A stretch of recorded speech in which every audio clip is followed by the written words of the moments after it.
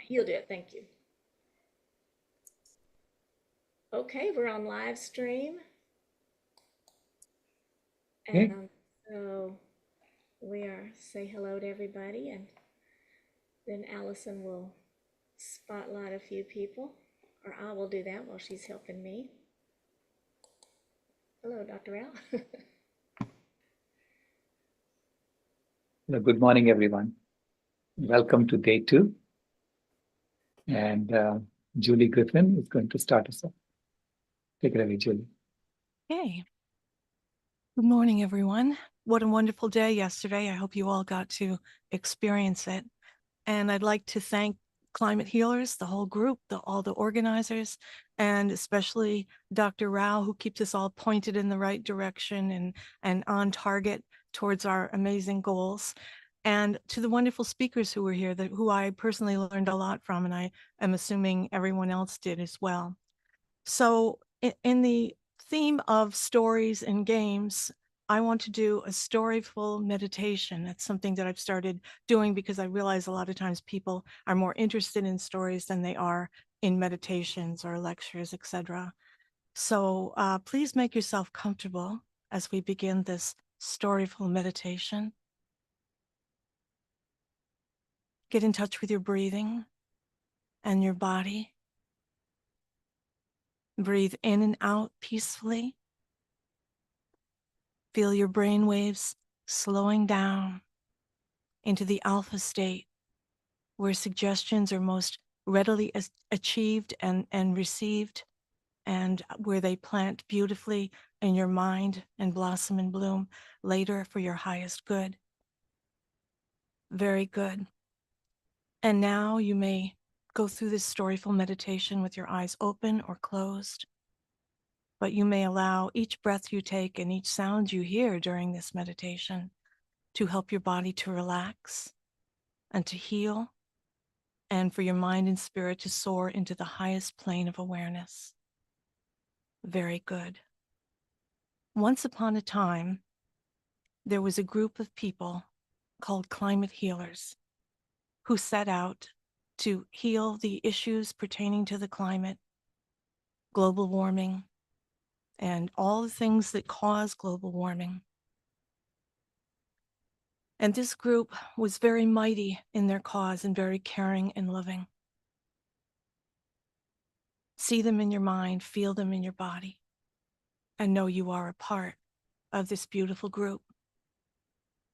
And as you continue to breathe and relax and relax and relax, feel yourself becoming empowered to take on the cause, to take on this magnificent effort that we're all involved in together. Breathe and relax and feel love moving through your body as you see things changing, as you feel things changing, as you hear things changing. Sometimes our task, our goals seem so broad and almost impossible, but the fact is it's all happening now. The changes are already occurring, and they're occurring faster and faster through the efforts of people like you and like me and like this glorious group. See things happening. See the air becoming cleaner. See everyone engaging in loving and compassionate behavior. See the animals being treated respectfully and lovingly. See the food on people's plates switching to whole foods, to natural foods, to plant-based diets. That's right. It's already happening. Large companies are switching over. They're buying out plant-based concerns. They're buying out things like Tom's of Maine being bought by Colgate. And that is because these big companies know that we have got a foothold, that we are the future. That's right. We are the future. See everything getting better. See people behaving responsibly towards the climate.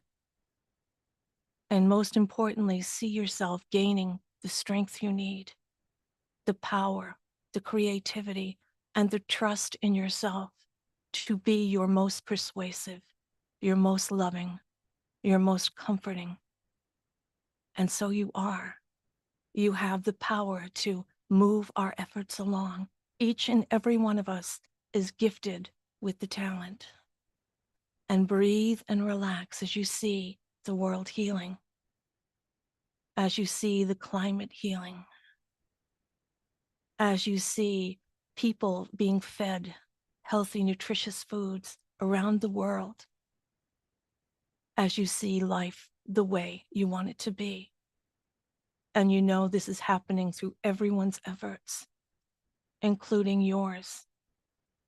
And as you go through all of these efforts, it will now be easy for you to have a harmonious mind and a peaceful heart, because you know you're doing the right thing. You know that the universe is on your side, that Mother Nature and Father Earth are standing beside you in your efforts. And so it is. And so you are loving, kind, healing, powerful, creative, harmonious. Very good. See the world shining, happy, clean, and see yourself and future generations of your family living happily ever after. Thank you. Thank you so much, Julie. My pleasure. So now we're going to begin with a short play, and Gabrielle is going to introduce the play. Yes. Good morning, everyone, and welcome to VCOP17. We're so glad you're here. Okay, this is a tale of two planets. Imagine that you go to a doctor with a lump the size of a coconut by the side of your head, and excruciating chest pain that has been getting progressively worse day by day. You don't like going to the doctor, and you've been procrastinating for almost a year as these symptoms got worse and worse. Now the pain has become unbearable, and you finally look up the nearest doctor and take the plunge. The medical assistant conducts a series of tests, and finally you are ushered in to see the doctor. And in this play, Dr. Rao will play the doctor, and Glenn Mercer will be the patient. I'm looking over your test results, and your blood sugar is off the charts. 3 of your coronary arteries are blocked, and that lump by the side of your head is cancerous. So you have diabetes, heart disease, and cancer. I feel awful, Doc. I've been having excruciating chest pains for the past year. There's worse. Your body temperature is 1 degree Celsius above normal. This is serious. You mean I have a fever and it's serious? Yes, the fever is deadly serious. If the fever goes over 1.5 degrees Celsius, that can cause more serious problems. If it goes over 2 degrees Celsius, it can become a runaway fever scenario. So what have you been eating? I'm a cheeseburger man, Doc. I eat cheeseburgers 3 times a day. Been doing it for 50 years, rain or shine. What else? Did you change your eating habits a year ago when your chest pain started? Yeah, come to think of it, I started drinking sickly sweet soda pop about a year ago, and now I can't stop. Before that, I used to wash my cheeseburgers down with lemon tea. That's it. That's the reason for all your problems. You have to cut down drinking sickly sweet soda pop if you want to live. But Doc, I'm addicted to sickly sweet soda pop. They're so sweet and delicious, I can't stop. Look, your fever is serious. It can kill you as your cancer grows and you get a second lump the size of a coconut on the other side of your head. You got to do something about your fever urgently. If I gradually switch over from sickly sweet soda pop to sugar-free sickly sweet soda pop, will that reduce my fever? That's a good start. It might help reduce the rate of increase of your fever. Tell you what, I'll introduce you to a friend of mine who's a sugar-free sickly sweet soda pop salesman. And he can cut you a good deal on sugar-free sickly sweet soda pop by the case. Thanks, Doc. Is that all? Yes, that'll be $1,000 for the consultation. Please pay the cashier when you're leaving. She'll bill you for the test separately. Weeks later, your untreated diabetes, heart disease, and cancer continue to rage on, and you are feeling much worse. Your fever has reached 1.5 degrees centigrade. Does this sound improbable and absurd? Well, this is precisely what we have been doing to the planet until now. A dream team of scientists from around the world under the aegis of the Stockholm Resilience Institute identified 6 planetary boundary transgressions in the life support systems of the planet. By their estimate, climate change is only the 4th worst transgression, and yet that's the only environmental crisis that everyone talks about, just the fever. We are ignoring biodiversity loss, chemical pollution, and nitrogen and phosphorus loading, heart disease, cancer, and diabetes. Even regarding climate change, we mainly talk about the fossil fuels we have been burning for the past 200 years. The sickly sweet soda pop habit, and largely ignore animal agriculture that has been destroying forests for 10,000 years. The cheeseburger habit. Now we're being sold a bill of goods that we only need to switch from fossil fuels to renewable energy to address all of our environmental crises. Next, let's imagine a different scenario as if we live on a planet where we address our problems openly and with integrity. Let's imagine how that same doctor visit might go. I'm looking over your test results and I'm shocked that you're still alive. Your blood sugar is off the charts, 3 of your coronary arteries are blocked, and that lump by the side of your head is cancerous. Oh my God, what can we do? The conventional treatment would be to put you on insulin for your diabetes, a triple bypass surgery for your heart disease, and chemotherapy for your cancer. But I'm afraid that your body may not survive all these procedures simultaneously. Whoa. There's another option that we can explore, which is the lifestyle change. Would you consider that? Yes, Doc, I want to live. The number one thing we need to do is to get you on a low-fat, whole foods, plant-based vegan diet as soon as possible. That would help mitigate all your problems. Oh no, I've been eating cheeseburgers 3 times a day, rain or shine, for the past 50 years. That has to change. But Doc, my chest pains and the growth by the side of my head only happened after I started drinking sickly sweet soda pop about a year ago. Can't I just switch over from sickly sweet soda pop to sugar-free sickly sweet soda pop while continuing to eat cheeseburgers? When you eat cheeseburgers, you're ingesting saturated fat, dietary cholesterol, and animal protein, and they all shorten your life. Unless you quit consuming these animal foods, you're not going to get better. Okay, Doc, I'll do what you say. Thank you. Here are some temporary prescriptions to stabilize your blood sugar, and I'll have my assistant give you the necessary support to help you transition to your new lifestyle. Best of luck, and I'll see you again next week. In this book, we explore the 2 choices we face today. Planet A, where special interests impose sacred cows that cannot be touched when we solve problems and not much really gets done. Or Planet B, where we put everything on the table and solve our problems openly and with integrity. Which planet do you want to live on? Thank you, Gabriel.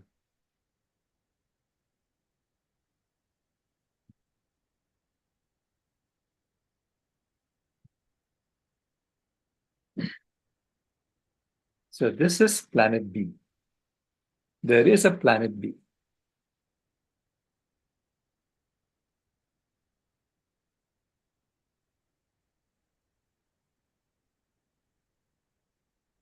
So I want to talk about a planet where we deal with our problems with integrity. And what would happen if we did that? And actually, I want to start with a quote from Glenn Mercer, who was just the patient in the play we did right now. And he said, the world is not such a terrible place as long as you look at it wrong. And I realized that's what I had been doing. I've been looking at the world all wrong. And this is why I see solutions and I see a different world than anyone else. And at times I've wondered, am I crazy or is everyone else crazy? Or is it the other way around, right? And if you think about it, it's easy to solve our problems. our environmental problems, because all we have to do is to help the earth improve as a result of our presence. And that's what James Lovelock said. If the earth improves as a result of human presence, then we'll flourish. If not, then we'll perish. And right now, it's not improving year after year. And this is why we are having trouble, right? And I want to give you an example of two metros.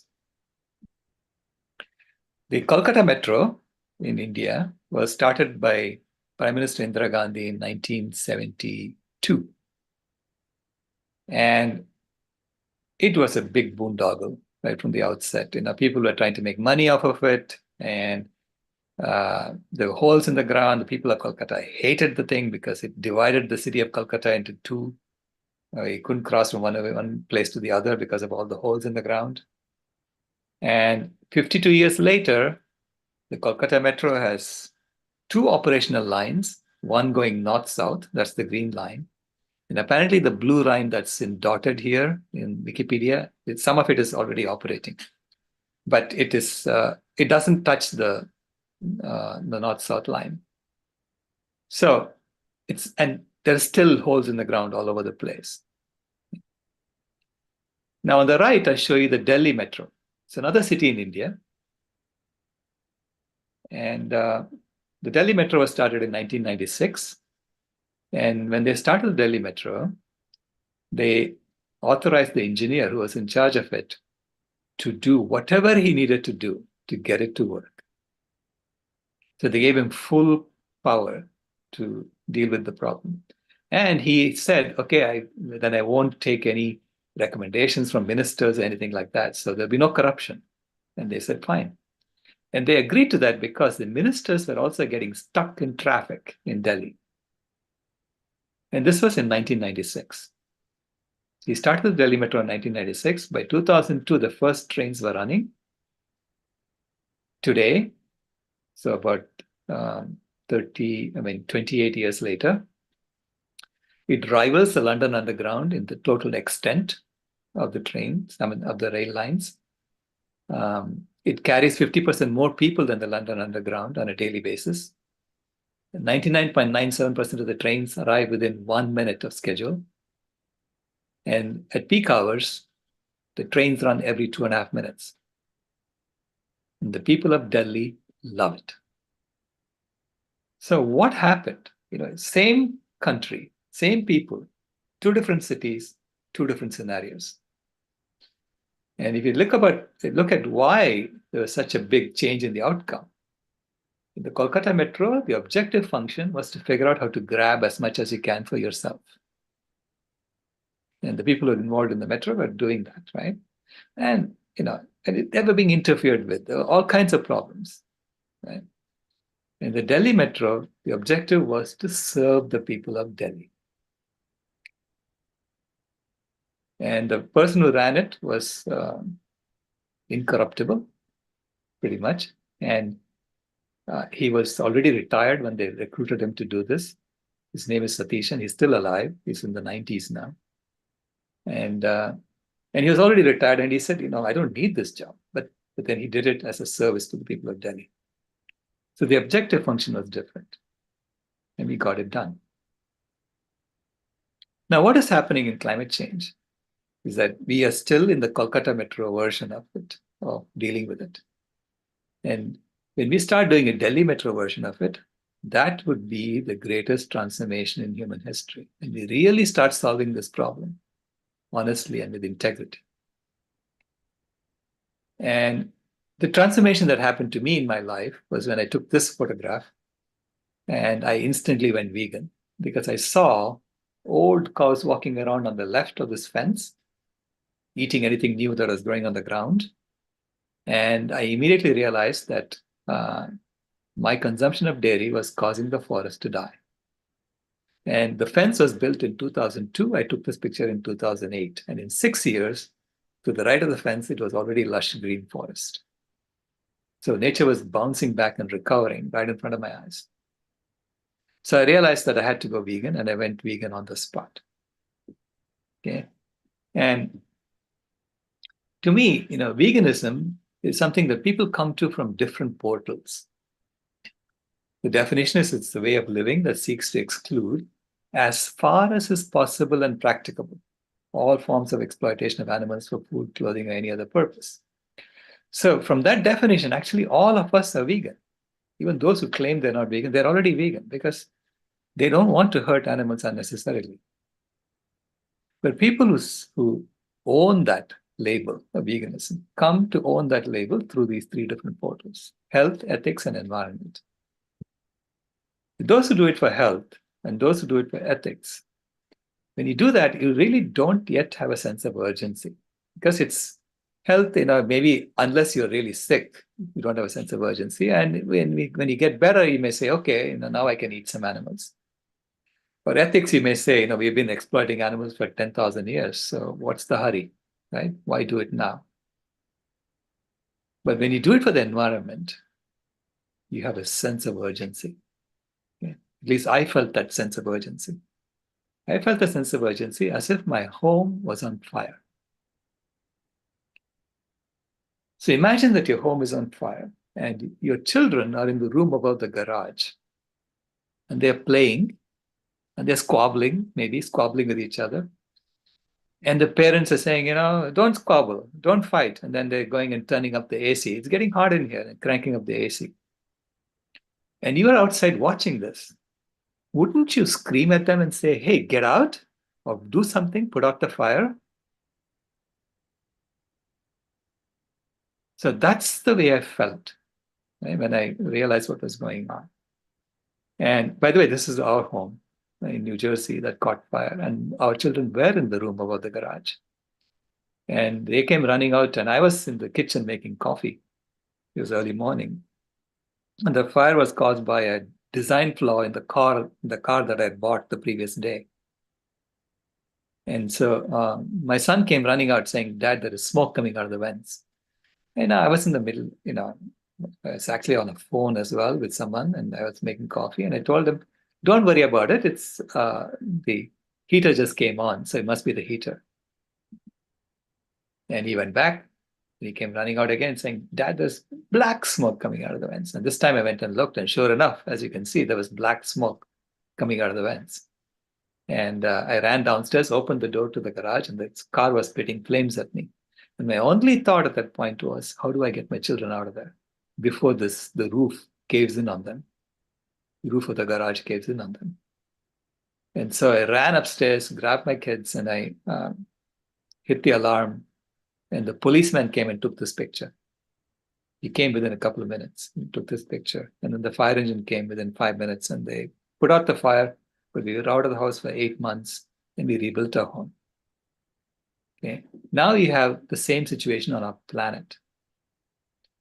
The Stockholm Resilience Institute did an estimate in 2009, and then they announced that there were 3 major fires on the planet. And there were some parameters that they couldn't assess whether it's above the threshold or not. And what they're saying is that there are life support systems on the planet, and we have been messing with them with our activities. And 3 of them have gone to the red zone, which means that if we leave them in the red zone, that will kill life as we know it. Okay? There were 3 boundaries that they estimated were crossed in 2009. And in 2015, they said 4 boundaries were crossed. And in 2023, they said 6 boundaries were crossed. So as if there are 6 major fires on the planet. And any one of these fires, if you leave them alone, will kill life as we know it on the planet. And yet, I see people walking around playing golf when the planet's on fire. The reaction is not the same as the reaction that I had when I found that my house was on fire. So as if there is some kind of psychopathy that we are dealing with, right? And I realized that there is a bit of that same psychopathy within me, not just in people out there, within me. Because I was, in 2014, I was reading the Living Planet report from the World Wildlife Fund, which said that between 1970 and 2010, we killed 52% of all wild animals by total weight. When that report came out, I did an extrapolation. I assumed that we were killing wild animals proportional to the size of our economy. And I was calculating to see when are we going to hit 100%. And the answer was 2026. Now, I was shocked when I made that calculation. And I was wondering, if by 2026, if we're going to kill off almost 100% of all wild animals, why isn't everybody screaming about this? Why isn't everybody working on this? Then I thought maybe my calculations were wrong, and that I'm going to wait until the next report comes out in 2016 and verify whether my calculations are correct or not. Now, to me, right now, looking back, that was a form of psychopathy, because I didn't empathize with the wild animals dying off like that. I mean, the fact that 52% of them have been killed off in 40 years, I should have been raising a hue and cry right then and there. Anyway, so I regret that now, right? But it also helped me understand how this psychopathy, extends out into the world. For me, the wild animals were like an out group. Something happened to them, they're dying off. Yeah. And I'm sitting here calculating how long it will take for them to die off completely. I mean, this is the kind of psychopathy that, we shouldn't be doing things like this. Anyway, that's what happened then. In 2016, I realized that my calculations are correct, because between 1970 and 2012, 58% of all wild animals died off, according to the Living Planet Report 2016. Now, that evening, I had to put my granddaughter to bed. And I normally read her a story to put her to bed. And at the end of the story, she asked me, Grandpa, who were the first human beings? Now, I have promised her that I'll never, ever lie to her. And so I tried to explain evolution to a 5-year-old girl. So I said, Kimaya, imagine that you're standing on the street and you're holding your mother by your hand.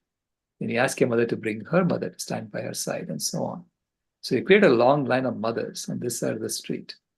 And on the other side of the street, you ask a chimpanzee to do the same thing with her mother and her grandmother, and so on. By the time these two lines go from Phoenix to Tucson, they will merge, because both lines are going to say, hey, that's my mama too.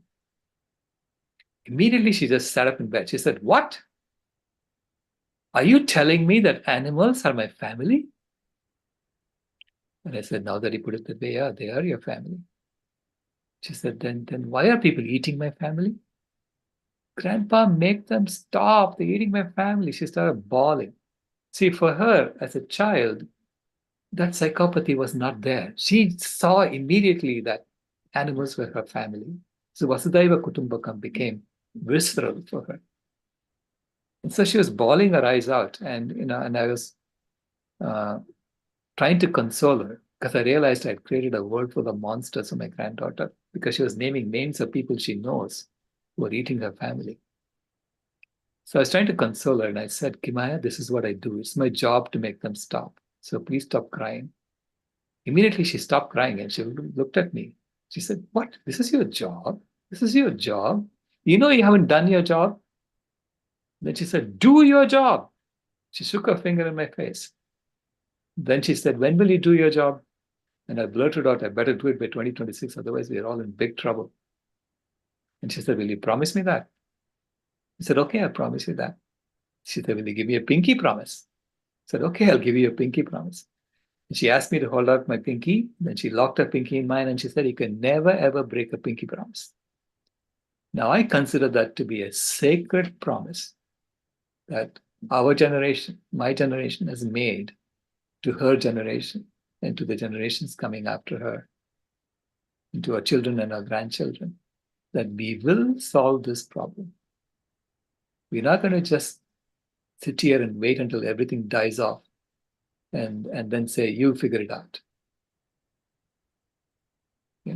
So this is why I'm very passionate about this.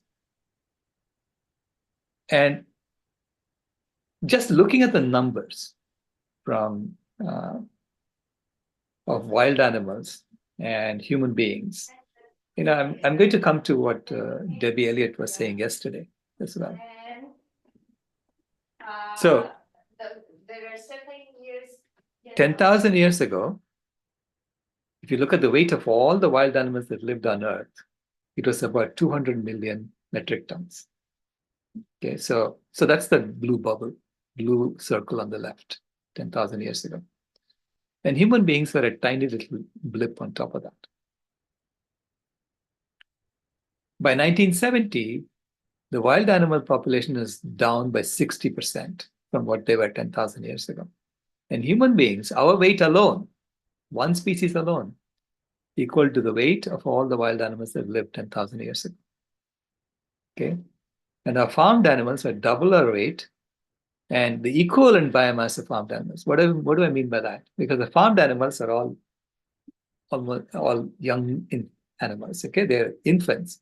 So they're eating way more than their weight. So if you only look at the weight, you're not looking at the total impact of the farmed animals. So you have to look at what they're eating. And if you look at what they're eating, their equivalent weight is triple the weight of all the human beings that were there on Earth in 1970. So clearly, this was an unsustainable situation in 1970. You can't leave things like this and expect the ecosystem to thrive. And by 2010, we had wiped out 52% of all the wild animals from 1970.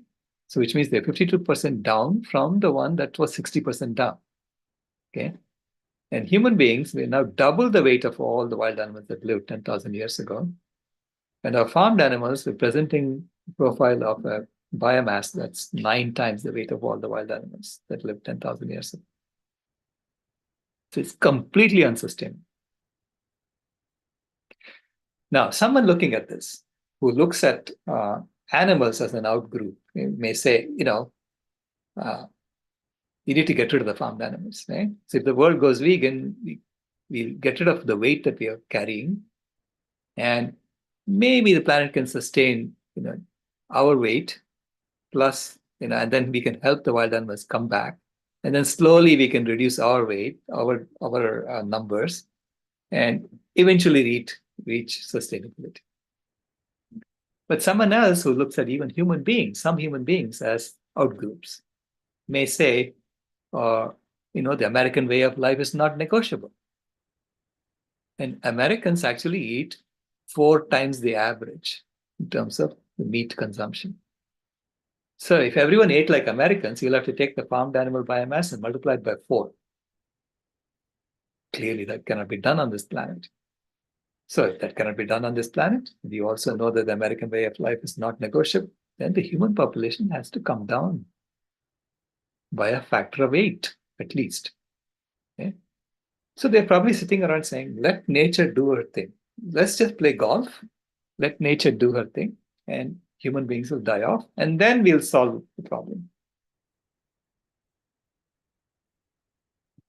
That happens because we are playing a game of money in which psychopathy bubbles up and gets more and more power.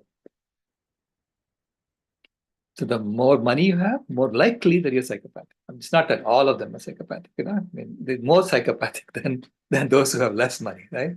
So it's like you have to have that mindset in order to play this game of money and to extract more and more from the planet for this game of money.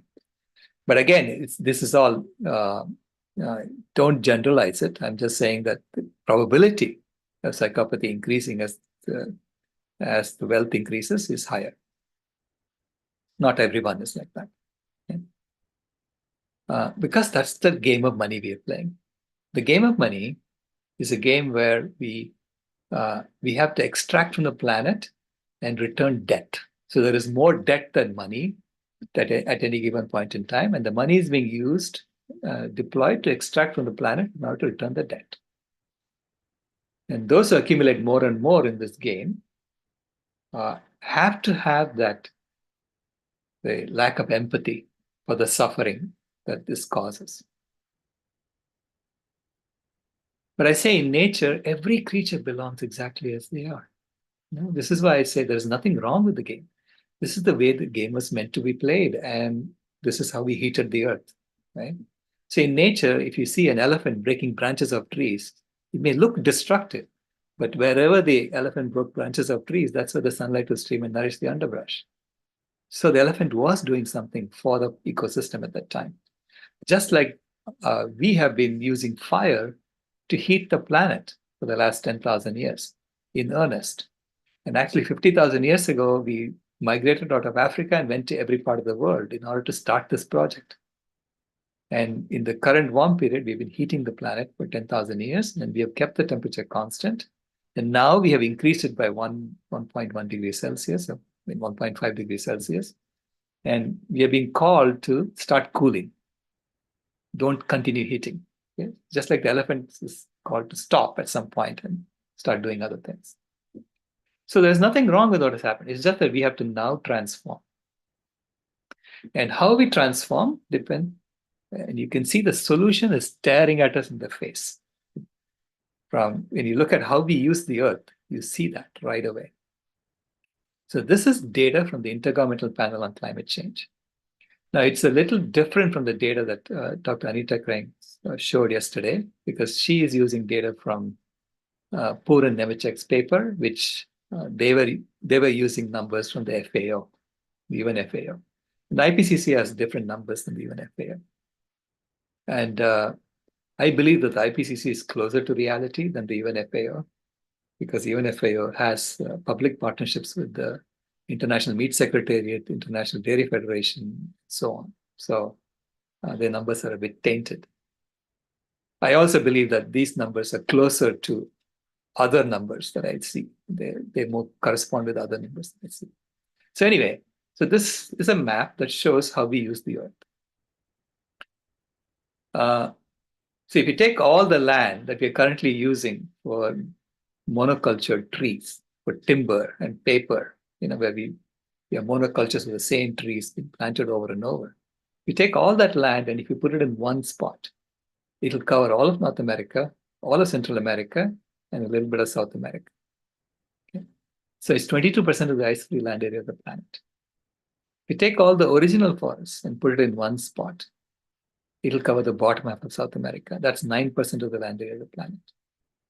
So together, if you did this to the planet, you will notice that almost all the trees on the planet are in the Americas. There are hardly any trees in the rest of the world, because we have cut over the last 10,000 years, we have cut half the trees on the planet. There used to be 5 to 6 trillion trees. Now there are only 3 trillion trees. So all the trees will be in the Americas. And another amazing thing you'll notice is that 90% of the land carbon, the carbon that is stored on land, will be in the Americas. Only 10% will be in the rest of the world. Now you may ask, how much carbon is that? 90% the land carbon. That's actually twice as much carbon as in the entire atmosphere, and 4 times as much carbon as in all the fossil fuels we have burned to date. Will be stored in the trees and the soil in the Americas. So that's the power of land and trees to store carbon. And that carbon that's in the trees came from the atmosphere. That carbon in the soil came from the atmosphere. Okay. So now the rest of the world, you'll see, what are we using it for? If you take all the land that we're using to grow the plant foods that we eat directly, the fruits, nuts, vegetables, grains, and seeds, and if you put it in one spot, it'll cover Australia. It's about 7% of the land area of the planet. And that is actually providing us with 85% of the food we eat today in terms of total dry weight. So the world is already plant-based, okay? Mostly eating plants. It's only in rich countries that we eat a lot more animals, and we think that everyone eats like us. No, most people are eating plants. Only 12% of the food comes from land animals. And to grow that, we are using land that will cover all of Europe, most of Asia, and a little bit of Africa. So it's 43% of the ice-free land area of the planet. That's about 50% more than what the FAO says. And the FAO is saying that we use 50% less land than that for the animal And they're claiming that all the other land is for the wild animals. And wait a minute, there are hardly any wild animals. Are you giving up all that land for wild animals? I mean, there are no farmed animals in the timberland, no farmed animals in the original forest, really?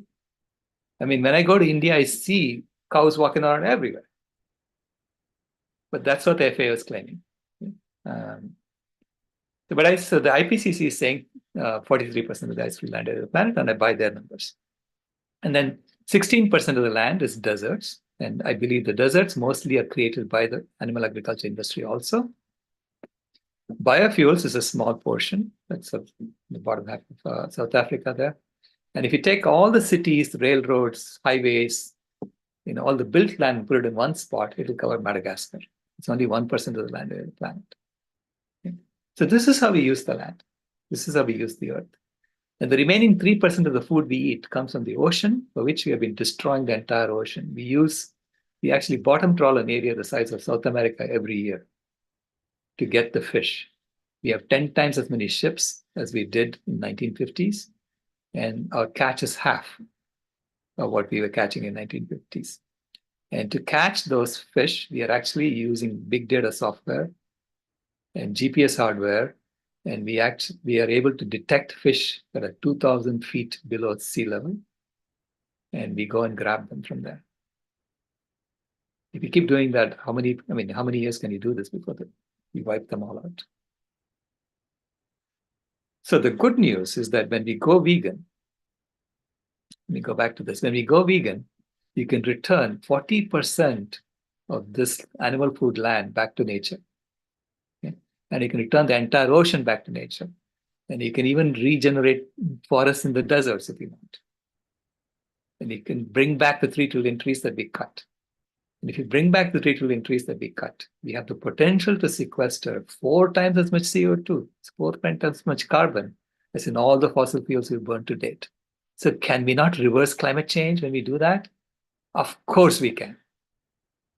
So we have to start knowing that, okay, that we can solve climate change if we want to do that. And not only can we solve climate change, you can quench all 6 planetary fires if the world goes vegan. The smallest fire is freshwater change. And if you return 40% of the land back to nature and return the forests on that land, that will bring more fresh water, make it available to wild animals. Second is land system change. If you return 40% of the land, that will also go from red towards green. The third is climate change. So it's not even the worst transgression, right? The fourth was transgression. And there, as I pointed out, if you bring back the 3 trillion trees that we cut, we can completely reverse climate change. Then comes the nitrogen and phosphorus cycles. And that comes from the fertilizer we use to grow crops. And half the crops are being fed to animals. And therefore, if you stop eating animals, then that will also go from red towards green. I don't know if it'll hit green, but it'll go towards green. Then comes chemical pollution. And the beauty of it is if we bring back the 3 trillion trees that we cut, those trees will start sucking up the chemical pollution in the environment and storing it in their trunks.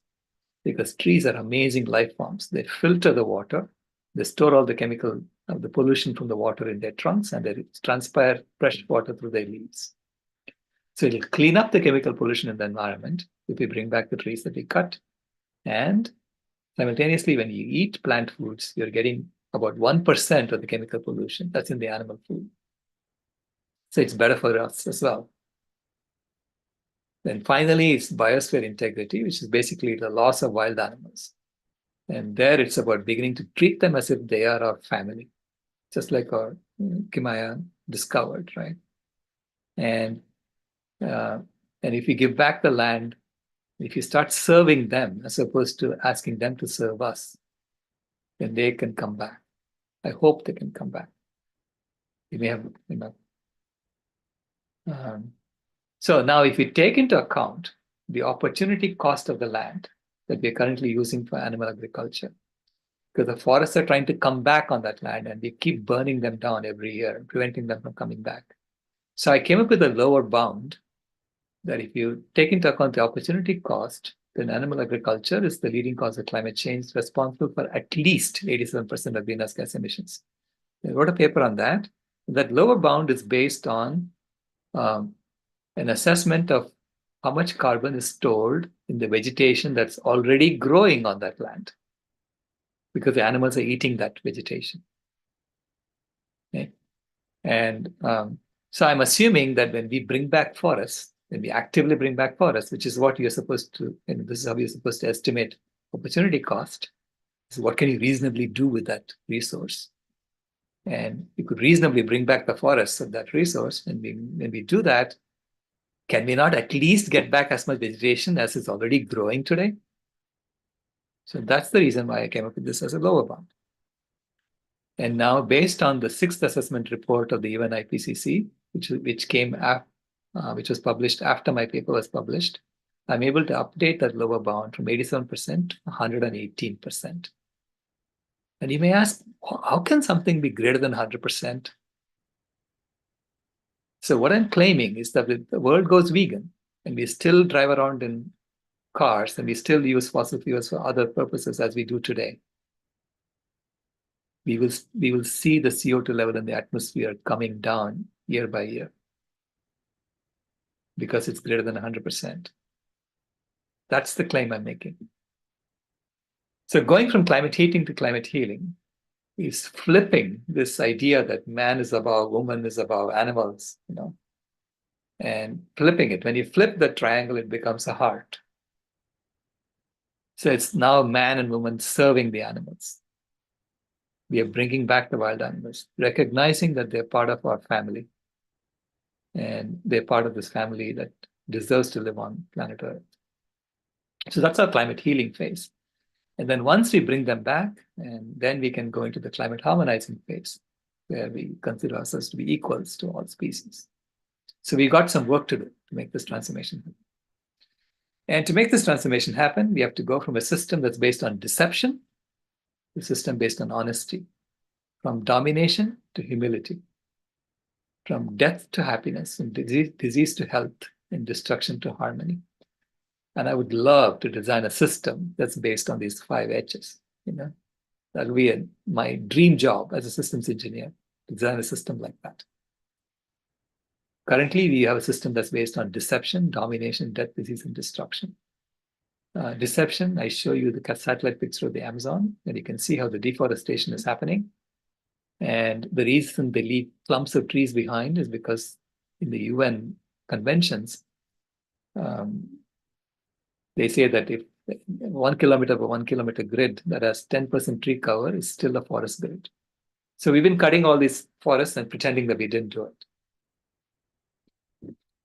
But as Steve Kaufman said, meaningful reforms are not possible until goals change. As long as our goal is to make money in the current model, we're going to continue to have a climate heating civilization.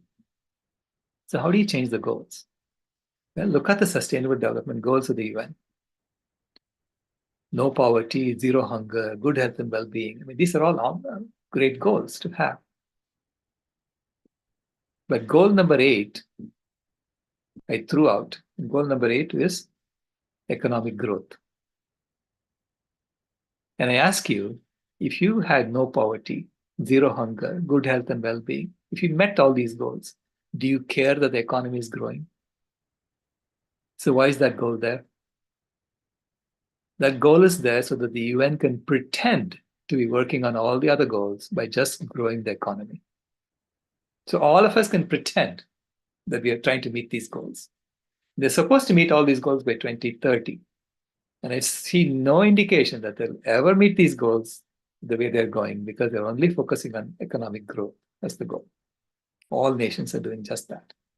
And I say drop goal number 8 and add goal number 18, which Claire talked about yesterday, zero animal exploitation. Because when you do that, then you become sincere about meeting these goals. This is why I said, I'm not going to any more UN meetings until they're 100% vegan. Because they're not serious as long as they do that. It's like going to a lung cancer convention where everyone is a chain smoker. Now, I show you why You cannot meet those goals, like good health and well-being, if you want to keep growing the economy. Because ACLM had pointed out that there are 8 risky behaviors responsible for 90% of the total costs, healthcare costs worldwide. And the 8 risky behaviors are poor diet, physical inactivity, smoking, lack of health screening, poor stress management, insufficient sleep, poor standard of care, and excessive alcohol consumption. But in a system where you're trying to grow the economy, these 8 risky behaviors are responsible for 90% of the healthcare economy. So your inclination will be to encourage these 8 risky behaviors so that the economy will grow. So if economic growth is your only goal, you're going to continue to have, poor health, and you will never be able to meet the good health and well-being goal. And they lie to us. The deception is in the protein myth. They tell you that only animal foods have protein, and then you discover that when you actually do the measurement of all the amino acids in different foods, that all plant foods have all amino acids. Okay? So there's plenty of protein in all plants, in plant foods that you can eat. So Gardner et al. Wrote a paper on this, and he said, don't even worry about protein, just focus on fiber, getting enough fiber in your diet, because I think Americans are getting 3 times as much protein as they need and 1/3 the fiber that they need. And to me, the crux of the problem is the dairy industry. What is happening to around the world with the dairy industry, where we are promoting this substance that is intended to grow a calf into a cow in 18 months. The lactation secretions of the calf's mother. And we are going around pretending that this is good food for human beings, even though the majority of human beings cannot even digest it. Okay? The people who can digest it are mainly in Europe, in North America, and even for them, it's not good food. It's horrible food for them also. But they can at least digest it. 60% to 80% of Indians cannot even digest it. And yet India is the leading producer of milk in the world. That's such a topsy-turvy situation. And our governments are supporting this thing. So to me, dairy is the root of colonialism, is the root of this problem. And we need to root it out if we want to solve our problems. It's a social justice issue as well. During the British colonial era, between 1800 and 1945, India went through 25 famines, and almost 100 million people died in those famines. And as a result, those who survived were those who could store fat easily. And so today, modern Indians get diabetes at 4 to 6 times the rate as Europeans for the same body mass index because of this genetic selection that happened during the famines. And so now, when you're convinced to eat more meat, more dairy, more fish, more eggs, and you have, lack of fresh produce and this chemical pollution, you literally are being killed, right? So this is the colonialism 2.0. And this is why we did this documentary called They're Trying to Kill Us, showing how these injustices are endemic in the system. But the good news is that we can solve this problem on our own. We don't have to wait for anybody. All we have to do is, if you have the ability to eat healthy food, eat it, please. So do the opposite of the 8 risky behaviors. The 8 risky behaviors were shown in a circle, and here it's as if you're freed out of the circle and you've now become a flower, right? From poor diet to healthy vegan diet. So do the opposite, from physical inactivity to regular exercise and yogasana, from smoking to conscious breathing or pranayama, from lack of health screening to regular health routines, from poor stress management to meditation and awareness, from insufficient sleep to adequate rest and sleep, from poor standard of care to a sense of purpose, from excessive alcohol consumption to contact with nature. For me, the sense of purpose comes from fulfilling that pinky promise. And this if we heal ourselves, because this is like the oxygen mask, you put on your own oxygen mask and then you help others. If our job is to go help wild animals, first human beings have to become healthy. For humanity to become healthy, each one of us has to become healthy. This is why I say, please take care of your health. You're worth it. Okay? You're amazing as you are. You're here to do this incredible job of transforming our civilization and transforming this whole system. And within the next 2-3 years. So please get healthy. So the 7 strategic actions that we work on, from heating to healing, I call this an infrastructure upgrade of our civilization. It's like building a new metro. It's an infrastructure upgrade. So first you have to educate people, to spread the word. Second, heal ourselves. Adopt the 8 healing actions. Third, set our goals straight. Okay? So solve the problem honestly with integrity. Meet those sustainable development goals with integrity. And then we have to reorganize ourselves for this new job of restoring ecosystems. So I say that, the old colonial nation-state boundaries are all obsolete. So we really have to question all that. Vegan donut economics. We have to change our economics. So endorse the plant-based treaty. Support Anita Kaik and her amazing work. And let's adopt that vegan donut economics. Rewild the planet. Support rewilding efforts. And then vegan spirituality. Come home to your true vegan nature, because that's who we really are. We are all like Kimaya, okay, when we were born. And we just got conditioned out of it. And we were made to become more and more, or less and less empathetic to the suffering of others. So this is like addressing sacred cows. And you have to address the sacred cow of education first, the sacred cow of the killing machine, to talk about it and address it, solve the problem, shut it down. The sacred cow of human purpose. So you were told you don't have a purpose at all. You're just here to enjoy yourself. No, you have work to do. So we have to address that. The sacred cow of nation states, to talk about that. Do we really need to stay organized as this, with boundaries and walls and throwing people in jail for coming over walls and things like that? The sacred cow of economic growth. So we have to question that sacred cow. The sacred cow of human population, what Debbie brought up yesterday. We have to talk about it.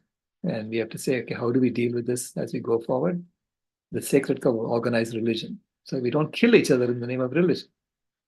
So it's like when you have a fire in your home, you don't sit around squabbling with each other, right? You have to solve this problem. And we had a debate about the world going vegan in at the Oxford Union in November, and we won the debate. So the future is vegan. I'm happy to say. And this is Kimaya's illustration of what we have been doing so far. So we've been on a marathon. Okay, our ancestors have been working on this for 50,000 years to create homeostasis for planet Earth. And we just have 2 to 3 years left, which is like we are 14 feet to the finish line of a marathon. But we have to make a U-turn to get to the finish line. And if you go straight, there is a mirage, and you see this McDonald's, and there's a clown standing outside saying, come, come, come. And you know it's a mirage. If you try to go over there, you're going to fall over a cliff and you'll die off. So what do you want to do? So that's the choice we face today.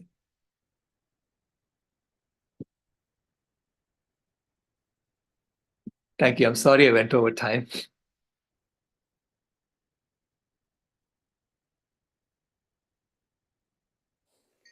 Thank you, Dr. Rao. There are some questions in the chat. I don't know if you can see them. Do you want to deal with that later? Yes. I don't want to take up time from Jordi. Yes. I'm so sorry. I didn't see the time at all. Okay. Thank you, Dr. Rao. We're going to put that spotlight. Welcome, Jordi. Thank you. Just a minute, we'll find me and spotlight me.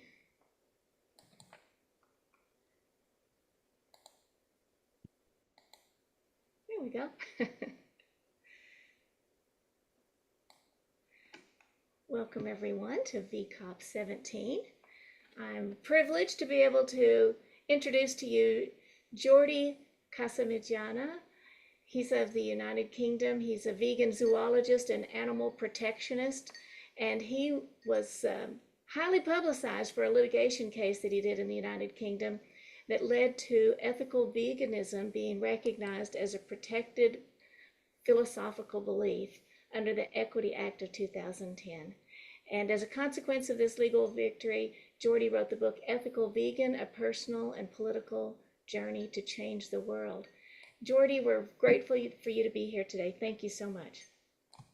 Oh, thank you for having me. It's a great pleasure to be part of this amazing event, and thank you for Climate Healers. Well, the title of my talk is Using Board Gaming to Test Strategies to Get to the Vegan World. So essentially, three concepts there: board gaming, strategies, and the vegan world. So that's what I'm going to be talking about. But because this is part of a bigger event titled The Stories We Tell, the Games We Play, I thought that to kind of feel the spirit of telling stories, I would not use a PowerPoint presentation as I normally do in my talks, but I will exploit my recent white beard and my look of a grandfather type of person to tell stories as if I was a grandfather in a fireplace, telling you stories about me because I am the only one that has my point of view. So I only can tell you about me. So I'm going to be telling you about several stories, but I actually left a link in the chat with some of the articles and books and things I've been mentioned. So if you want to get those, they are in the chat. But I'll be talking about 45 minutes, 40 minutes, 45 minutes. And at the end of it, then it should be about 10 minutes time to have some questions and answers. But during these 45 minutes, I'll be telling you about 7 stories about me. The first one going to be my story. The second, my case. Third, my book. The fourth, my current profession. Sorry, that was the fifth. The sixth, my view of board games. And the last one, my vegan world game, because I kind of got an idea of how a vegan world game will look like. Let's begin with the first story. All the stories are connected with each other. They end when the other begin, as all the stories in life. My story started in a place, and that place was Catalonia in the 60s. And Catalonia in the 60s, Catalonia, for those who don't know, is there in Europe, Southern Europe, Southwestern Europe, in the Iberian Peninsula. And at the time, and it still is, it was part of Spain. But at the time, Catalonia was under fascist dictatorship of General Franco. Catalonia had been independent before, and there was a civil war, and Franco won. So basically stopped all independence of Catalonia and others that were not typical Catholic Spaniards like him, and he prosecuted everyone. So I grew up in a culture where my culture was persecuted, oppressed. We Catalans speak another language, Catalan, and we have quite a different culture, but all that was illegal under Franco regime. So my first 12 years of my life was living under the oppressive regime of a fascist, an actual fascist person. That really marked my growing and my perception of the world very much, to the point that I felt it that was very hostile, very scary. The gray people, police, we call them the gray people, the uniform was gray. They were all Spaniards, obviously. That was the most scary thing I remember when I growing up. And I actually thought, well, I just don't really want to be outside with this scary world, so I'll rather be with animals. So my interest with the animals was almost selfish because they felt safer. They didn't seem too hostile to me. So I started to be interested in animals. And at one point I said, I need to get a career from this. So I decided to be a zoologist, somebody that studies animals. So I started a degree in zoology, I specialized in animal behavior, which is called ethology. So I'm also an ethologist. And I did my degree in social behavior, and I specialized specifically about wasps, social insects, wasps. Social wasp. And I had an amazing encounter with a wasp, which I won't tell you now, but you can read in my book and I can tell you another occasion, that really changed my perception about us and animals, them and us. that tiny wasp taught me so much about how unfairly we treat other animals and how similar other animals are to us that I thought study them is not enough. I need to start to protect them. This is going to be my role now. I know enough to understand that we live in such an unfair situation for non-human creatures, and I am responsible. So I need to spend my life trying to protect them. And that led me to eventually leave my academia and leave Catalonia and try to find a place where I could be an animal protectionist at the same time being a scientist. And that led me to the UK, where I've been living for 30 years. And through that process, I began working with animal protection for many organizations on different subjects: an anti-hunting organization, anti-captivity, anti-zoos, many subjects, and some of them I still was consuming animals, and that was a contradiction, trying to protect some animals and then eating some others. There's a big conflict in my mind. So I decided to spend a few days in isolation trying to resolve that conflict. I went in an island in Scotland for 23 days in isolation, and I wrote a novel when I was there. And I came back as an ethical vegan. That was obviously the only solution to be compatible. My work and the rest of my life is not to consume any animal, not just the ones I liked. Therefore, I became an ethical vegan. And that was in 2002. And that's the end of the first story. A happy end. I became an identity story. The second story is about my case. Moving forward, working in animal protection as an ethical vegan, at one point, I worked for an animal protection organization called the League Against Cruel Sports, and I joined them in 2016. And the 17th of December 2016, I received an email. That's the beginning of the story. That email told me more or less, this is an email telling you that you have now been enrolled into the company pension fund. Because in the UK, like in many countries, when you work in an organization, you have to be auto-enrolled by your employer into a pension fund that the employer chooses. And then when you retire, all that money that you've been investing from your own salary will then be able to use it in this private pension fund that the employer chooses. So there's a period of 3 months between you starting in a company and then receiving the pension fund. So that email was the end of my first 3 months working for the League, who I had worked before. I had worked with them 10 years prior, but now I rejoined them as the head of policy and research. So this email was predictable. I expected it, this email. But then I was surprised to see the title of the pension fund, because since I had worked with them before, 10 years prior, I remember then they had a pension fund and they had the word ethical in the title. So, and this one didn't have the word ethical. It was a different pension fund, and I was suspicious. So I checked. As a vegan, you always check what everybody gives you. You don't accept it as such. You just go and check whether it's good for you, whether it has an animal product, whether it's ethical, okay. And I do that with pensions as well. Every time that somebody enrolled me into a pension fund, I check where the money of the pension fund is invested. Because they work like in this way. They take money from your salary, they keep it for a while before you get older. They invest it in the things they want to invest in, and then they give you part of it when you get older. I wanted to know where they were investing it. And I was shocked. I discovered they were investing them in the worst possible companies I could imagine. Pharmaceutical companies testing on animals, petrol companies producing CO2, tobacco companies making people addiction, the worst possible company. And this was an animal protection organization that had chosen this for me. So I complained. I went to my bosses, says, look, there's a problem here. What's going on here? They blamed previous management. They said, oh, I don't know how it happened. Don't worry, we're going to change it. It was fine. I was pleased to know, because of course there were vegan colleagues like me, they working like me, they were all equally shocked. And donors that might have given donation to this organization, they would not like to have any percentage of their donation ended up in vivisection organization and companies. So it was good that they were looking into it, but nothing was happening.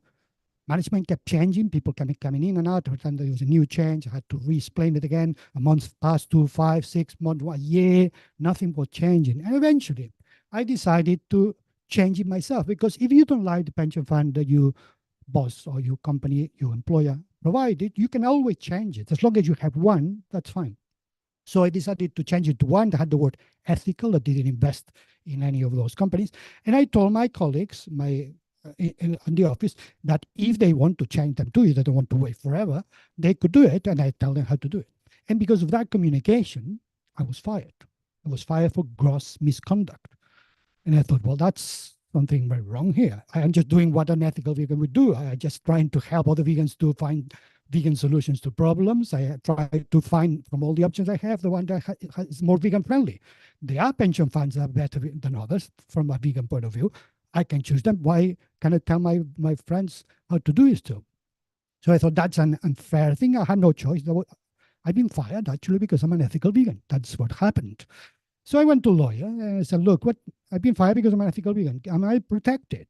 And the lawyer said, not quite. You could, but at the moment you're not, because you're not following a religious belief, which is automatically protected, but you're following just philosophical belief. But don't worry, because there is a way out of this. The Equality Act 2010, which is the equality law that protects or that defines what in America we call it protected classes. In the UK, we call it protected characteristics, like gender, racial, sexual orientation, marital status, or disability, all the things that are protected as classes or characteristics. Religious is one of them, but the Equality Act 2010 in the United Kingdom has added belief. It's a religion and belief. And he also specifically says there are two types of beliefs: religious belief, automatically protected, and philosophical beliefs that could be also protected, but there is a process to select which ones pass the test. So veganism had never been tested before. So I was the first one that I had to put the question, should ethical veganism in particular, meaning veganism following the official definition of the vegan society, not just somebody having a vegan diet, that's a dietary vegan. An ethical vegan is somebody that seeks to exclude all forms of animal exploitation and cruelty, which is the definition of veganism. So nobody had tried ethical veganism before, and I could be the first. But the process meant the judge had to look at a series of conditions that had to be fulfilled for my belief or that belief to be protected. So I had to go to a pre-hearing, a hearing before my actual discrimination hearing, in which I had to produce evidence. I produced more than 1,600 pages of evidence, and I had to convince the judge that it fulfilled all the conditions. And the judge said, and the judge Puzzle in Norwich Employment Tribunal in the 3rd of January 2020, the judge said, yes, it fulfills them all, overwhelmingly, each and every of them. And you are an ethical vegan, as you say, because I couldn't make it up, so I needed to prove that I'm an ethical vegan. And that was huge because nobody ever had done anything like that anywhere in the world. No jurisdiction gives veganism any sort of protection until that point. So the judge with the Equality Act says veganism is as protected as any religion or any other protected philosophical belief. No less, no more. And nobody had gave this recognition, this legal recognition to this belief that is important for us, but often many people laughed at us for believing it. It was so huge that the press of the world was very interested to know my story. Those that hated it and those that love it wanted to have my opinion. And last time I checked, there was more than 1,600 website articles talking about me in 67 different countries about this story. So it was a happy story at the end of this, the story number 2. Let's go to the next story. The next story is my book. Because what happened is because there was so much publicity, some person saw it, and the person was Hannah McDonald, that she's a publisher of a small publishing company called September Publishing. She approached me and said, look, you need to write a story about this. There's a book there. You need to write how you did it. This 2 years litigation that lasts for 2 years. And I said, fine, I would gladly write, but I also want to write about my life as a vegan, how I became a vegan, because I think that's interesting, and also about the history of veganism, the concept, the philosophy, the past, how it was created, because I think it's lacking. There are not books about these things. And she said, fine. So I said, excellent. So I produced then this book, Ethical Vegan, A Personal and Political Journey to Change the World.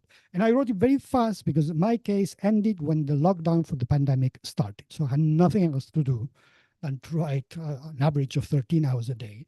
And what it should have taken 2 years, it took just 3 months. It was published at the end of December, the same year that I finished my legal case. My legal case and in December was successful. The pre-hearing to tell me that veganism is indeed a protected belief, but then my full merits hearing to show that I had been discriminated. That was in March, and I was successful in that one too. So it was settled in my favor, and everything I asked was given to me. And the company said you had not done anything wrong with your communications. It was done because you were a vegan. It was compensated economically, all the good things. So basically, it was the first time there was this protection that had been confirmed. Was the first time that had been applied to a person like me, a vegan, and successful. So that was good. So and the book essentially is 3 stories. The 2 ones I already talked to you, but in extended form: the story of my life as a vegan and the story of my legal case, and then also the story of veganism. Trying kind of to answer 3 questions. One is the question: who am I? It's the story of my identity, me as an ethical vegan. Then this question of what is this? What is this world? What is it made of? It's made of creatures like me. I'm not special. There are other vegans like me. There are other animals. There are sentient beings.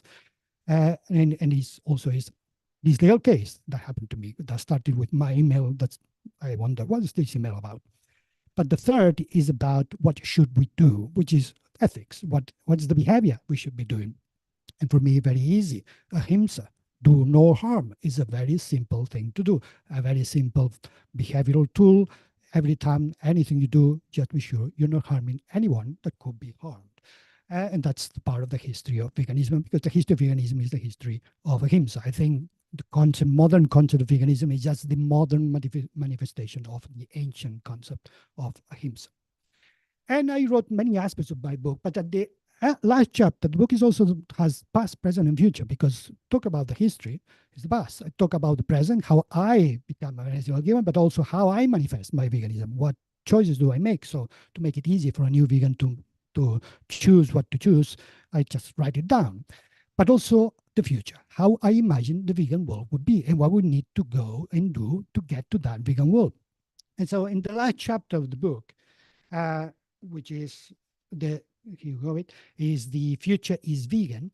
What I'll go is I go and check the trends, because I researched the past, the history. I was in a good position to see the trends. I see how the past and the present, and now I can see the trends, so I can imagine easier, because I can look at the past that helped me. How are we gonna get to the vegan world? Looking at the trends, some of them will help, some of them hinder. And I just want to mention some. For instance, human population growth.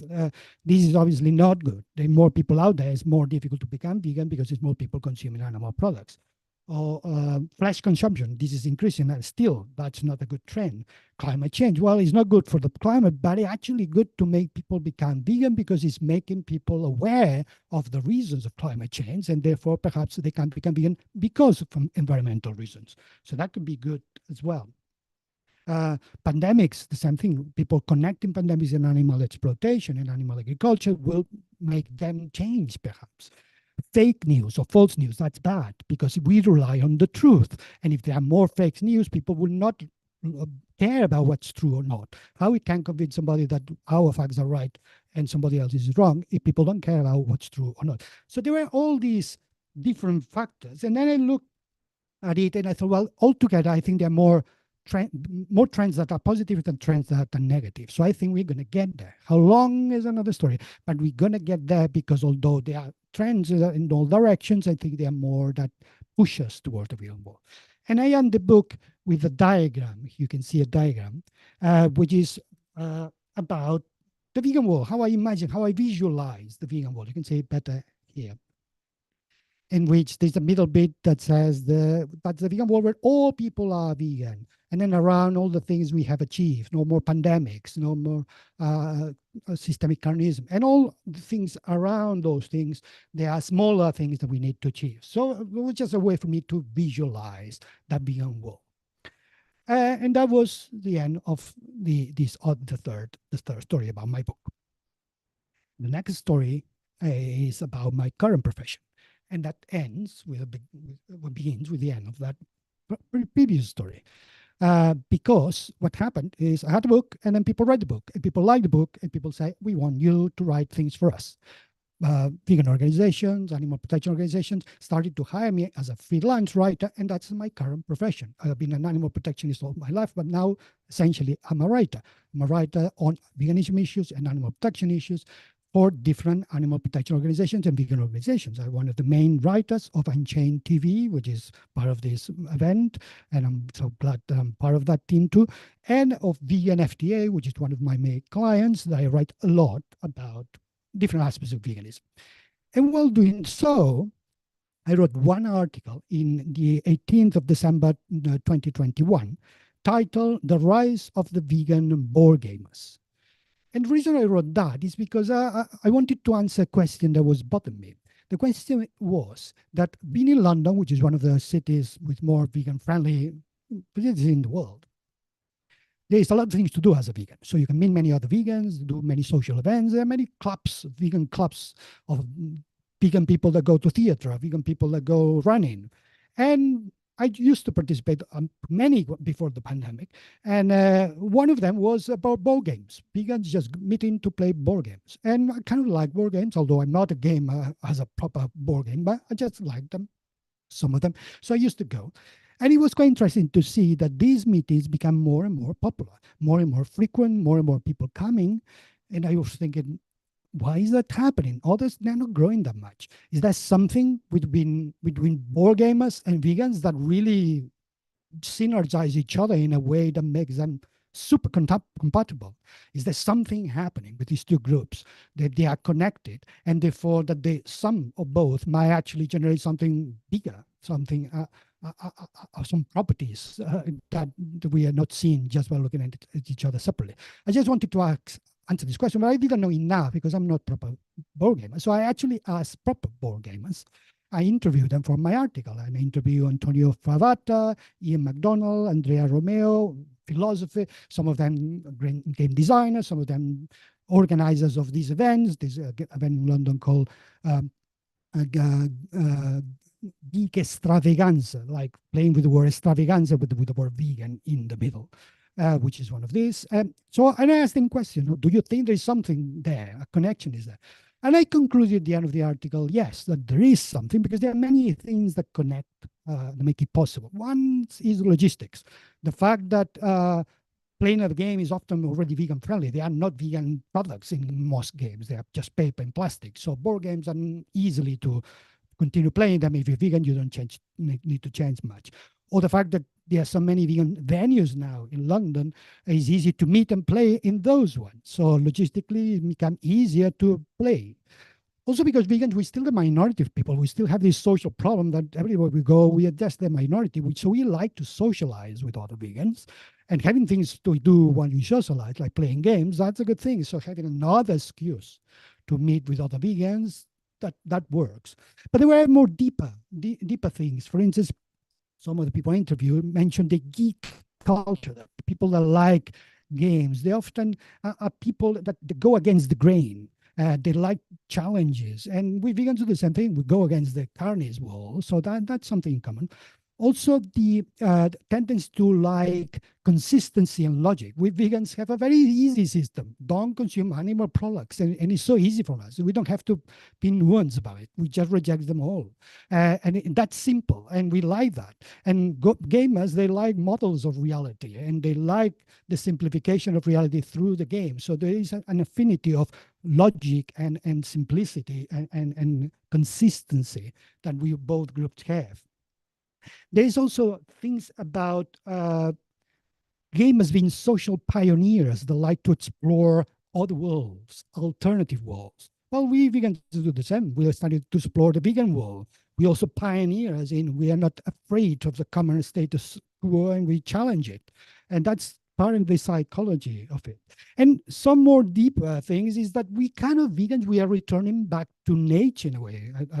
Sailesh mentioned that because, yeah, we are essentially vegan creatures that for 1 million years or so, we experimented with meat eating, but still biologically and mentally, we're still frugivorous primates.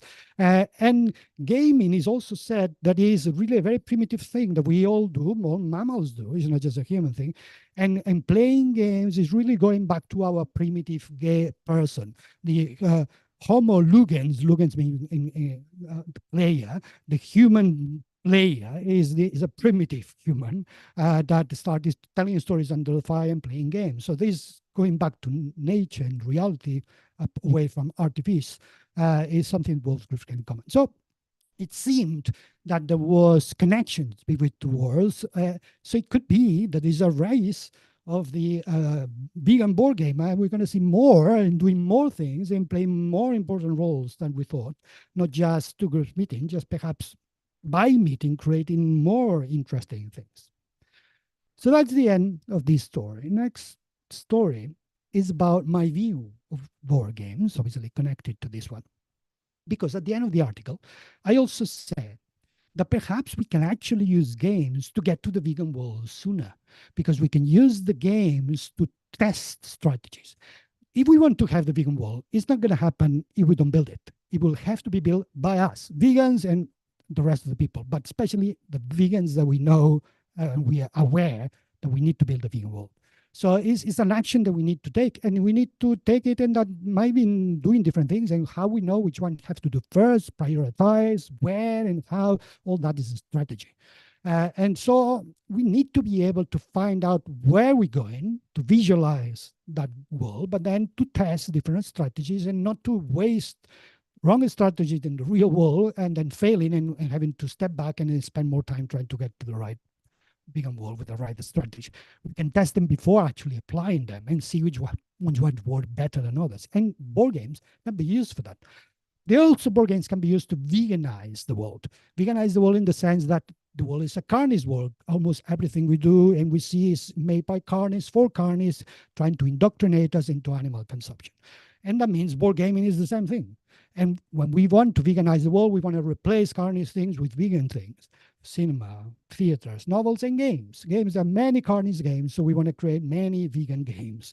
And we want to veganize the ones that already exist, change them, modify them to make them veganized. We've done many of these things in these vegan groups I used to go. I myself have created a different version of chess, a vegan version of chess. I call it vegan chess, which the games not to kill the king or the opponent king. The aim is to save the horses, the knights. I call them horses now.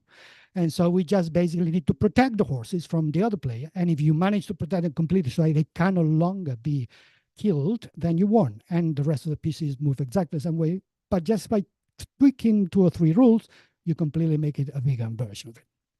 So that's kind of always be done. Design new games that are vegan, that send the vegan message. Because remember, games often are entertainment tools, but often have moral story. They are narratives that people use to tell stories. The famous Monopoly game wasn't as it is today. The idea, the creators, they didn't call it Monopoly game. They call it the landlord game. And it was a morality tale about how bad landlords are, how bad these capitalist people that exploit tenants, how terrible these are. It was subverted by the carnists and made it a game about winning and money and destroying your enemy. But that was not how it was designed. It was designed to actually expose this. And that we have to be aware, because we might create a vegan board game that is subverted and make it an exploitation board game. We have to design it in a way that is against that. But that means there is a function in gaming, in telling stories and telling moral stories for allowing people to learn. So this is one aspect of games, which I think are interesting. But the other one that I mentioned is we can use them to test strategies to build the vegan world. Because essentially, games of any sort, not just board games, they are very mammalian thing. They are essentially a method to learn about the world without having to pay a price. So if you're a growing mammal, you have been born, not quite developed yet. There's a lot of things you have to learn: how to fight, how to hunt, how to defend yourself.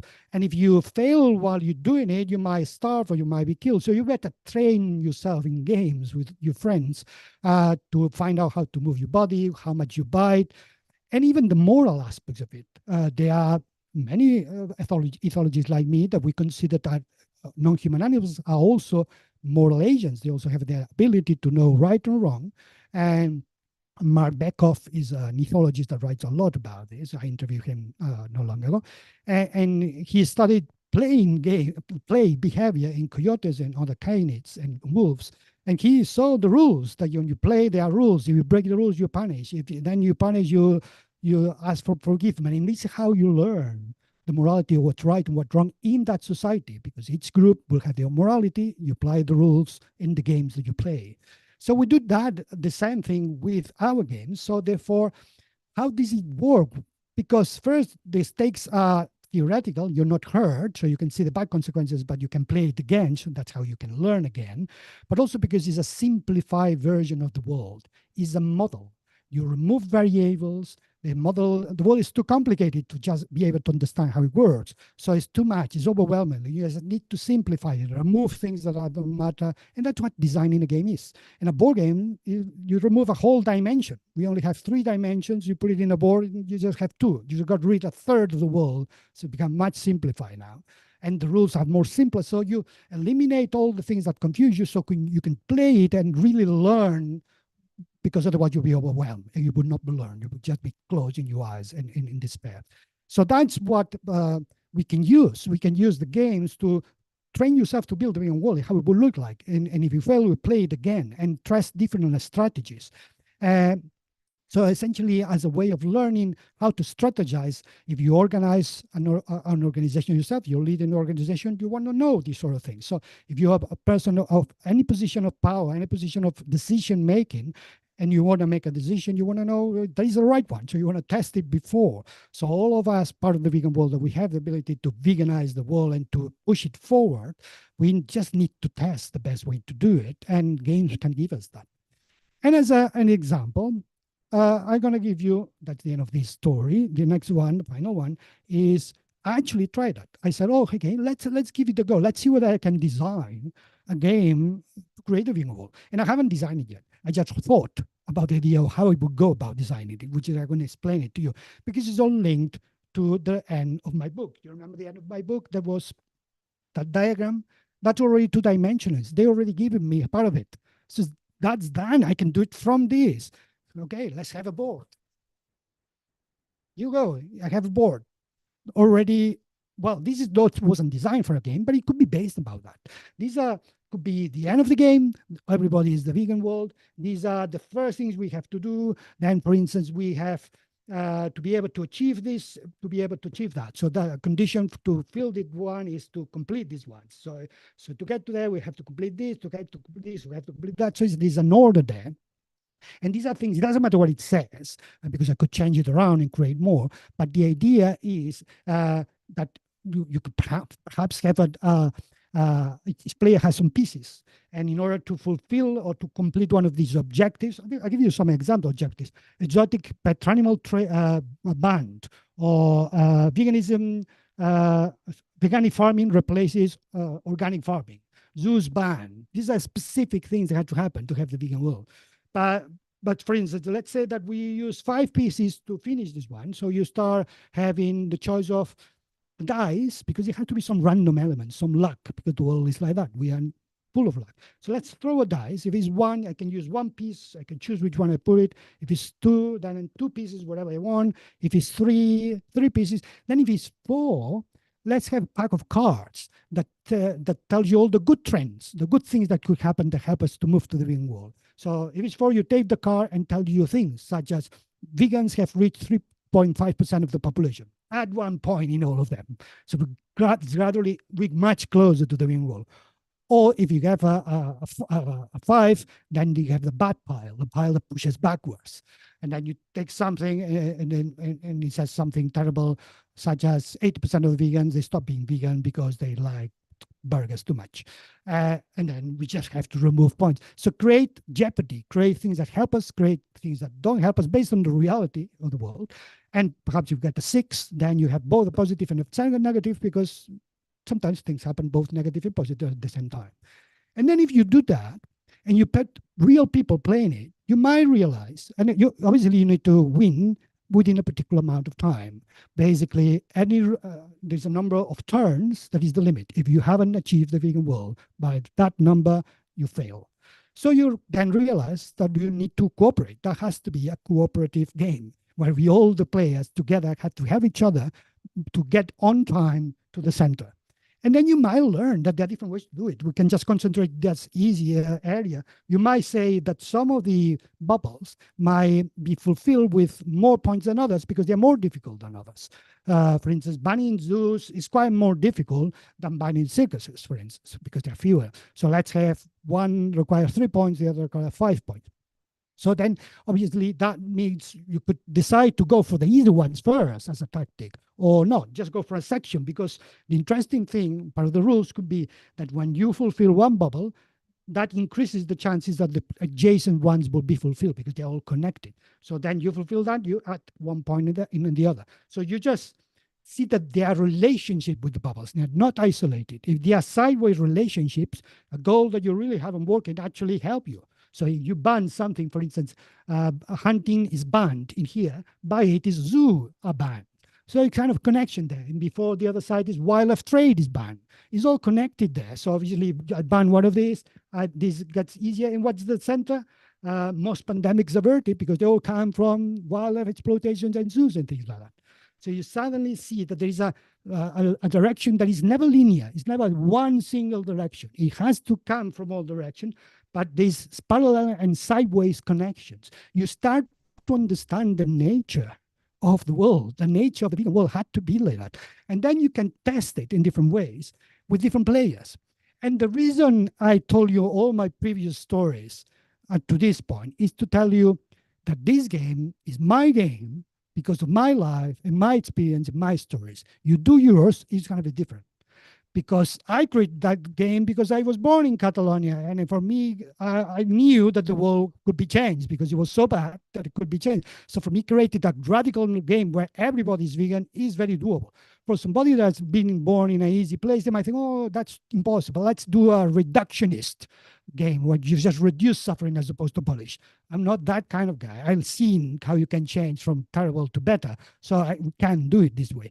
Or because I work in animal protection in many different subjects, that's why I put them there, because I know they're all important. While somebody that only works in veganism might make all this game about food and only food.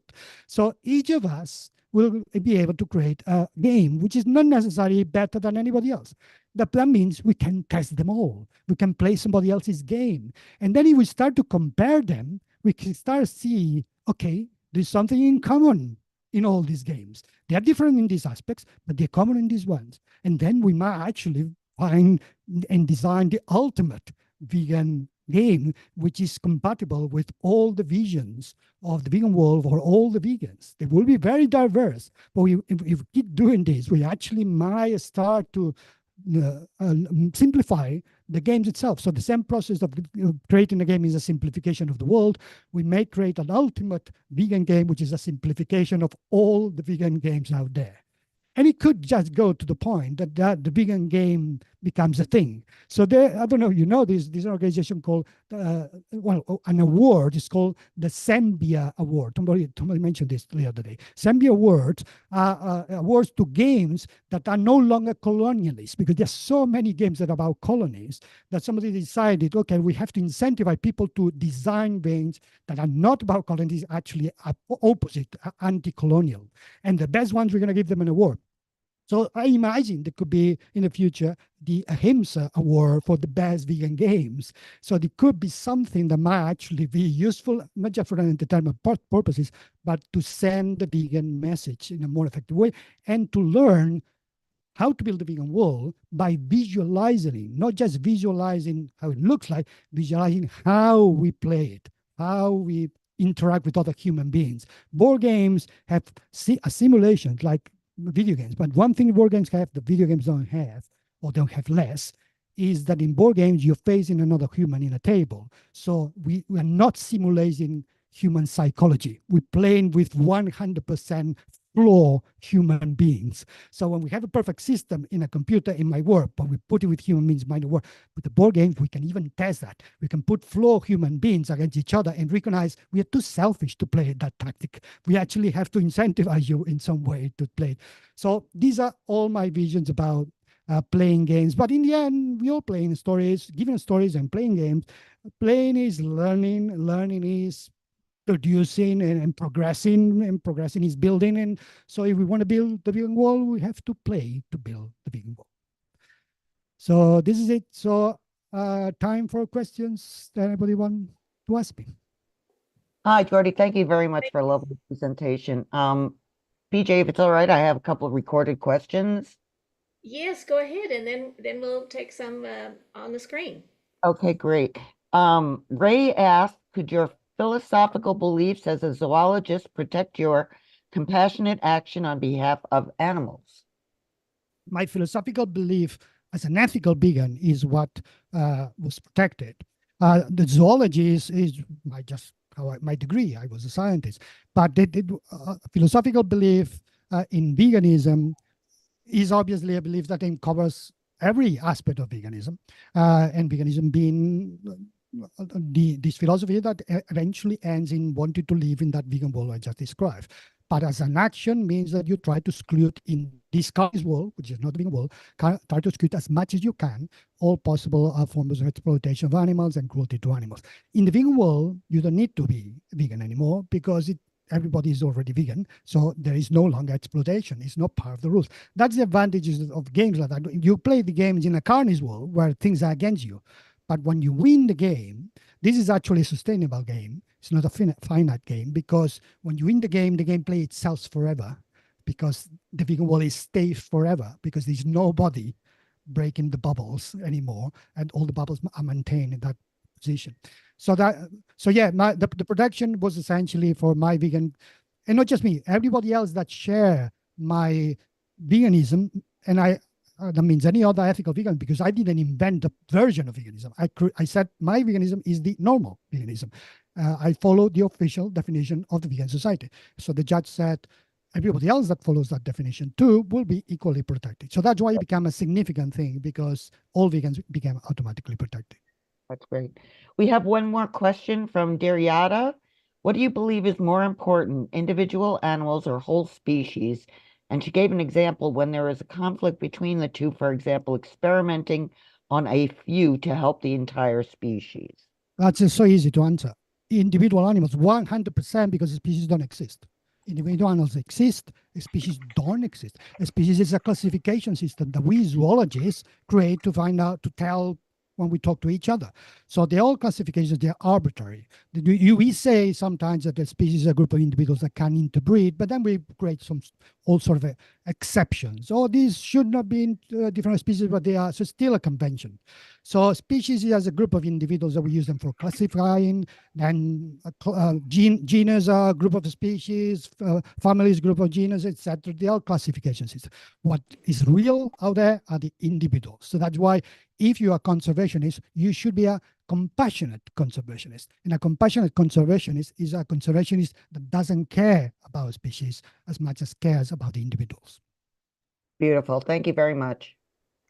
Thank PJ? you so much. Yeah, thank you so much. And I see Nancy is on here with the question. I want to say that your enthusiasm for games has moved me into now I want to play. And I think some people will want to know how to get how to do that chess that you talked about. I want to play chess. Well, just on that chess thing, the rules are in the article I wrote. So in the article link, yeah, I put it in the chat, so you can just find the rules there. Fantastic. Thank you so much. Okay, Nancy, go ahead with your question, and I'll unmute you. Okay, thank you so much. Oh my God, that's so exciting and so creative. It's stimulating all kinds of ideas.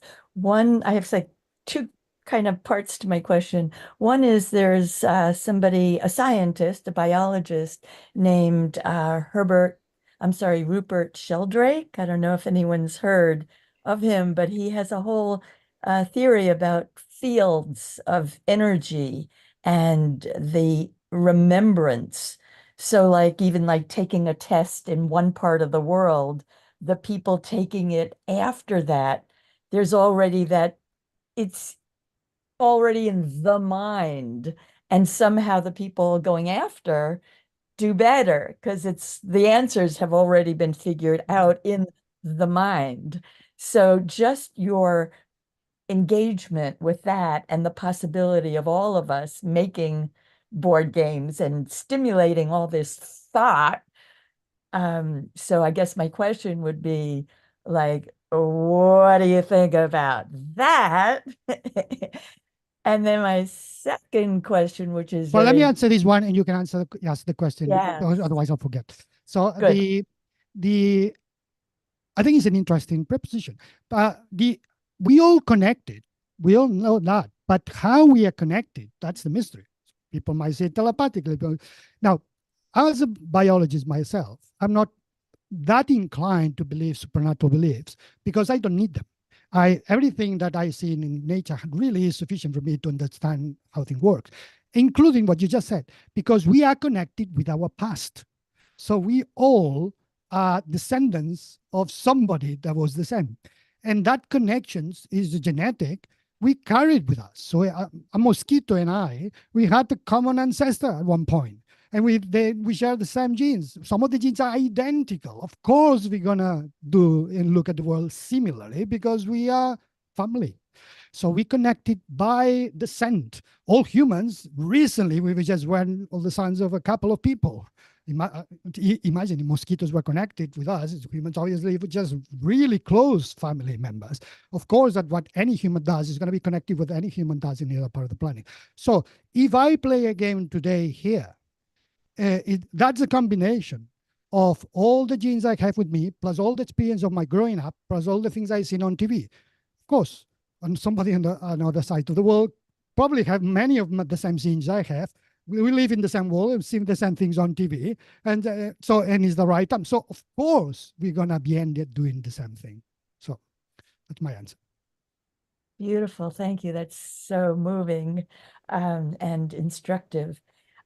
So the second question is just about, just to put out the idea of, yes, luck and, but also I was wondering, yeah, maybe if it could be like somehow made cooperative in answering questions about veganism, about animals, about authors who've written books like yours, like the whole philosophical, spiritual, the whole like Christspiracy is coming at, the whole thing about that history that we all share, that it could be that kind of Jeopardy thing where we all cooperated to get there within a certain amount of time or something like that. Yeah, in fact, what I know is that, and I wrote about this in my book, that I feel ahimsa, which is the old way of saying veganism, ahimsa is biological. I don't think it's just cultural, that the Jains started to use this in Sanskrit times, and Pythagoras used another concept, but was the same idea, another word, and the Taoists is the same thing. It can happen spontaneously in different parts of the world. But I think it happens spontaneously because it's in our genes. So because I see ahimsa in animal behavior, being an ethologist, I see animals behaving, I see it all the time. They have a very clear to me way of understanding do no harm. You go to a park and you see a pigeon, the first thing that the pigeon will do is will step away from you because it doesn't want to harm you and you don't want to harm him. So I completely understand this logic of doing no harm is actually better than going and attack you. So this is such a common base thing, this doing no harm. So this is a fundamental biological thing that we all have, that then become a concept and then become a philosophy and then become a part of religions like Jainism and Buddhism. And then you got secularized and become the vegan society in 1944. But it's still the same thing. It's still the same concept of doing no harm.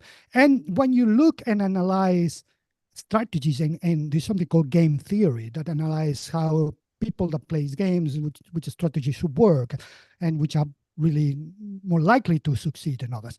So when you start to apply it to group of people, so these options of cooperate with each other or fight with each other, be selfish or be altruist, people are looked into this, have realized that when you test people, the cooperative strategies tend to win. So people are inclined to choose cooperation. We think Carney's education had told us otherwise, have told that we humans are selfish, everything we do is, when you look at data, is actually the opposite. We have a tendency to cooperate. We are social species, and we just forced to be selfish by a society system, a capitalist system that is not real. It's just there to benefit a few people, and they tell you, well, that's the way it is, but it's not the way it is. So we put us there without that capitalist society, we spontaneously will be more cooperative. And that's why we have genes in chromosomes. So our genes are in cells, and our cells are have a genus, sorry, have a center, nucleus that has all the genes together in a chromosome. Well, they're all together. They could be all separate, trying to replicate each other and fight against each other, because evolution at one point says, well, it's better we just reproduce together. Let's put together all of us in a chromosome. And then the cell said, well, why don't we put several cells together rather than fighting each other? Let's create multicellular organisms. And they said, well, why don't we create societies with multicellular organisms with many cells that have many chromosomes, that have many genes? You see, all that is a force in nature that tells you cooperate works. Selfishness is also there. There's a force in nature that tells you competition, all those forces exist. But in my view, when you give time, and that's what evolution is, give time, the cooperation wins. So that's why I think the vegan world is inevitable. I am certain it will happen. That's not the point. The point is, will it happen soon enough? So we are not killing too many animals in the process and ourselves. So we should accelerate the process. But if we didn't do anything, I'm sure it would get there, but in many generations ahead. We want to do it the sooner we can. Thank you so much. Great, Nancy, for bringing that out. I see that Ray is on here. Hey, Jordy, a great presentation so far. And I want to remind everybody that we're going to be continuing the conversation the next hour in a panel discussion on what do the games we play say about the future we want. And we can get a little bit started here because you talk about board games. And we're going to have Patrick Baboumian on talking about the video game that he's developing and compare with a few other online games. This digital space, you're talking about analog board games. Is there an advantage to embracing things that are analog, that are unplugged, that are face-to-face, that are across a table? How do we compare? Yeah, I think the advantage was said earlier, you can test human psychology better. You can, through both games in computer games and board games, try to reproduce or model reality. They are models of reality, sometimes a complete reality, a different aspect of reality. But the video game has advanced through the history of the video game to make that reality more and more similar to the actual reality. So it becomes a process of simulation almost. It's no longer modeling.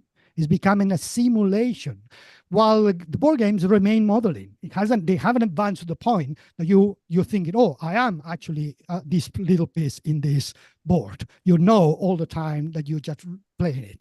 While in the game, you can get lost into it. Like a movie is the same thing. A movie is many movies are just games in which you identify with the main character. So that's the player of the game. And then you just that plays the proxy of you as a gamer. So you can see watching a movie being taken into a game that is played by you identifying with the character and choosing as you would choose if you were that character. So when you play an actual video game, you really make all the choices yourself. So that's 100% simulation. So you gain the ability to experience something, but you lose because it becomes too complex again. You lose the ability to learn in the simple lessons. You just learn more, you be heavy what to do, but it's more difficult to have a bigger learning perspective of a moral story than a board game. Still, you can do it, but a board game gives you more perspective because you look at it from a longer distance. You're less involved physically, you're more observing it, and therefore you are in a receptive way to understand big moral narrative stories. While in the video game, it's more subliminal. The story gets to you subliminal. What you kind of learn is to negotiate obstacles in a very similar way that you do in real life. So I think they're complementary because you need both. And mammals, they learn both things. They learn the moral thing, abstract moral things by playing, but they also learn how to bite, how to run, how to chase an object that moves away from them. These are physical, real training things that they need to try. And they learn both. So I think the combination of both means some are good for other things, but we need them both to learn. Great. I thought like 3 more questions, but we'll be joining that panel in a few minutes. Okay. Thank you so much, Ray, and thank you so much, Jordy. I see we have time to move in and get ready for that next panel. So everybody, I know you're applauding here, and thank you so much. There are some questions that didn't get asked, it looked like. Danny may have had some more, but it is time for our next one to get ready. So, okay.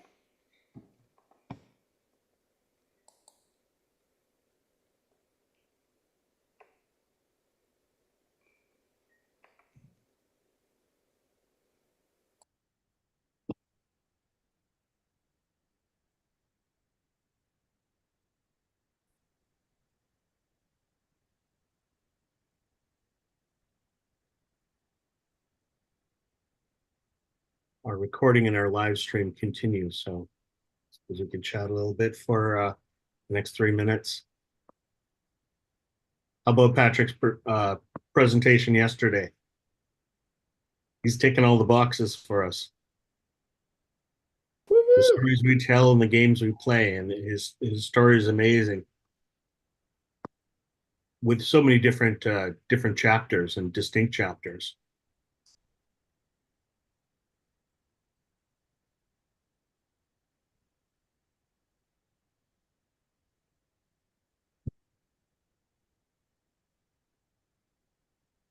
Your mic working, Patrick?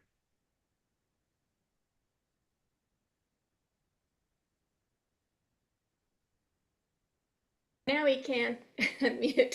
Sorry. And I need to do that with Ethan also. Okay, so let's see. Am I audible? Yes, we can hear you now. Okay, wonderful. Thank you. So are we just are we in a separate room right now, or are we still inside of the stream? Yeah, we're still in the Zoom stream. And okay, wonderful. Yeah. Yeah, I just want to use this kind of silence that we have right now to just say that it was really awesome to hear Jordy's story. Jordy, thank you for sharing that. It was I didn't know your story. This is the first time that I hear about it, and it's absolutely awesome. So I was That's really great. Inspired.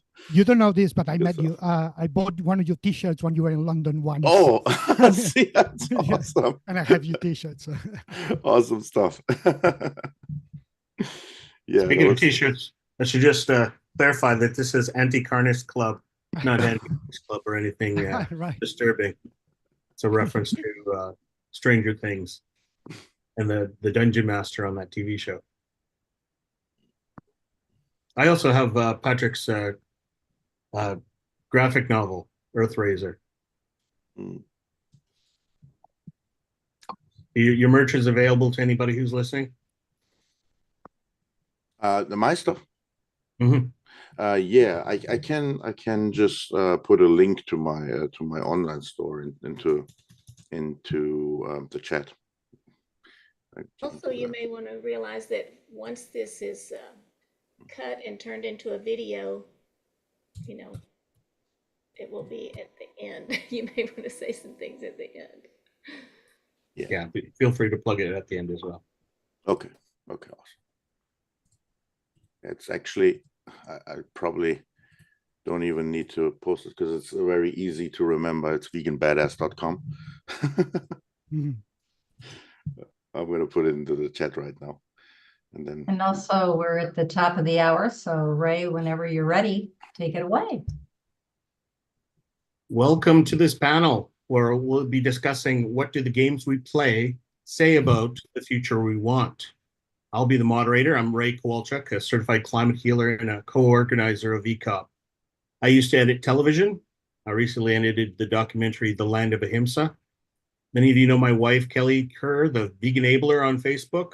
She's a food healer and is facilitating the expansion of Go Dharmic into North America. Her boss, Hanneman Das, gave a presentation yesterday. And she's here today, but not on the panel. But our son, Ethan, is.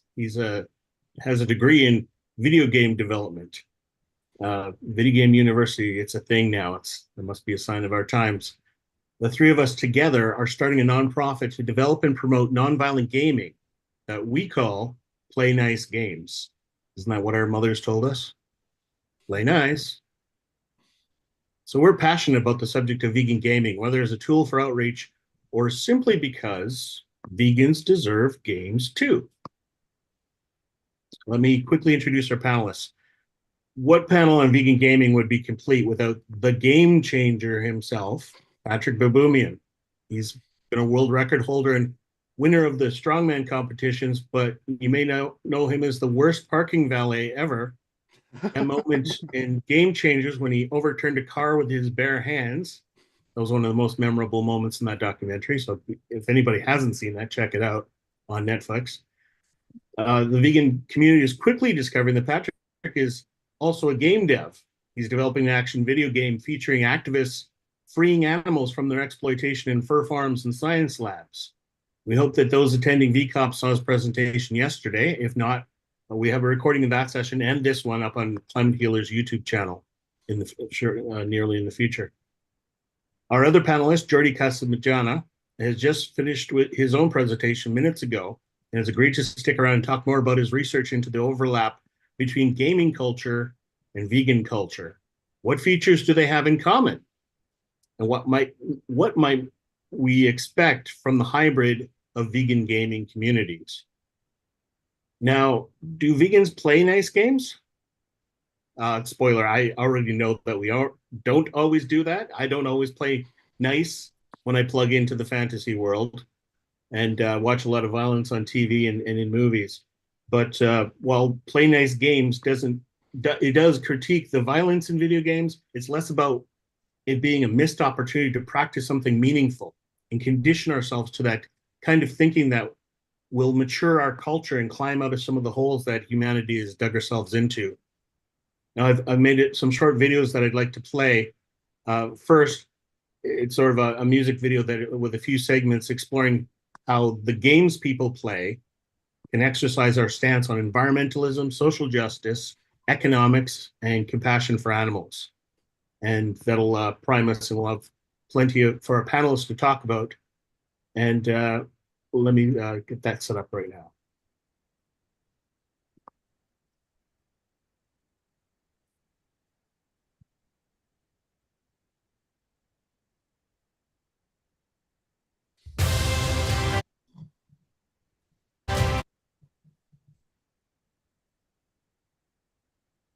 Ray, we saw some great boxes.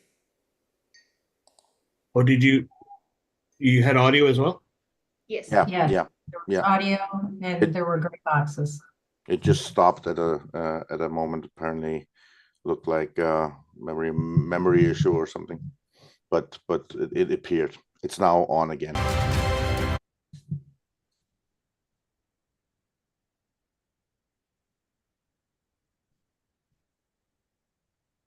Playing the wrong video.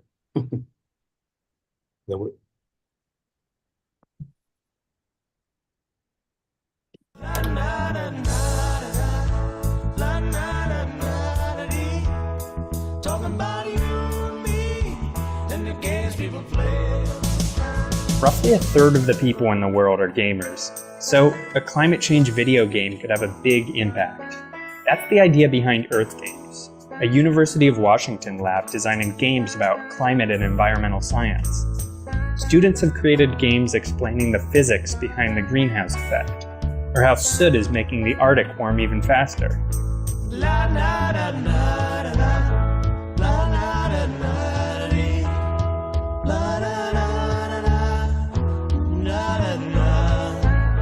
We wanted to illustrate to the player what life could have potentially looked like if the ozone layer no longer existed. It's important that the younger generation realise they can make a difference, even if some of these environmental issues seem insurmountable. The story is not over. It's important that we remain vigilant.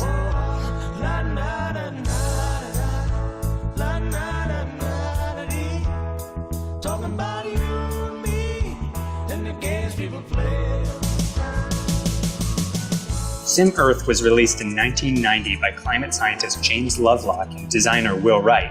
Players create a fictional Earth, complete with geology, weather, climate systems, and even life forms. Your design choices have immediate, evidence-based impacts on how your planet functions. It was essentially a climate model in the form of a game, complete with a 200-page science manual.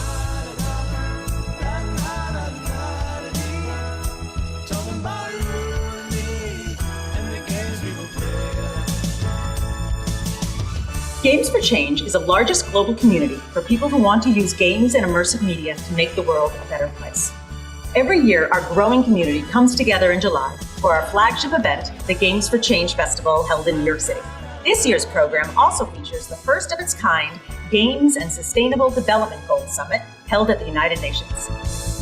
Daybreak is a cooperative board game about stopping climate change. You and your friends will explore a hopeful near future where you get to build the mind-blowing technologies and resilient societies we need to save the planet. Work together to reach zero emissions before you hit 2 degrees of warming or put too many of your communities in crisis.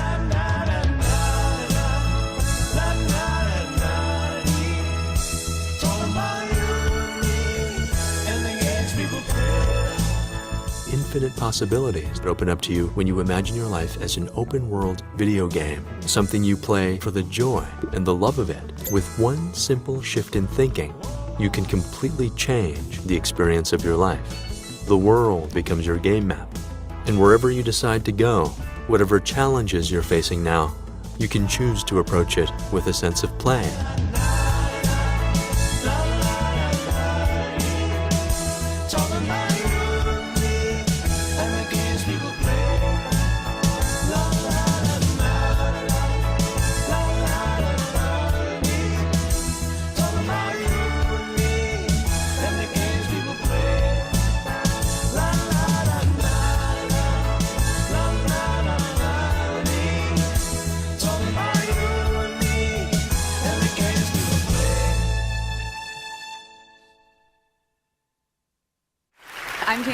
I'm a game designer. I've been making games online now for 10 years, and my goal for the next decade is to try to make it as easy to save the world in real life as it is to save the world in online games.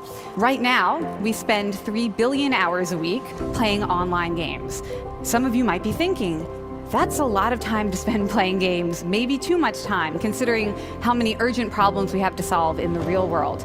But actually, according to my research at the Institute for the Future, it's actually the opposite is true. 3 billion hours a week is not nearly enough gameplay to solve the world's most urgent problems. In fact, I believe that if we want to survive the next century on this planet, we need to increase that total dramatically. I've calculated the total we need at 21 billion hours of gameplay every week. So that's probably a bit of a counterintuitive idea, so I'll say it again, let it sink in. If we want to solve problems like hunger, poverty, climate change, global conflict, obesity, I believe that we need to aspire to play games online for at least 21 billion hours a week by the end of the next decade. No, I'm serious. I am. So we know one of the biggest problems we have in environmental sustainability is the consumption of meat. How about the Stanford research project, a cow simulator? You crawl around on the floor, and it's this really immersive world where you are a cow. And they found that people who did this for a couple minutes ate 25% less meat in the next week. Interesting, okay, because maybe you have empathy for the cow because you've done this simulator. This is where we get a little, I don't know, is this dystopian or utopian? You decide, depends on how much you like your cheeseburger, I guess.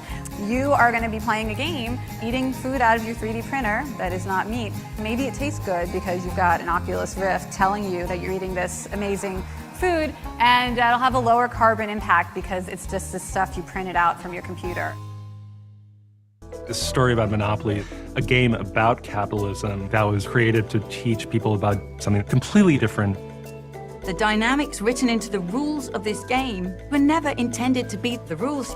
It should come with a health warning like a packet of cigarettes. You are playing a twisted version of this game. It was supposed to be a critique of capitalism, and it turned out to be a celebration of it. It's a cutthroat game. I only win when you lose. And so it's a story that teaches us, compete, acquire, be ruthless, and you will go on to conquer the world. It's Monopoly through and through.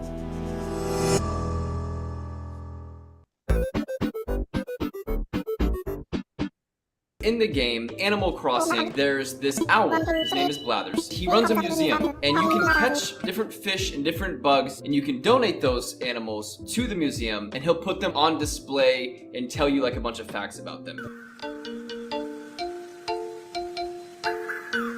PETA's made a TikTok protesting Blathers in his museum. Blathers encourages villagers to take fish out of their natural habitats so he can trap them in tiny tanks. Cancelled. PETA's vegan guide to Animal Crossing New Horizons. This vegan guide to it will help answer some of the tough ethical questions that it presents and give you the opportunity to help real animals while living your island life. Is fishing in Animal Crossing vegan? Sure, unlike in real life, the fish in the game don't feel pain, but fishing is harmful to animals and the planet. This is your island, and it's your job to protect it. Tearing the wildlife right out of their ocean homes so that you can, quote, donate them to Blathers for museum exhibits is not only cruel, but also bad for the environment. It's disappointing that a game in which villagers from all different species coexist harmoniously with humans encourages abusive behavior towards fish and insects. Instead of being recognized as the living, breathing, feeling individuals they are, they're presented as forms of entertainment for other villagers. Your island should be a safe space for all animals, big and small. Do clams feel pain? They also say what you can and can't wear, what you're allowed to eat and what you're not allowed to eat in the game. Is Isabel vegan? Is PETA against Animal Crossing New Horizons? PETA hopes the game will encourage people to feel closer to the animals we share our planet with and inspire them to work to end speciesism, the misguided belief that humans are superior to all other animal species and that it's okay for us to exploit some species in horrible ways for our own trivial purposes.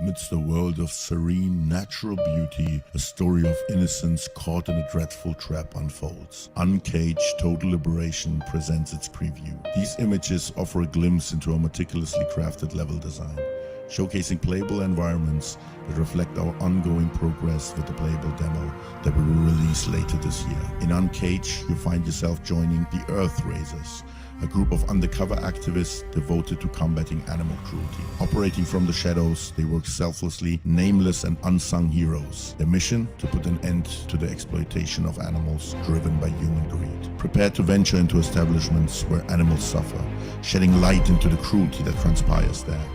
The decisions you make hold tremendous weight.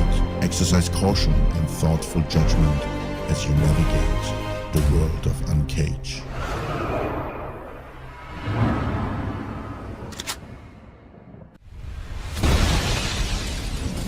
Stay tuned and subscribe to our upcoming campaign. Get a chance to win a remarkable fan package.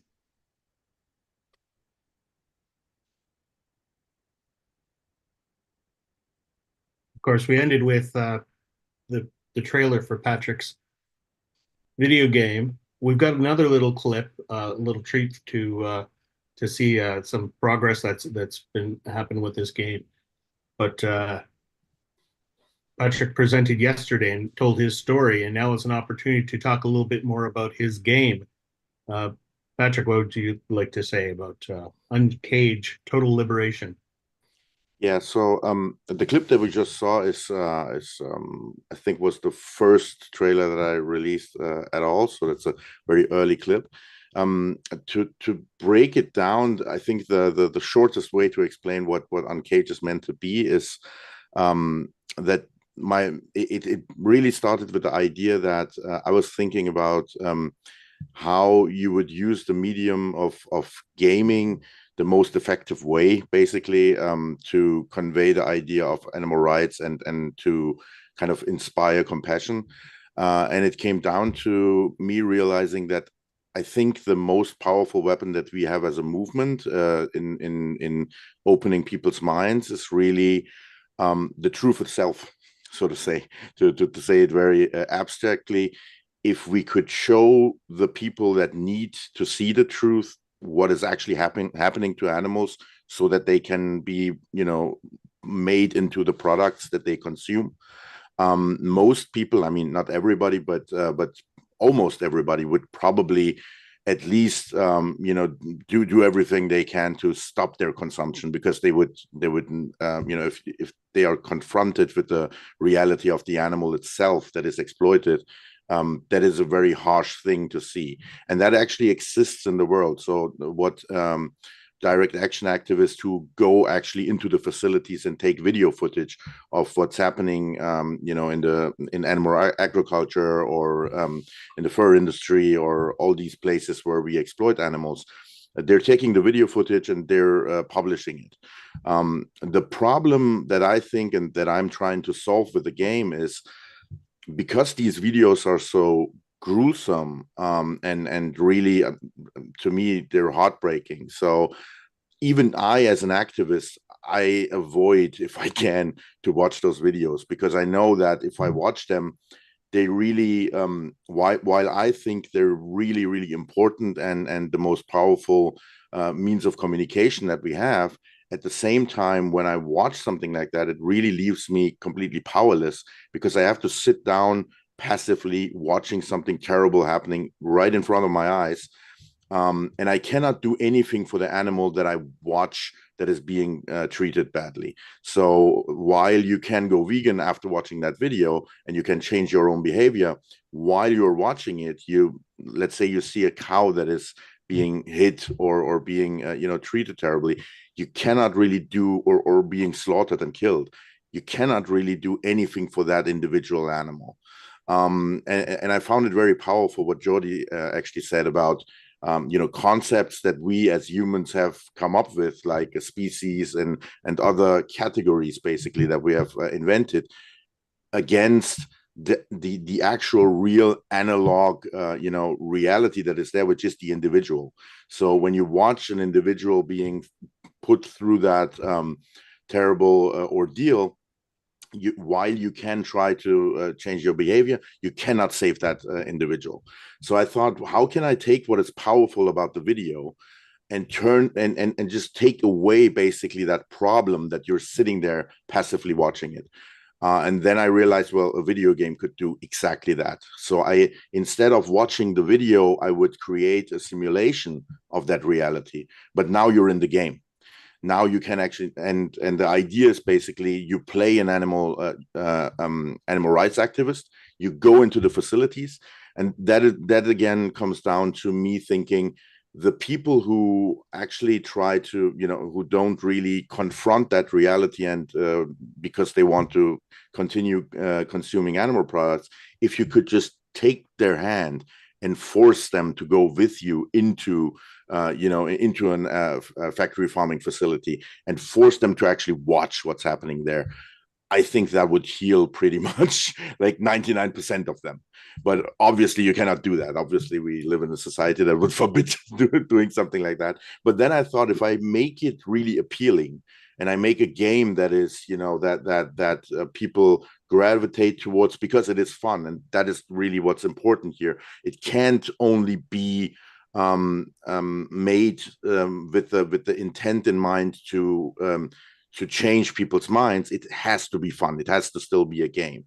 But if I could get that, if I could get just that right mix so that people would play it, and I wouldn't have to force them to go into the facility, because now it is their mission in the game to go into the facility, and it's actually fun, and they are playing the hero. And this is, I think, the most important part. So if you as a non-vegan watch those videos, they make you feel terrible, because you feel ashamed, because you know that even those who who will pretend that they don't care, deep inside they know that what's causing, the terrible things that they're seeing. So they will feel bad, and it's going to be an attack on their self-image. So I thought, if I have someone play a non-vegan play the hero in the game, and it's them who goes into the facility and actually does something about the terrible stuff happening there, actually rescues the animals, I could completely 180% basically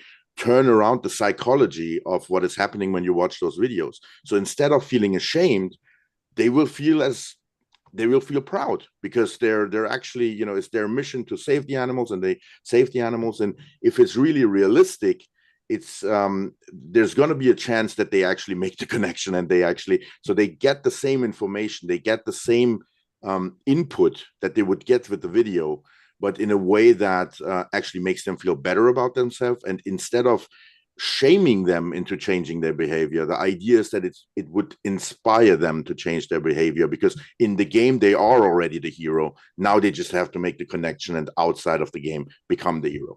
So when I realized all of that, I actually realized that if I could build something like that, that would be the most powerful tool, I think, that we could have basically as activists to convey what we already know to those who still kind of don't see that reality. So, and when I realized that, I basically realized that was much more important than anything I had ever done before. So that's how I became from, the guy who flips cars and kind of moves big weights around, to the guy who is now for 3 years trying to make that game, because I think if I get it right, it's going to be a really powerful tool for us as a movement. And that's Uncage. Thanks, Patrick. That's amazing. I think I see lots of clapping going on in the audience. Let's get our panelists involved here. Jordi, vegans are not just compassionate, but they're passionate. Does that make us more inclined to fanaticism and nerd culture? Is this some of the things that you've observed in your article about how there's vegan communities and board gamer communities, and an interesting synergy once you get them together? Yes, I think it has to do more with the logic and consistency. For us vegans, at one point when we decided to be vegan, we did it because we wanted to be consistent. Essentially, we saw our behavior was not was in conflict with what we should be doing, and we just were repeating what our parents and other people were tell us to do. And that was creating an effect that we didn't like. We didn't want to be connected. And in order to distance ourselves from that, we had to change our behavior. Otherwise, would that be by inconsistent?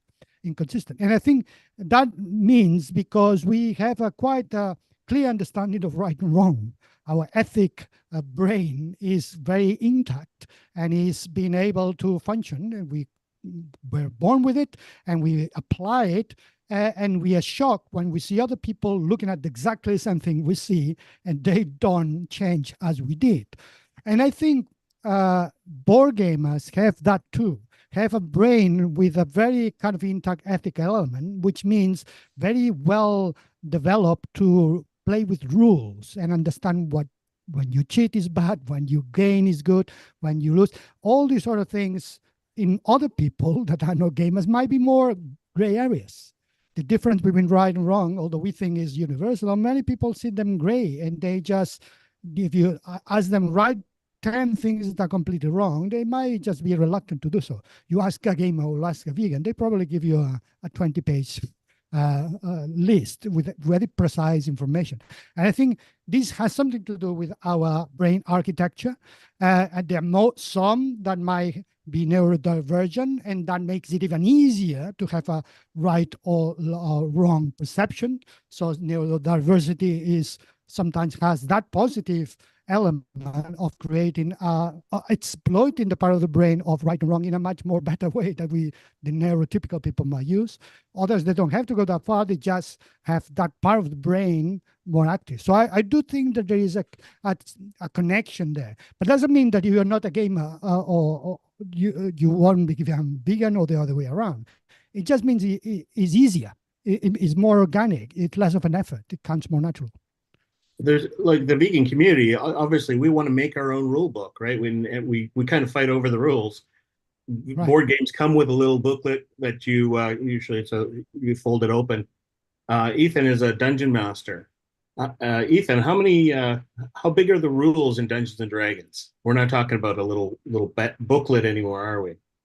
Yeah. The main rule book is already pretty big. There's the player's handbook, then there's the dungeon master's guide, and then there's an entire probably 3 books just full of monsters themselves, not to mention all the other additional rules. It's not one little booklet like you might get on how to play Monopoly, like we talked about before. And even that game's fairly complicated for a board game. They could get a lot simpler than that. Yeah, Dungeons and Dragons distribution of expenditure is heavily on the dungeon master. It's pretty easy to get started as a player, but the dungeon master, for anybody that doesn't play Dungeons and Dragons, is in control of the game, and they kind of are the narrator, and they role play all the other roles other than the ones that the other players are role playing themselves. So, swords and sorcery, you're playing different characters based on fantasy. So you have created a game that is based in a swords and sorcery, very violent kind of environment, but you're trying to infuse a bit of veganism into it. How does vegan Dungeons and Dragons work? Yeah, so for what we created, trying to veganize Dungeons and Dragons is hard because, like you said, it's set in a very violent world, because the traditional way to play D&D is you go into this cave, kill some goblins or whatever, take their gold, get experience points, and level up. That's how the game was originally intended to be played, but that was 50 years ago, and things have changed, and we are trying to change that to become more inclusive, more varied in gameplay, put more emphasis on the role-playing aspect, because D&D originally came from just a military simulation board game, and the role-playing aspect is what made it different, and people still nowadays kind of treat it like it's a combat simulator, and we were trying to change that. For example, in the Forgotten Realms, which is the world that modern D&D is set in, we created a movement, this underground vegan movement called the Convergence. I'll let you decide if there's any correlation to that. The Convergence, that's interesting. We played the very first session of vegan D&D 1 year ago in the at VCOP online, and so VCOP stands for Vegan Convergence of the People, and the underground movement in this Dungeons and Dragons Forgotten Realms, which is we're building it into the culture of vegan gamers, the vegan Dungeons and Dragons gamers. So we're going right into their territory and bringing our veganism with them to a medieval setting. It seems like a strange place to introduce veganism, considering our own history of our own medieval times was not very palatable or compatible with activism. But the element that makes it different is magic. Magic is something that you can define however you want, and we're going to use elements of magic to replicate an environment in which people can express their love for animals and desire to liberate them. So Jordy had mentioned that video games are getting to the point where the designer of the video game is the dungeon master, whose imagination is now, there's so many powerful tools to be able to tell stories through video games, and I have to say, it's an industry that's kind of a sleeper. Nobody really gets a handle on how big this industry is, but they make more revenue than all of the film industry and all of the music industry combined. And yet we don't seem to see any activism in this space until now. Patrick's got, animal liberation right in a video game, and I think it's really going to be popular. I've got that second clip. Do you want me to show a little bit of the gameplay that? Yeah, so I can maybe say something before you show it. So the game started with me trying to put together a demo, because obviously to actually develop the game you need some funds, because you have to pay people to. Right now I'm developing mostly myself. I have a team of volunteers who help me with different things, but when it comes to the actual game design, it's just me. So obviously at some point I don't want to be alone. I want to be able to actually hire people. So I'm trying to put together a demo that I can then show potential supporters, so that I can get the funding to actually hire a team. And in order to do that, what you usually do is you put together something called the V-slice, which is basically short for vertical slice, which is a demo of, it comes from software development, can be used in there, but in games it would be basically a demo that shows all important aspects of the game, so that you get a good idea what the finished game is going to look like. So right now I'm trying to put that together, and the idea was to do that in the most mass compatible way possible. So I started with a topic that is very kind of that there's a lot of consensus that it's wrong, and it's basically you are an activist and you go into a fur farm and you're freeing foxes from the fur farm. But obviously in the game it's supposed, and the strategy in the game is going to be that you start with things like that, but as the game progresses you go more and more towards the things that are not as where's not that much consensus, which obviously are the things that are near and dear to our hearts as vegans, which is the animal agriculture, it's the meat industry, it's the dairy industry. And the second clip is going to basically show the second demo level that I'm working on, which is a huge facility. It's basically a cattle factory farming facility. And the level is based on something that I've seen in 2015 when I was in the States, and I was driving from Los Angeles to San Francisco. And on the right side of the highway, I saw for the first time in my life a North American, one of those huge facilities, and that was the first time that I've seen basically tens of thousands of cows in a facility where they're industrially being exploited. And we do have that obviously in Europe as well, but I've never seen it on that scale in real life.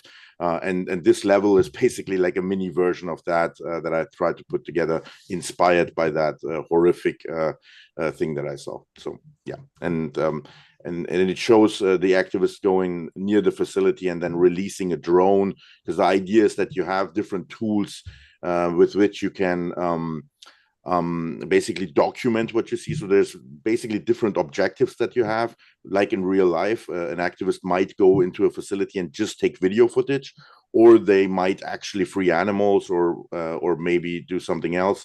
And in the game you can also, for instance, deploy a drone, fly into the facility and take actually video footage, and that's what we're going to see. Yeah, it's great. While we're showing this video, if anybody's got questions, put them in the chat. We'll have a short Q&A.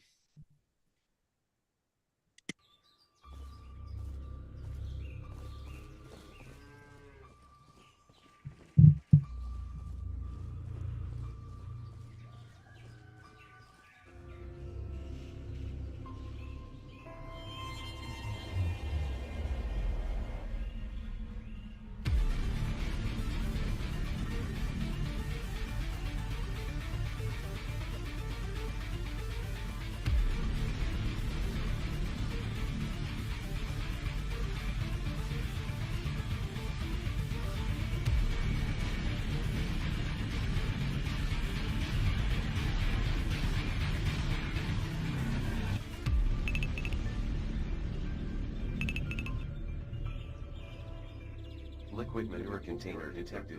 Water hazard class WGK2. Animal agriculture manure, a primary source of nitrogen and phosphorus to surface and groundwater. Gathering data, video evidence, and geolocation coordinates. Ready for upload in 5 seconds. 4, 3, 2, 1. Upload complete.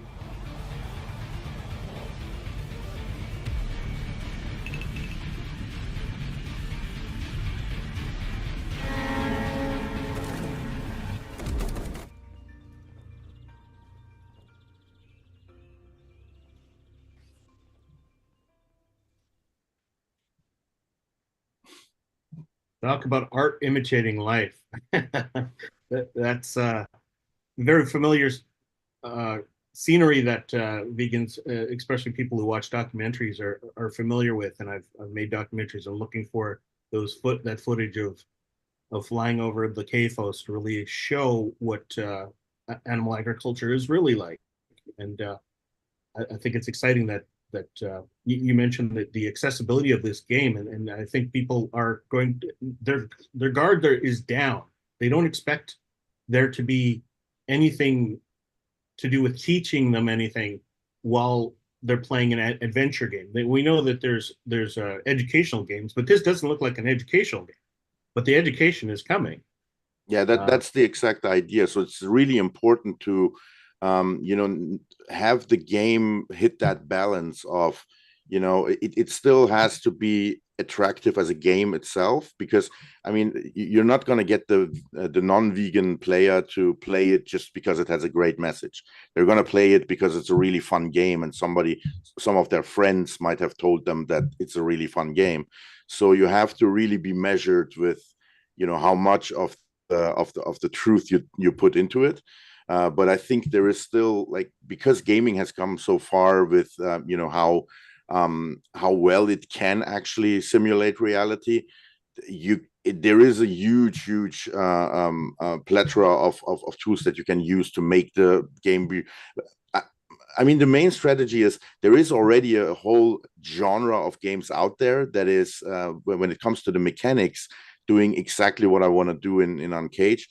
And it's spy games. It's basically games where you play a spy, and it is there. Like Splinter Cell, for instance, would be one of them, which has been very successful, or Metal Gear Solid, or things like that. So those games are already out there and they're great. So what I'm trying to do is I'm taking what is fun in those games.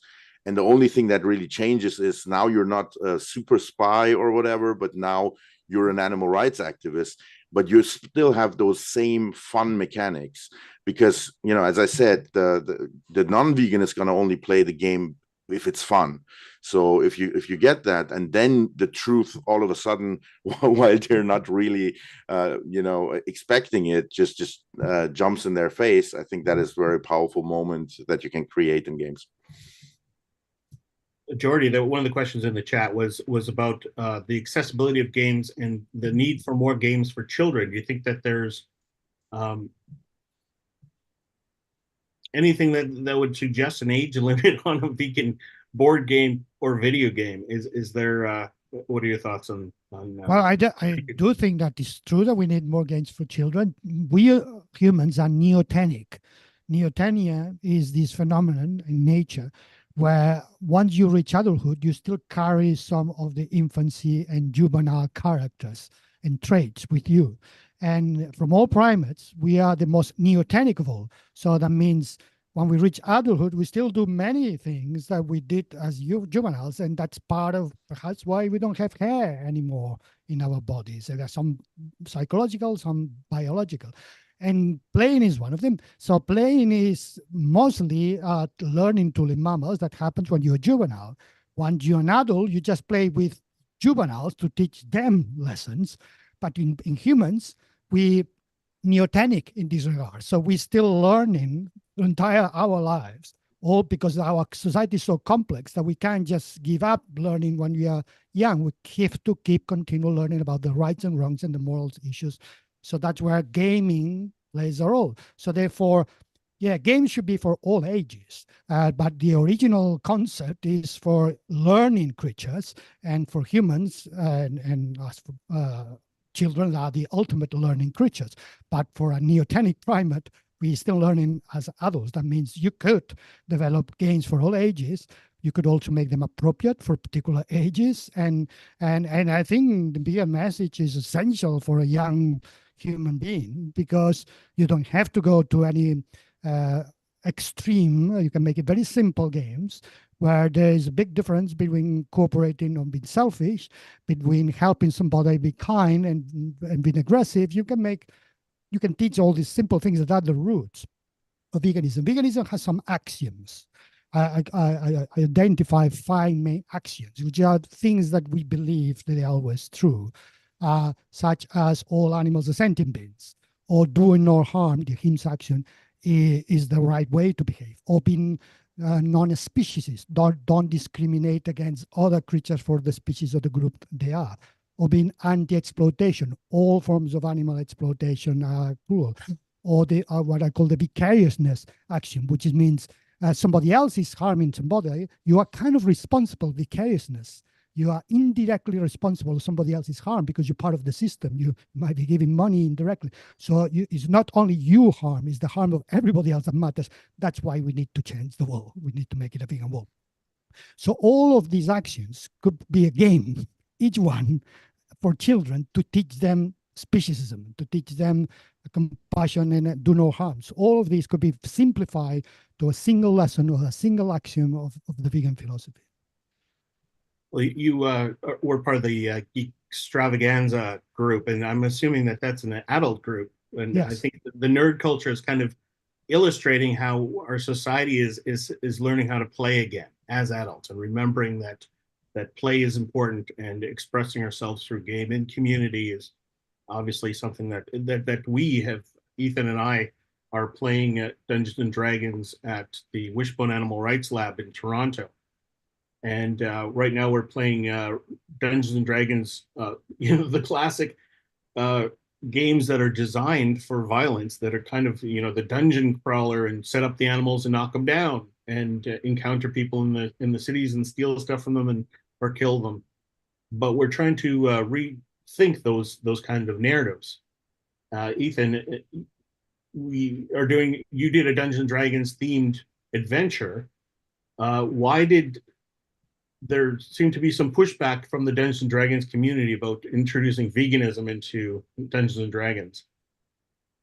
I think the sad truth is that veganism has that negative stigma of, oh, it's like activist thing, and people are afraid of that. So people are very defensive of their hobbies when it comes to that kind of thing. It's not just veganism. It's like literally everything, really. People just love gatekeeping their interests. And while Dungeons and Dragons is becoming a lot more inclusive, there are things that they're a lot more willing to introduce more. Like, it's becoming a lot more LGBT friendly, and that's all good. But veganism's one that I think fits pretty well into it as well.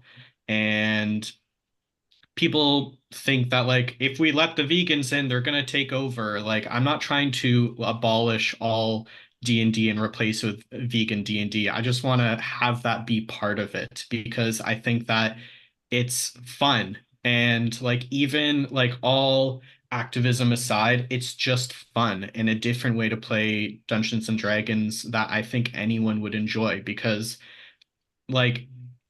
sure, it may be fun to go play a barbarian and go kill people with an axe or whatever, but that gets boring. And I think it would be a lot more fun to play maybe a barbarian who, instead of cuts people apart, maybe they're more so trying to grapple. You're playing a barbarian character right now. Yeah. The last couple sessions, for our game that we did last year, we had celebrity vegans that we based the characters upon. Who are you playing now? Right now I'm playing Wolf Icehammer. He is like I said, a barbarian. He is Path of the Earthraiser, which is a subclass of barbarian we created based off of Patrick's Earthraiser comics, and I've been having a lot of fun playing him. And like I said, instead of a big barbarian with a big axe, he's a barbarian with two fists that he uses to grab people instead of attack them, and a lot more focus on subduing and taking damage rather than dealing it, so he could protect others. It's interesting because, sorry, I interrupt. I haven't played really any role playing, except in somebody else's role playing that remind me to be a character playing myself. So it was interesting that during the pandemic there was this Ian, one of the people I interviewed, a friend of mine. He's been running this role playing group in which they created a very interesting story with activists and Pythagoreans involved. It's a mix of the Buffy the Vampire Slayer and veganism all together. And this, because during the pandemic was done on Zoom, they invite me, or he invited me as a master every now and then to appear as Jordi Casamitjana, the zoologist that got the legal protection, and just to play myself a little bit in the game and then disappear and they carry on playing the game. So that means there is even that part of you could veganize role playing by just getting suddenly in the story real things that happen in the real world with the vegans and the vegan activists and all this. Yeah, absolutely. We got a question from Liz Gary. Can we? Hey everyone, thank you for your wonderful work. It's Liz Gary here in San Diego, and I have a 10-year-old grandson. And it's fascinating to me to watch him engage with his friends. They get on the phone, they get on the computer, and they're earning points and getting all, I don't know what it's about. I'm not the gaming generation, but I see the passion and the fun and the engagement. And I know it can be done. And I just would love to see some youth focus groups come together to make the age appropriate games for them. But yesterday, Patrick, you said something that really stuck with me. You talked about the different elements that help sink it all in. And that was like the films, the engagement, and then the playing the game. And for me too, and you might have covered this, it's the music. I was leading a vegan high school cooking club after school one day, and there was a story in the newspaper about how it was difficult to find workers to work in the slaughterhouses to kill the cows. It was a story, and I was talking about this with the students there, and the song came on the radio. It was Another One Bites the Dust by Queen. Another one bites the dust, and another one gone, and another one gone, another one bites the dust. Hey, I'm gonna get you too. Another one bites the dust. And this student started singing it and pretending that he was working on the slaughter line, and just, he made the connection. The kids made the connection. Who knows when it's going to happen or where it's going to come from, but I'm out there trying my best, leading classes in the public libraries. And I want to reach out to you, Patrick. I'm going to do a black belt in tofu competition. And I'd love to have you as a celebrity judge for our program. Wouldn't that be fun? Sounds fun. Black belt in tofu. I'm meeting with the director of marketing on Tuesday to talk about this. So I'm working hard, and I wanted to share that. And I'd love to get your contact information and follow up. I'm one of the million vegan grandmothers here, and appreciate all of what you're doing and being here today. So warms my heart. Thank you so much. Thank you. Thank you. Thanks, Liz. Yeah, we'll get all the vegan grandmothers playing D&D. Or one of the things I wanted to ask Ethan about was we actually did get some good advice on how to role play non-combat games. You've created one D&D adventure. What other kind of adventures for other systems might we develop for people who don't want any sort of combat? Yeah, there's a similar type of role-playing game called Wander Home, where the emphasis is entirely on the role-playing. There's little to no combat. From what I know, there's no combat rules. So if there's any combat that arises, it's not even meant to handle that because it is entirely on the role-playing aspect and focusing more on the just beauty of the journey rather than the beauty of victory, which is more so what Dungeons and Dragons is doing. It's cooperative in the sense that you play with a team, but you're still trying to beat someone else, which is typically what the dungeon master is throwing at you. Whereas with Wanderhome, it's a lot more cooperative. It's a lot more like talking with people, connecting with people. It's more focused around the characters rather than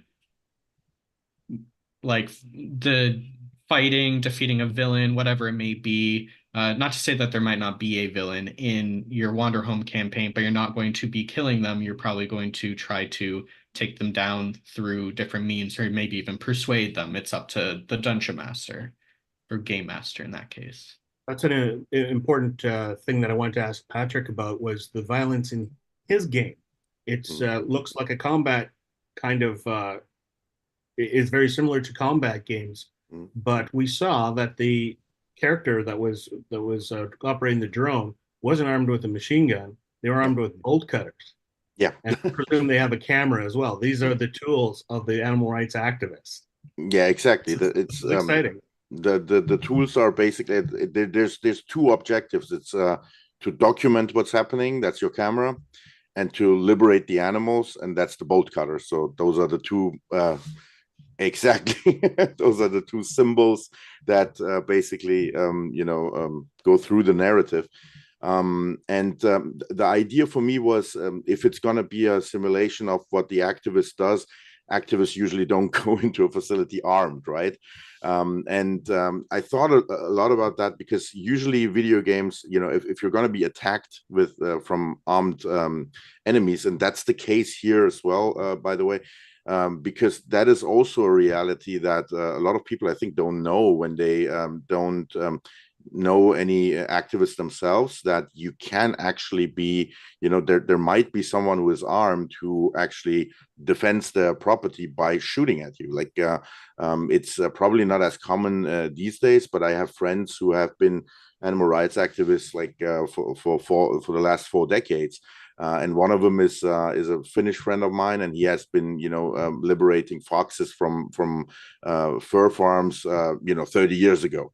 And I have stories of him actually going to the hospital because he was shot at with a shotgun, and they had to take all the metal pieces out of his backside. So there's a lot of adventures and stories that I've gathered over the years that I'm trying to put into the game. Basically, all these bits and pieces of reality that I'm trying to put into the narrative.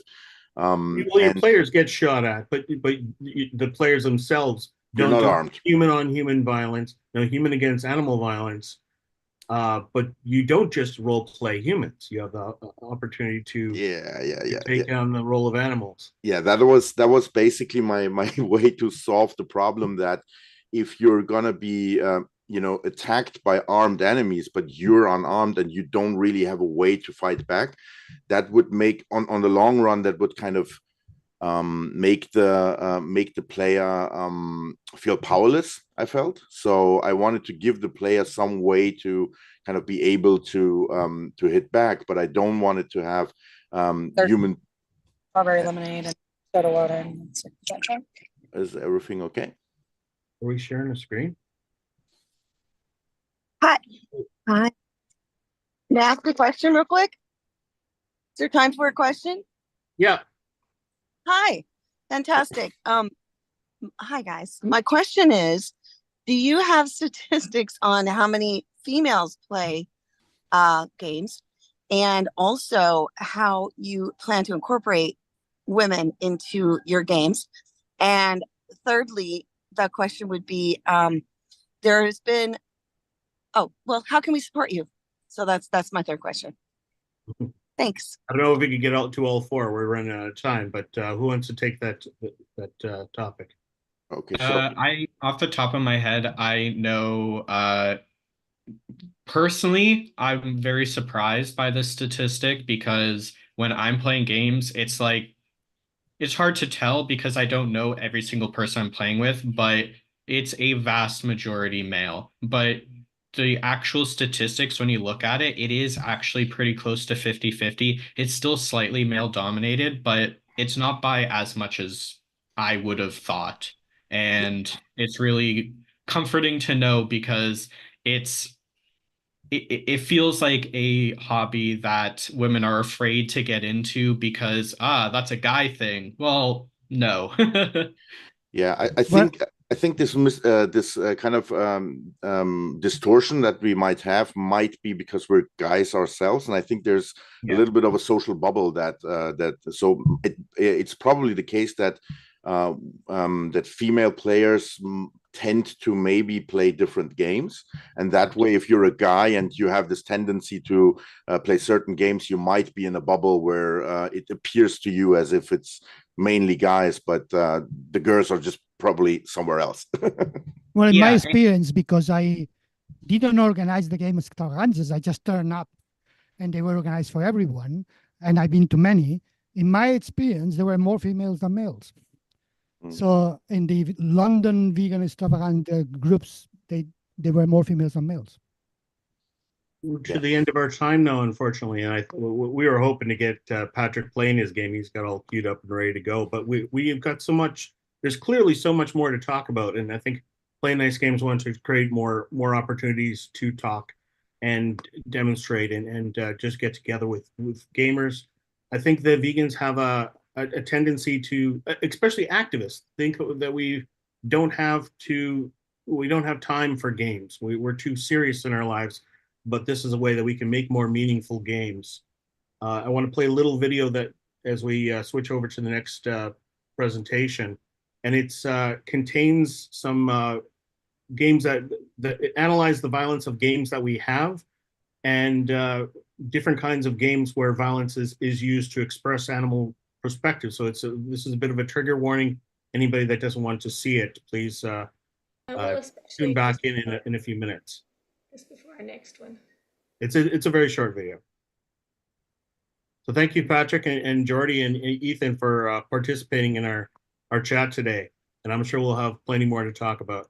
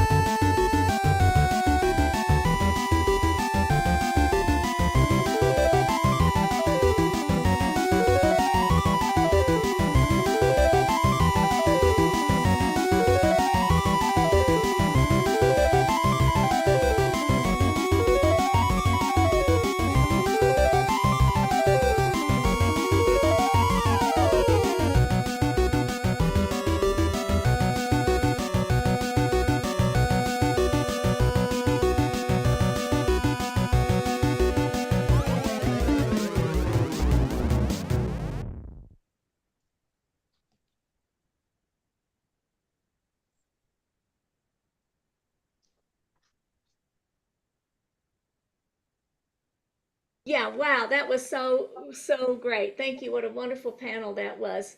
Our next guests are here, and we're not ready to, we're going to begin. If y'all are ready, we'll go ahead and begin. Yeah. Thank you so much. Okay, so my name is Rebecca Allen, and I'm going to introduce to you the speakers today. We have Jane DeMarinis, and we have her daughter, Erin DeMarinis. And Hi, Erin. Erin is a vegan entrepreneur, and she started eFit Foods, a plant-based company in Florida. She's been featured on Bloom TV and Unchained TV. And Jane is a 20-year vegetarian and climate diet CEO, vegan now, of course, and in her spare time, she tries out these recipes. So I'm going to turn it over to you two. And Jane, did you want to do the slides, or did you want me to? I hope I can do them. Let me share my screen and see if it works, okay? And then also feel free to ask for questions when you're ready at the end, or during however Can you do tell me if you can see my whole screen? We do not see it. Oh, no. I'm hitting slideshow, and you still can't see it? No, don't see it yet. Do you mind, we'll just get started with the slideshow. Rebecca, do you mind just changing them as I go through them? I'm looking for them now. Sorry. I had Do you want me to up. resend it? No, I have them. Just let me get them up here for a second. Okay, well, why don't I just go ahead and start. First of all, thank you so much, Rebecca and Dr. Rayo, for inviting us to do this presentation. I don't think we have nearly as exciting the graphics as the prior one, and that's really exciting to see all these games. And I think it's a creative way to get the message out. As BJ said, I'm Jane DeMarinis. I'm the executive director of Climate Diet, and Erin and I are both wearing our Erin and Jane's Kitchen aprons because we are all about the food, but also about the climate. And I'm moving to the first slide. I don't know if you're almost there. Okay, well, we'll just pause on that a little bit. But I'm going to talk about some of the things that Climate Diet does. We promote reduced meat consumption, and we try to do that by telling people both about the diet, about their diets and the influence of their diet on the climate, and to get them to reduce meat. Some generations, the younger generation is much more prone to it. The idea, I think they haven't been around as long. They haven't been eating meat as long as some of generations of my age. And so there seems to be more flexibility. So some of the other generations, it's also meat can be very cultural. People have holidays that meat is a big part of it. We just try to get people to reduce meat one day a week as a way to get started. And even that one day a week, if the population of the United States did that for one day a week for 1 year, it's equal to taking 25 million gas-powered cars off the highway. That's the equivalent. And I think Dr. Rayo makes it very clear how huge animal agriculture is contributing to the greenhouse gases in the world today, to the pollution. Okay, let's Rebecca, see. Are you back? Yeah, I'm going to stop share. I'm going to start again. But we did get to see the first slide. Just a moment. Okay.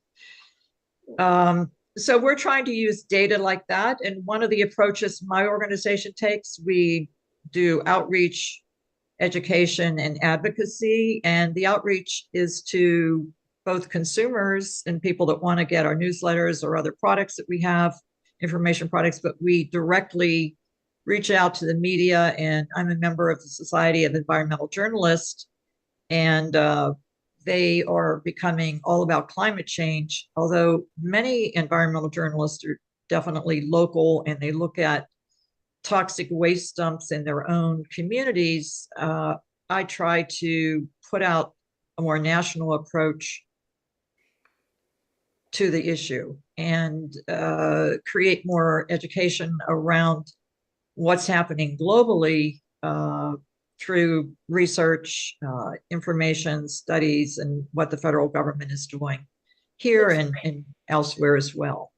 That looks great. You're on the slide too, and that's great. Okay. Tell me when it's next. So this is my website, and our previous name was Sustainable Earth Eating. It's still our name with the IRS, but we changed it to Climate Diet. My husband actually had this idea because when he goes with me to events that are focused on some of my partners, he said, nobody can understand that name when I tell them what your organization name is. And I said, yeah, you're right. Let's just change it to Climate Diet. So that is our new name as of about 6 months ago.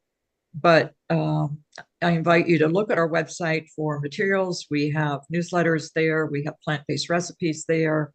We have a pledge for anybody you know that's a carnivore that might want to just start slowly and get into reducing their meat, a meat down pledge, and also our vegan recipes. So, and that's our next slide, Erin and Jane's Kitchen. We try to get people to just be aware of the deliciousness of vegan food. And we put out a new recipe every single Friday. Erin is a fantastic vegan cook. Erin is actually, my daughter Erin is the reason my husband and I became vegan. She bought us the book by Dr. Colin Campbell. Now I'm forgetting the name of it. China Study. Right, the China Study. And then we read it, and we became vegetarians first, and then we became vegans. So we've been vegans for 4 years, but we were vegetarians for 18 years first. So Erin and I, Erin's a fantastic vegan cook, and she's teaching in her own community of Tampa, Florida, and elsewhere, and broadly through television shows. She's kind of famous in her local market and Bloom TV. So I'll let her talk about that later, but here we have a recipe for vegan pasta primavera. So a few things I thought I would add before I turn it over to her is, again, and I'm not the first person to say it, but what is happening is just not normal. 2023 was a record year for the highest temperatures globally. And the year before that, 2022, was a record year for the highest temperatures globally. And 2019 was a record year before that. So we're definitely going in the wrong direction. Record hot oceans. This is down in Erin's territory in Florida. They recorded temperatures in the ocean by Florida last year that were similar to the temperatures in hot tubs.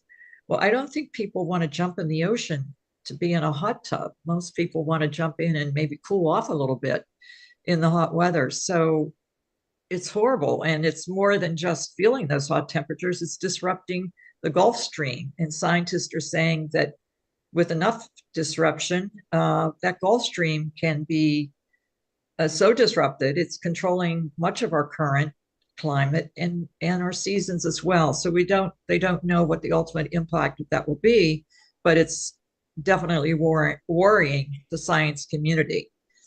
Record deforestation. Dr. Rayo talked about this. A lot of that land is being raised for cattle farming, Brazil especially, Indonesia as well. Those are the two top countries that have deforestation at this time. And cattle, as we know, use so many resources. Animal agriculture is talking about, and Dr. Rayo talked about the amount of food it takes to feed cattle.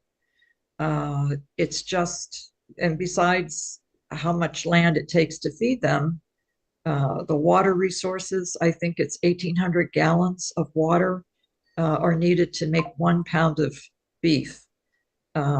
It's depleting resources at an exponential rate. Beef is also the highest pollutant of food in the food group. And the USDA has put out a report on animal agriculture's greenhouse gas emissions. I'm not sure they measure.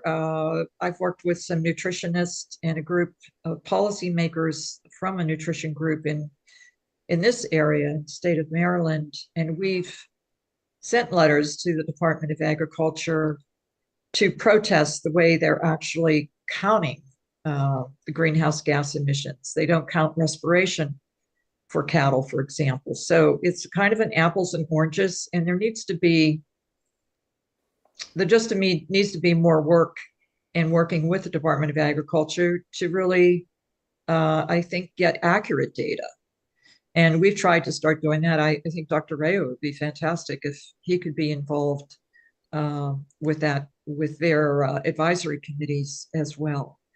So this slide shows greenhouse gas emissions across the supply chain. So you see at the very top, if you're with me, Rebecca, yes, beef is by and far exponentially larger than the next category or any of the next categories. The next category actually is dark chocolate, which my husband's a chocoholic, so but he's not eating meat, but he certainly is eating chocolate, so that's a little disappointing to us.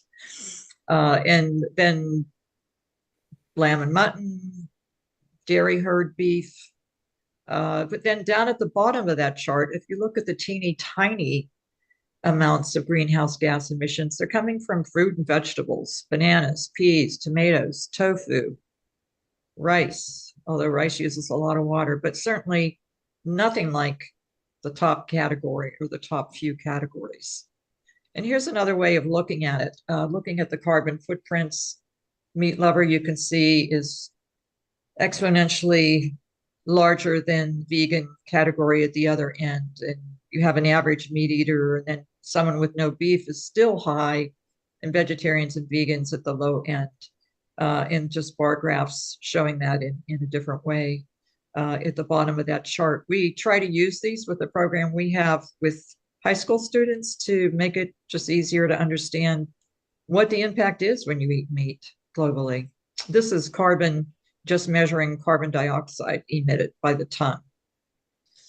So a few recent updates on climate data. About 78% of global salt and freshwater pollution is caused by agriculture.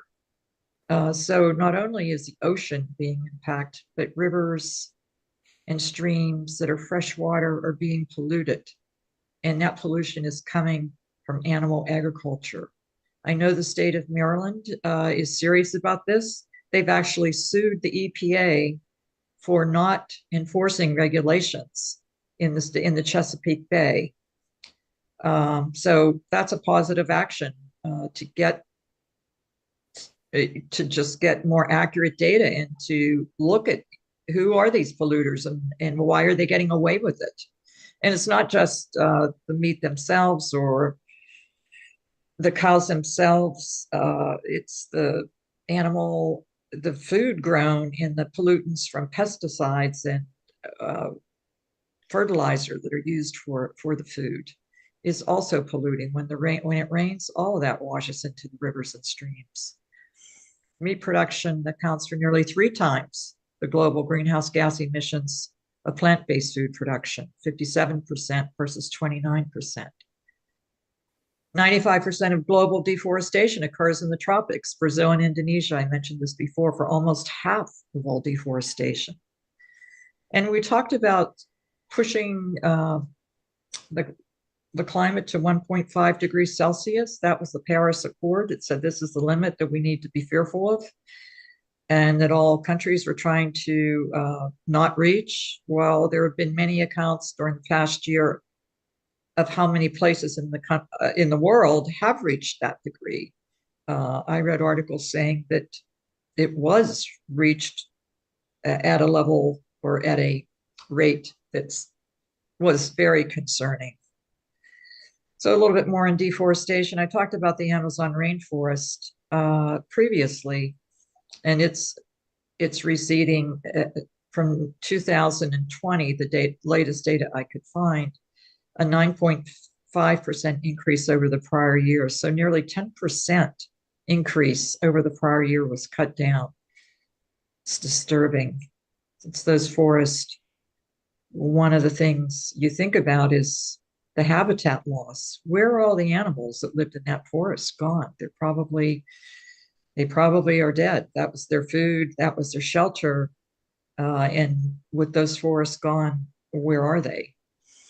The global forest loss is huge. 25 million acres, 10 million hectares or 25 million acres are lost each year. And this is attributed to, no surprise, agricultural expansion, logging, things that are all happening to raise either the food or the animals themselves.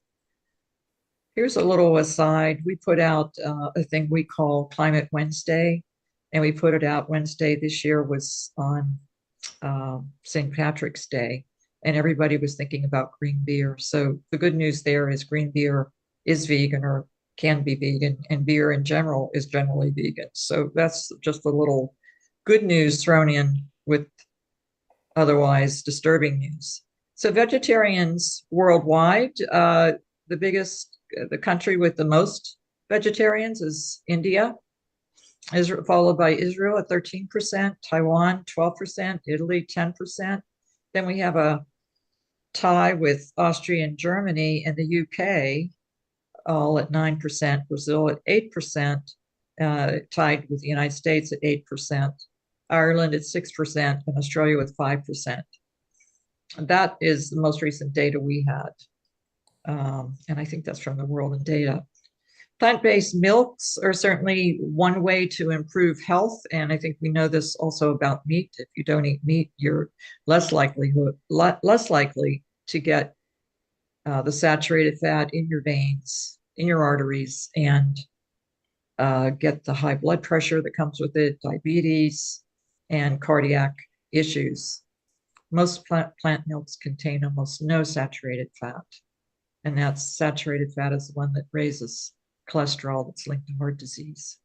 So plant-based fat is healthy for us. And I think all of us probably know that, but just restating maybe the obvious. In 2020, the World Health Organization reported that 8.8% of US children 5 years and younger were overweight. Well, that is a very disturbing trend. It's certainly even higher for the United States, and my own state of Maryland has some very disturbing data among youth up through the age of 19. I think there was an increase of 18% over the last couple of years of overweight children. One of the ways those children would lose weight without even trying, of course, if they were on a plant-based diet. So some of these trends are disturbing, but there's ways to treat them with what we all know, eating plants instead of processed foods or eating meat. These are from something we do every Wednesday I mentioned called Climate Wednesday. We just put out some data that we think should get attention and get people to be more aware of how animal agriculture and cattle and eating meat are contributing to greenhouse gas emissions, and that there are things we can all do. We can change our own behavior and not eat meat and be aware of how much pollution is coming from that industry and how much harm it's doing to our own bodies. And Sailesh mentioned the sea and what's happening with reaching down to the depths of the ocean to find fish, and how long will that go on? We try to draw attention to that as well. So I did mention children, and I think we have to look at the next generation to help us solve the problems of overweight, change the paradigm, and teach them the power of food and how eating can change your health, how eating can cure disease, and how eating can help the climate. I was teaching this class at a high school after-school program in a nearby high school, and I asked the students in this class, how many of you would like me to focus on the health aspects of this topic or the climate aspects of this topic? and 100% of the students raised their hands and said climate. So that was really encouraging to me. They weren't particularly overweight students, but that they were very interested in the climate. So that's our next generation, and I think they're going to be the ones that inherit what maybe our generation has contributed to, but also are willing to make the changes. So I'd just like to thank everybody for your attention. Before I turn this over to my daughter, I'd like to thank Dr. Rayo especially for all the work he's done in advocating for change by all those of you out there who've changed your diet to make the climate better, and by those using their voices to change the world. And now let's hear it from another advocate. She's trying to change the world too, one recipe and one meal at a time. So Erin D. Marinas, take it away. Thanks, Mom. So nice to be here with you. And also, I just want to say thank you to who's ever still watching and for everybody that helped put this event together. Collectively, we are always stronger together, and I love this community, and let's just keep growing it. That's my ultimate plan, right? Is to let's just keep growing it and getting this information out there. We can't be ignored. We need to stick together and be really strong. So today I'm going to show you an easy recipe as we kind of transition from what Jane was talking about. I am obviously a plant-based chef, and I work with a lot of clients here in Tampa to transition from meat-eating diets to plant-based diets. And of course, all the questions I always get are, what do you eat? And I'm sure that most of you who are watching this probably get the same questions, or where do I get my protein? Or how am I supposed to eat at restaurants? And so if there's any questions that come up for you, and I've been seeing some of the questions come, I think they're great. So if there's any question that you have on your mind, please don't wait till the end to ask it. My mom can read the question to me and I can answer it and make it easier so we don't forget questions or we pass over information that we want to learn about. One of my products that I make is a plant-based energy bite. They're full of adaptogens, protein, really taste good. And I think that's a big misconception, right? When it comes to eating a plant-based diet, what do people always think? Oh, you're probably eating cardboard and just vegetables. And how do you survive on that diet? So I like to really break that myth and show people that it's really not hard to eat a plant-based diet that tastes good, but it's also really nutrient dense and good for you, right? Forget that like our bodies are our temple and we have to constantly think about getting those nutrients because it is a little bit of an extra effort when you do go plant-based, right? So my little recipe I want to do today is the plant-based energy bites, and I've already started putting some stuff together. It's kind of hard to see, but I start with a base of peanut butter, and we all know, or at least we hope we do, that peanut butter contains what? Protein. It's a rich source of vitamins and minerals, and it's got so many nutrients in it that help prevent type 2 diabetes, which is so many people are suffering from. So it's a great way to start if you're going to try to make a bite at home. And a lot of these ingredients you should have at home, peanut butter, oats, and I'll go through them. But the first is peanut butter. I buy an organic peanut butter that's just peanuts and salt. I get it at Trader Joe's because everybody thinks, oh, eating plant-based is so expensive, but it isn't. I think that's another myth. And then I add a half a cup of maple syrup. I use organic maple syrup. I get it at Trader Joe's. It's not expensive. And maple syrup is really good, high in polyphenols, very high in antioxidants, right? So peanut butter and maple syrup are the first two ingredients. There's no cooking involved in this. We're just mixing ingredients together. And then a little bit of organic vanilla, half a teaspoon. Again, I got this at Trader Joe's. So we're not talking huge expense. Trader Joe's is really great if you are a new vegan or a vegan that's been for a long time and you need to get ingredients. Trader Joe's does have quite a bit. Chocolate, dark chocolate. Dark chocolate is a power source of antioxidants. Now, I, in this recipe, use the chips, and I also use ground dark chocolate. So if you have a coffee bean grinder at home, you can grind up your chocolate and the oats. That's the next ingredient that goes into this. But you want to first mix the wet ingredients together. So that was the peanut butter, what I talked about, the maple syrup, and then your vanilla. So that's your base. Those are your wet ingredients. So you mix those together first. And you can use a mixer, but it's really easy just to use a spoon.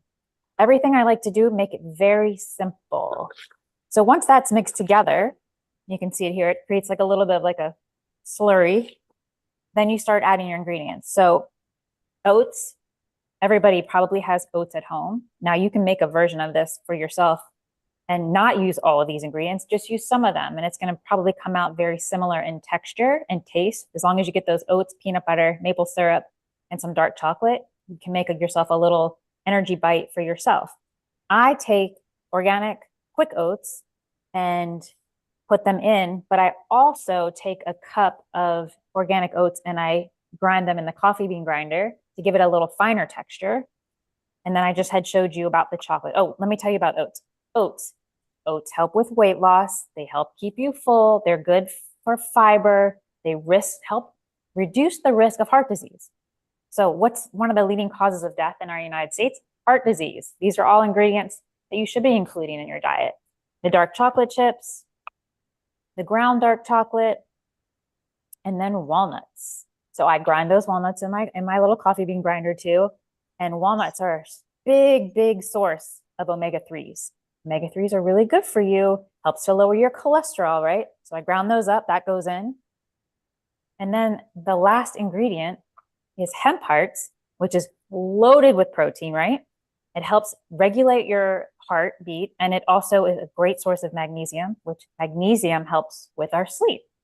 So those are all the ingredients. You mix those up together, and this is going to create this little energy bite that you can keep in your refrigerator at home. They don't need to be refrigerated, but I put them in the refrigerator just to keep them really fresh. And it's always something you can just eat on the go.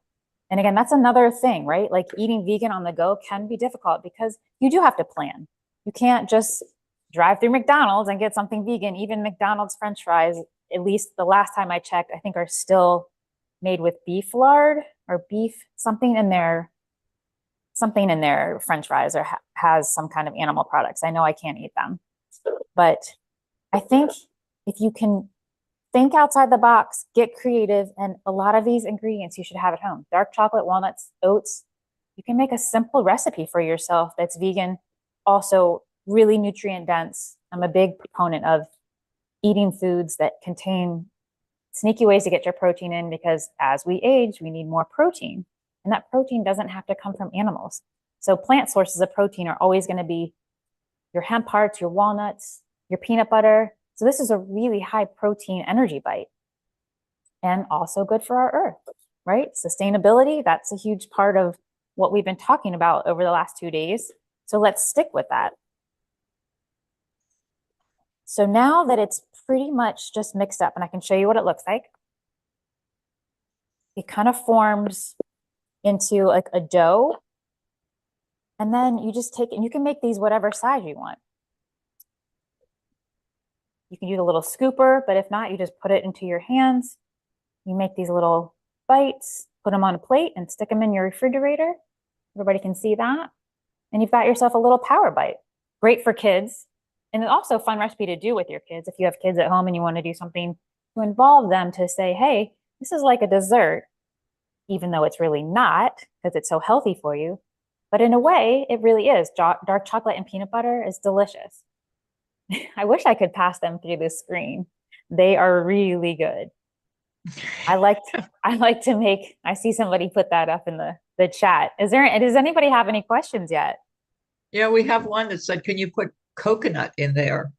Oh, well, that's the other flavor. So this is Cocoa Crunch. I have 2 flavors on the market. Cocoa Crunch is this one, which is dark chocolate and peanut butter. And then the other flavor, because some people have allergies to peanuts or a sensitivity.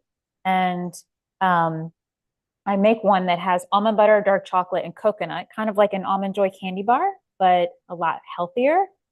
And that one's really good too. And almond butter is, a little bit better for you as far as nut butters are concerned. I think almonds are a little bit higher in like the non-sustainable, the way it well, that's almond milk. So this is almond butter. I have to look into that exactly. but yeah, if anybody has any questions, especially about nutrition, I would love to answer any questions you might have. Erin, I have a question. How many calories approximately are in those bites? There's per about bite? 75 to 80, around 75 to 85 calories. Which that could seem a lot to some people, but they're very filling. So if you're having an afternoon snack, you know, most people that I work with, most clients that I work with, I always suggest if you're going to do a snack in the afternoon or something in the morning, you want to do about 180 calories to 200, right in that range. So you're not overloading. So this would be good to have a couple of these. They go great with coffee. It's my afternoon snack every day. And the bites that I have on the market have adaptogens in them. And if you're not familiar with adaptogens, you should learn about them. And adaptogens are like ashwagandha, reishi, turkey tail, chaga. And what adaptogens are is basically, think of the word adapt. So they have been around for thousands of years, and they've survived all of these years and still flourished. And we found out by studying them that adaptogens help your body deal with stress. Also your mood, anxiety, sleep, all of these things aren't we all suffering from those more than we ever have lately? It seems to me. So adaptogens are a big part of my diet. I drink a lot of coffee that has mushrooms in them. I include it in the bites. I have another product on the market that's a popcorn product that has it in it too. But yeah, any way you can sneak adaptogens into your diet is a really good way. It helps to deal with your cortisol levels. And again, who isn't stressed these days, right? So anytime you can help yourself naturally, right, without going to a doctor where they're just going to prescribe you something to keep you not getting better, let's find out how we can do it naturally. So if you're not familiar with adaptogens, now's your chance to learn about them. You can buy Erin, I have a question. Yes. So are all of those coming from mushrooms like ashwagandha? I know most of those you named I recognize as mushrooms, but is ashwagandha also coming from a mushroom or? No, they all come from plants, basically. Think of it like that, like roots, mushrooms, plants. They're all different types of adaptogens. The ones that are mushrooms are obviously going to be your reishi, your turkey tail, right? Let's see, which other ones? So no, it's a grouping of them, right? So they come from different plants, and they all help with different things.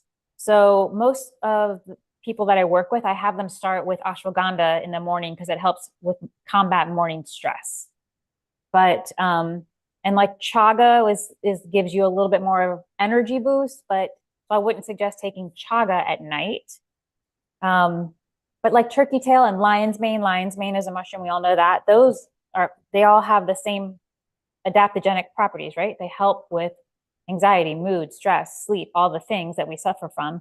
And you should start having those in your diet as quickly as possible, and as much as possible. We have another question. So Lisa is asking, she says she loves those mushroom blends. She said she takes ashwagandha. Good. And she wants to get lion's mane, turkey tail, but we'll do a blend. And she's asking, is Gaia, Gaia, a good product for that? Gaia, is Gaia a brand? It's capital G, maybe. Oh, it's a brand. It's a brand. Okay. Gaia. I'm not familiar with Gaia. Is that something that it says it's brand. I don't know Gaia off the top of my head, but I certainly could do some research. I bet it's probably good as long as it's organic. Is that what we're hearing? They are typically organic. Is that in the question? Are they typically organic? I don't see I don't see anything about that yet, but someone else is asking, can you use dates instead of maple syrup for the sweetener in these energy bites? You could use you would want to use date syrup or date more of a date paste because you need something to help bind those ingredients together, right? To give it something to hold on to, right? You probably could use aquafaba, and that's when you open up a can of garbanzo beans, you always want to get organic. The fluid that's in there is aquafaba, and it has a binding, so we'll keep it vegan. I would use date syrup, or you could maybe try agave, but agave can be highly processed, so I tend to really like maple syrup because maple syrup is so high in antioxidants and polyphenols, right? Those are such good things for your diet. So I would suggest if you don't want to use maple syrup, then use maybe a date, any kind of date syrup, probably like a date. Yeah, I guess they have date syrup, I think. I know I've never worked with it. I've worked with date paste. So maybe we could, that would be something I would have to do some research on, but yeah. Here's a you just need something to bind it. Yes. Here's another question. Are these bars safe for patients with diabetes? 100%. They help to, they help in fighting diabetes, right? Think of all the ingredients that are in here, right? Especially the oats helps ward off type 2 diabetes. You want to think about always about fiber. Remember, diabetes is not, people always think diabetes is attributed to carbohydrate intake, and it's actually not. We could go down that rabbit hole for a long time. We want to think about things that help lower our blood sugar levels, reduce risk of heart disease, and diabetes. Those are pretty much every ingredient that's in here. Walnuts helps to lower cholesterol.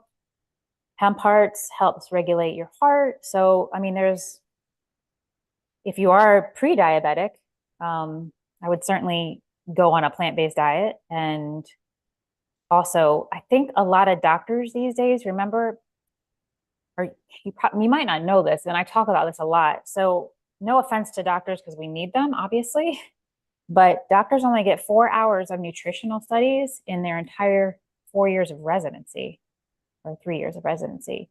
So you have to really be careful where you're getting your advice from. And I know this firsthand. I work with plenty of doctors who don't know a lot about nutrition.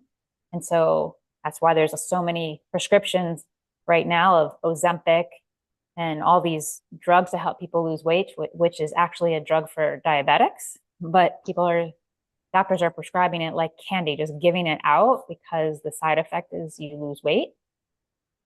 And what about when you go off of that? And what is that doing to somebody who isn't a diabetic, who's taking a drug for diabetes?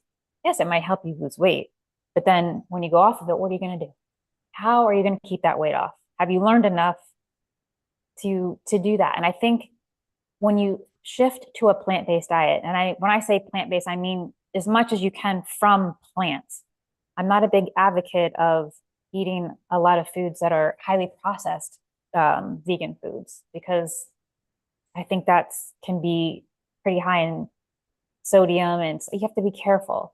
So the more we eat from the earth, the leaner and cleaner we will always be. And I think when you do that, you also feel so good that it'll sort of help you stay in that lane. I mean, at first when I went vegan, there was nothing on the market. I mean, the cheese, and I've been vegan for over 20 years. Some of the cheeses initially on the vegan market were horrible. They were cardboard, no flavor, they didn't melt. But now there's over 81 kinds of vegan cheeses. 81. So if you can't give up cheese, then you haven't tried all the vegan cheeses that are on the market. I see another question. Do you use oil? And if so, which kind? I am a big advocate of olive oil. I don't use a ton of it, but I do use it sparingly. And then if there's anything I'm cooking that's high heat, I use grapeseed oil. So, or sometimes I'll do like a blend of like a coconut avocado oil. So those are the oils that I use. I try to stay away from oils as much as I can, but sometimes you need them for certain recipes. Also, let's see, salad dressings. That's another one. And I've done this talk before where I've made a salad, and everybody's always asking, what do you dress your salads with? Isn't that, don't you use olive oil? And I don't usually, because I make a salad dressing that's 4 ingredients. Fresh squeezed lemon juice and tahini, squeezable tahini. Tahini is just ground sesame seeds, right? So very nutrient dense, also has protein, also has fiber. And then I do a splash of maple syrup. So that's really the whole salad dressing. And it's just really simple. And some white balsamic vinegar. It's the best salad dressing ever. And then you don't have to buy store-bought salad dressings, which are usually high in soybean oil, which is not healthy. And also some of them are pretty expensive. So just make your own salad dressing at home. You can order squeezable tahini right off the internet, right on Amazon, and it's organic ground sesame seeds. So it's really nutritious for you. And you can Erin, see here. Oh my gosh, those look so delicious. And whoever said, I wish we could just pass them through the screen. That would be a nice little treat. About how much that salad dressing is really interesting to me, and I haven't tried it yet, but about how much, if you just guessed, of the tahini and balsamic, white balsamic, and what was the third ingredient? Maple syrup. 4. Yeah, a splash of maple syrup, and that probably comes out to maybe a tablespoon. If I had to measure it, I would do a squeeze of fresh lemon juice across your salad. And I put the salad dressing, I don't make the salad dressing separate. I just put it right on top of the salad and mix it up. Less dishes, less time to clean, less measuring. But if you were to measure, I would say it's probably about 1 tablespoon of maple syrup or less, depending on how you like your dress, if you like it sweet. And then the other ingredient was the squeezable tahini, and I just kind of squeeze on top. I would say that's about a tablespoon if you're making a salad just for yourself or you and one other person, a tablespoon or 2. You don't need a lot. It gives it that really creamy texture too. Imagine like a Caesar salad with that creamy dressing. It's kind of got that similar consistency. And then the white balsamic vinegar, I probably do a 1/4 of a cup maybe, or an 1/8 of a cup. Not too much. But when you mix all that together, it's a beautiful, flavorful, creamy dressing loaded with nutrients, which is really nice. So, and who doesn't like a healthy salad? I think everybody should be doing 1 salad a day to really get as many nutrients as they can from whole foods. And it's nice to have a salad dressing that you can just never have to worry about keeping in a refrigerator, and you can do it just on the spot, and it'll take you, I don't know, less than 30 seconds. And then you just mix it all up and you have a salad. It's wonderful. So I would have done that today, but I wanted to do something different because I feel like I've been making that salad on TV for so long. So I wanted to show my bites off a little bit because they're so easy to make. And a lot of people have these ingredients in their house, right? I mean, who doesn't have oats in their house, right? So. Erin, I wonder if you have any stories of transformation from people you've helped that went from being overweight and probably eating a high fat, high animal meat diet and transitioning to something more plant-based and using food as the mechanism for helping them lose weight. Do you have any example that you could mention? Yeah, a lot actually. But one of my most probably pronounced as far as like weight loss in specifically was my next door neighbor, who was, when I first moved to this house here in Tampa, she was working with another trainer and she wasn't losing any weight. And we became very good friends. And I said, why don't you work out with me sometime? And so we started working together, and I would see her diet, and because we lived next door to each other. So she was always telling me, what she was eating and stuff. And so finally one day I just said, how about this? Let's get off the dairy. Let's start there. And again, that was one of her light bulb moments. Once she gave up the dairy, she lost not just from the dairy, but less meat as we eased into it. But in 1 year, she lost over 85 pounds. And she's kept it off. And I've still trained her for the last 12 years of my life. I still work with her. So just making those small changes, because people don't realize how fattening cheese and dairy is, right? We forget about the calories and we forget about the saturated fat. Well, that And was the point Dr. Rayo was making, that dairy is the bigger problem.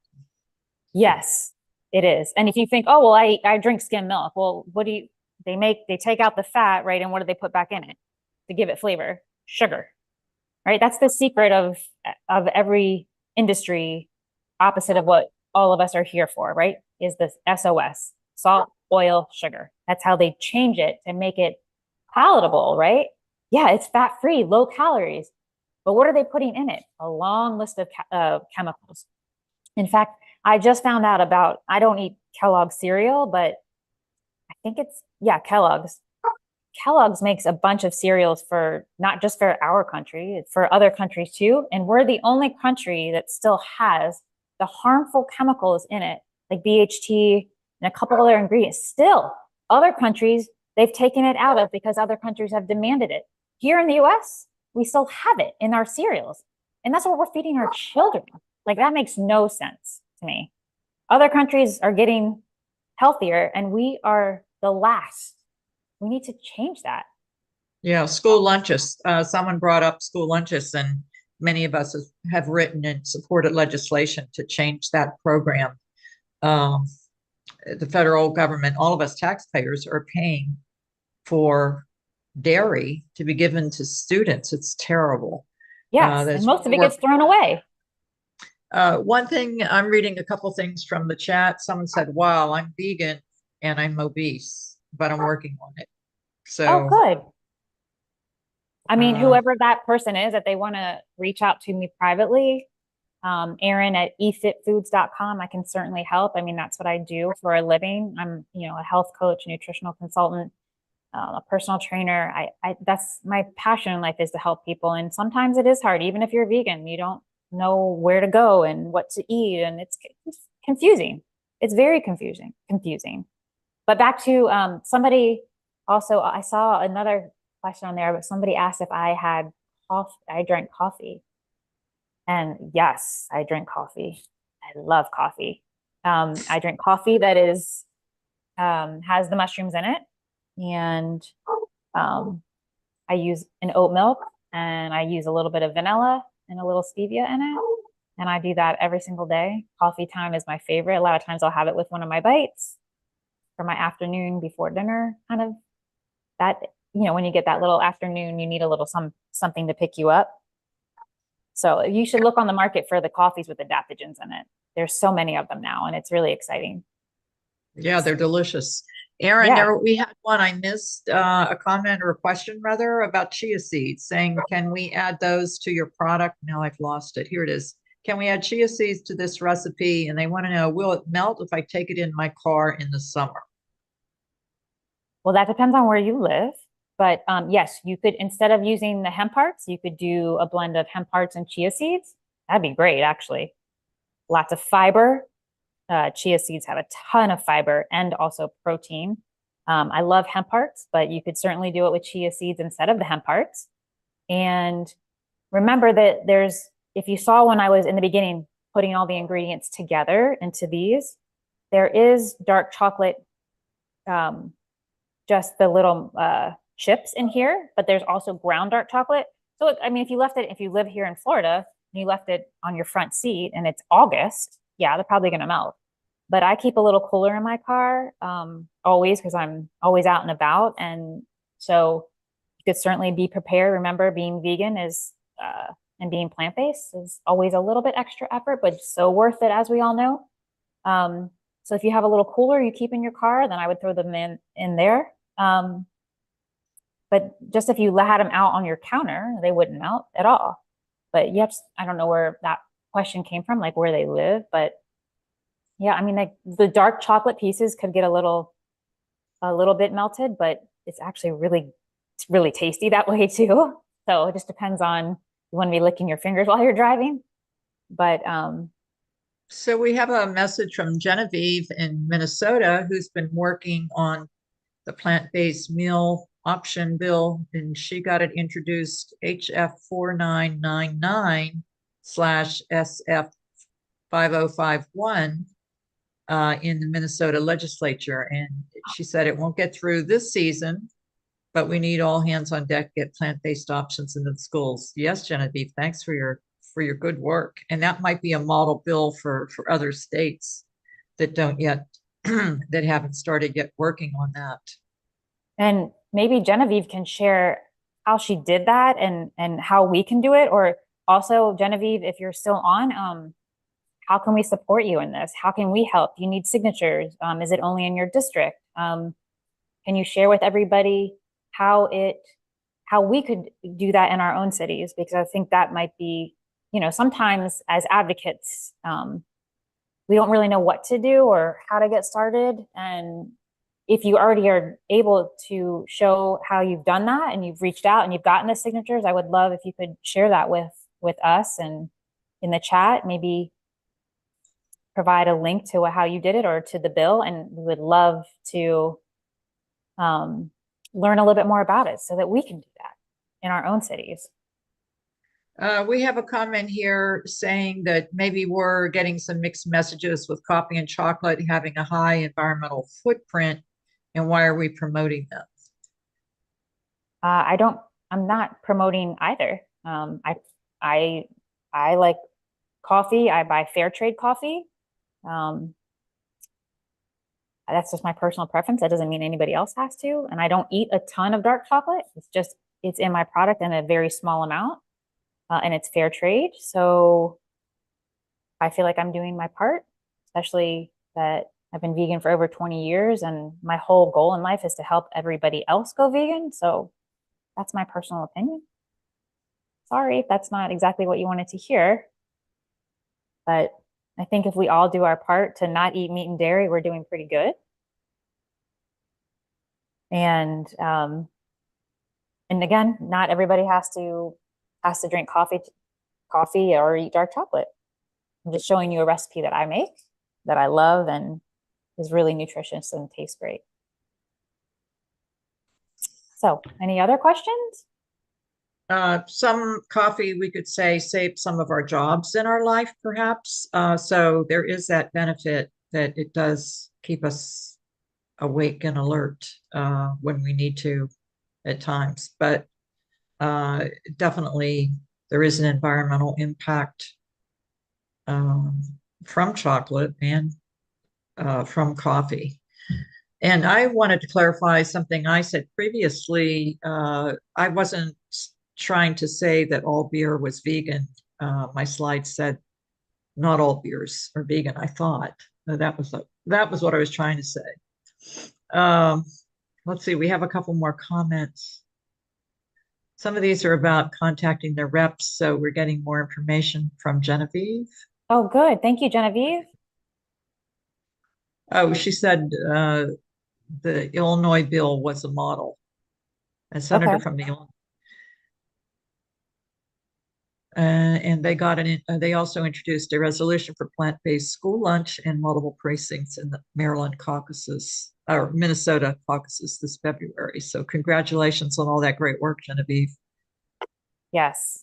And speaking of when you were talking about the beer, I always thought that all wine was vegan, but because I love wine, and not all wine is vegan. They use in the filtration process, sometimes they use bone ash for the filtration. So support the wines that are vegan. I'm actually a vegan hospitality consultant, and we're working with businesses, hotels, restaurants to help get them certified for their vegan guests. So definitely the world is changing. So we got a message from Tammy. Hey, and she says, thank you, Erin. I like tahini for power balls and dates instead of maple syrup. So thanks. Thanks, Jay, Tammy. It's time to wrap it up. Okay. Well, thank you all for your attention. Erin, do you want to have any last comments? If you would like to order some amazing high protein, healthy plant-based bites, you can go to my website, efitfoods.com, and get some of these. And thank you all for being here, and thank you for supporting the vegan lifestyle. And or if you're interested in becoming vegan, these are all, we're just happy to have anybody in our community and help it grow. So thank you all for being here. Thank you for listening. I very much appreciate that. And I really love the support from our community. And ditto, Erin, thank you for taking your time today to be part of the Convergence. And Rebecca, thank you for all your help with the slides. It's been great to be a part of the program. We'll check out here. Let's see. Thank you so much. Thank you, BJ. Yeah, thank you both very much. Glad you're here and hope you get to stay for the next couple of ones and listen in. I know that you've been here this morning, so we're glad about that. I'm going to spotlight Tammy. Thank you. Maybe you could bring up Corey as well. Corey Davis. Yes, we need him to put his video on so that we can do that. Hi, Corey. Yep, I'm here. Hey. Great. Yeah.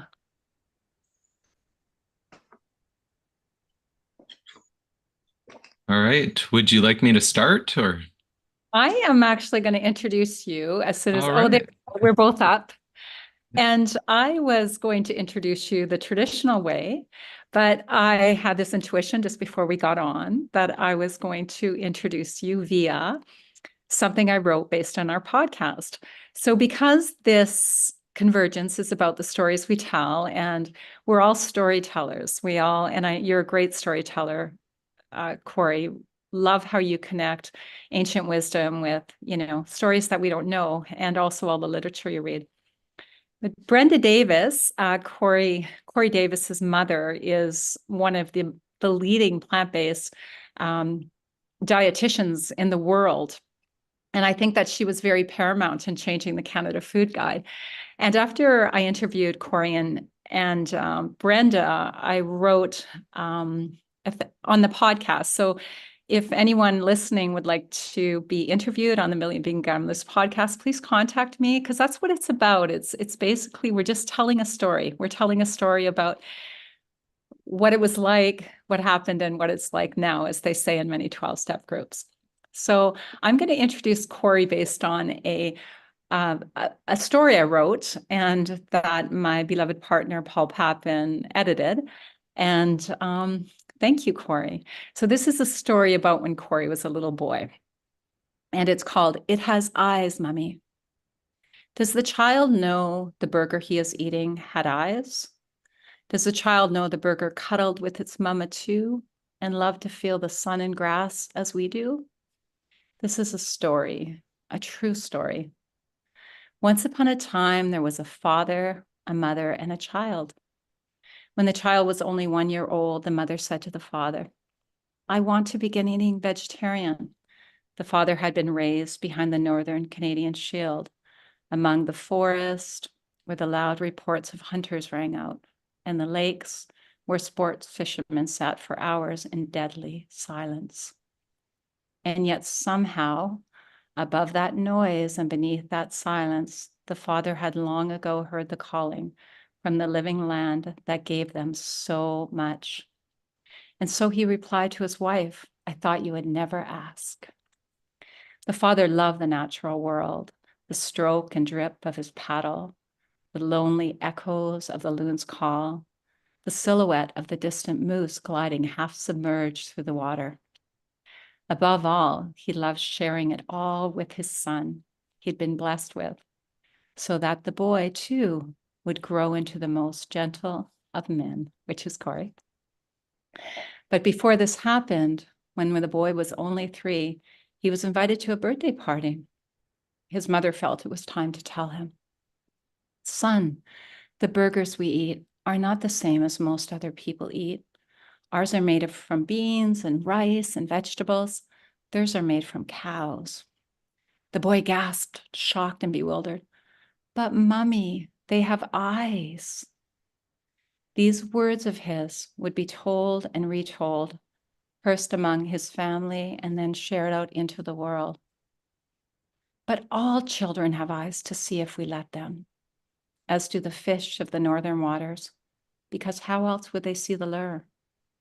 As do the birds hunters shoot mid-flight, the grouse and geese, although their eyes aren't quick enough to see the shot before they close forever and drop from the sky. David Suzuki says, if a child is to keep their innate wonder of nature alive, they must have one adult who helps them continue to connect. This lucky boy had two, a father and a student of wondrous nature, and a mother and teacher of nutritional wonder.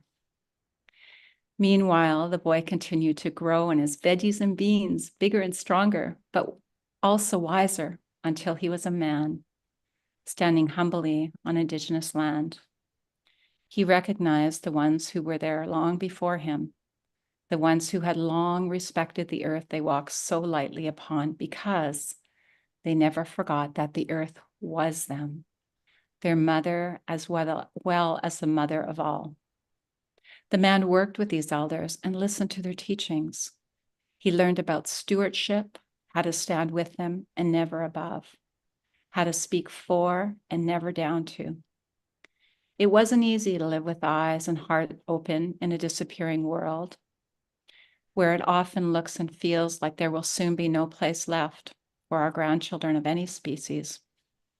The man and his mother, though, continue to do this hard work, not just holding space for the future, but expanding it. And for their work, we in the present, as well as those in the future, are so very grateful. So here's Corey. Thank you, everyone. Oh, thank you so much, Tammy. That is absolutely beautiful. I really appreciate that thoughtful poem you wrote. This presentation, by the way, reconciling with the past, can everybody see my screen? Was inspired with from Tammy and her podcast on the Million Vegan Grandmothers with her thought-provoking dialogue, which continues to motivate me today. So thank you, Tammy. Be sure to check out my book, Plant Powered Protein, co-authored with two of my lifelong heroes, Vicente Molina and my mother, Brenda Davis. But before we dig in to reconciling with the past, a little bit about me. I'm an agrologist with a career forged in natural resource management and environmental conservation, from forestry, agriculture, land use planning, natural disaster management, mining, and I'm a nature enthusiast. Prior to my professional career, I taught canoeing lessons, led interpretive hiking tours, and I've been an activist from a very early age as a member of the Compassion for Animals road expedition, the Care Tour in 2003 and 2004, where we traveled to over 100 cities, 39 states, where I gave ethical, environmentally friendly cooking demos, led discussion groups, spread the message.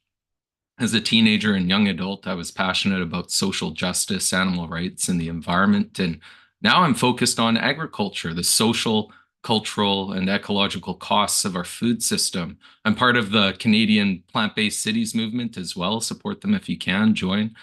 Agriculture is part of and profoundly alters the nature of ecologies. It results in trade-offs. By changing the function of an ecosystem, we produce certain benefits at the expense of ecological services that habitat would otherwise provide, for better or for worse.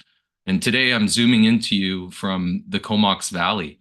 Comox is derived from the word Comukthe, Coast Salish for the land of plenty, the traditional territory of Comox First Nation on what we now call Vancouver Island, where I live as an uninvited guest and presume the privilege to establish a life here, benefit from its land and resources, participate in community, and build a sense of place, a place where colonial oppression is so visible.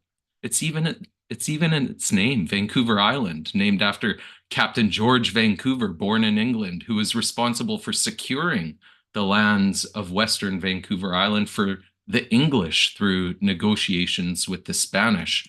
I think it's important to acknowledge the painful colonial legacy of our past and the nations who stewarded this land for millennia prior to our occupation. Jody Wilson-Raybould, in her book, True Reconciliation, defines reconciliation as a process of learning, understanding, and action. The historical element is central to understanding our impact on people and the landscapes we've altered, and I'm troubled by the narrow focus of our environmental discourse, which often prioritizes economics and science while neglecting the human experience. While data and science are vital for grounding us in reality, it seems like our sense of belonging in nature, community, is overlooked or deemed irrelevant. It's as if the objectives of natural resource and environmental management are divorced from history, human connection, psychology, and social justice. And personally, I refuse to accept this disconnection. The Rig Veda, a Hinduist text dated back to around 1400 BCE, conveys a clear message that the environment belongs to all living beings and must be protected by all. It speaks of water akin to our nurturing mother, deserving protection in every manifestation and location, shielded from pollution and safeguarded from contamination. To taint it would be to mar an invaluable essence, akin to destroying our cherished maternal source. Wisdom of the ages. The BC Assembly of First Nations called water the blood of Mother Earth. I mean, what a beautiful perspective. And how did this philosophy that existed on the land change so dramatically? Well, it changed in many ways, and I'll touch on that and more. And to do this, I'll take you on a little bit of a journey to the past, how human activity, in particular the exploitation of animals, shaped the North American landscape we find ourselves in today and altered watersheds, ecologies, and cultures in profound ways. I'll begin the story in the British Isles. You see, by the 1600s, Europeans in this area exploited to extinction the Eurasian elk, the brown bear, gray whale, lynx, reindeer, wild boar, numerous birds, amphibians, reptiles, insects like the large copper butterfly, and the Eurasian beaver, gray wolves by the 1700s. These extinctions were largely caused by overhunting and extensive land use change. For example, wolves, lynxes, and bears were persecuted and hunted to extinction, while deforestation, habitat fragmentation, and land use change altered populations of their prey.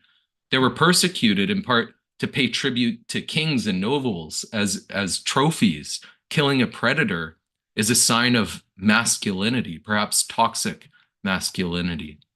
These creatures were also considered a danger to people and centrally a threat to the expanding livestock sector, in which they were not compatible with, as the figure on the right-hand side of this slide suggests, who occupy, by the way, 40% of the total habitable land surface of our planet. Of course, apex predators like wolves, they're critical keystone species, which means that they're animals that play a disproportionately large role in ecosystem dynamics. The impacts of apex predators on the land can be characterized by trophic cascades, which is an ecological phenomenon triggered by the addition or removal of predators. A very basic trophic cascade model would be something like you remove the wolf, deer populations increase, resulting in overgrazing the landscape. However, the reality is much more deep and complex. The picture above shows a scenario where apex predators are removed and it results in increased stream bank erosion, less plant biomass, a more simplified plant community, fewer songbird species, among other changes. But there's so much more to learn here.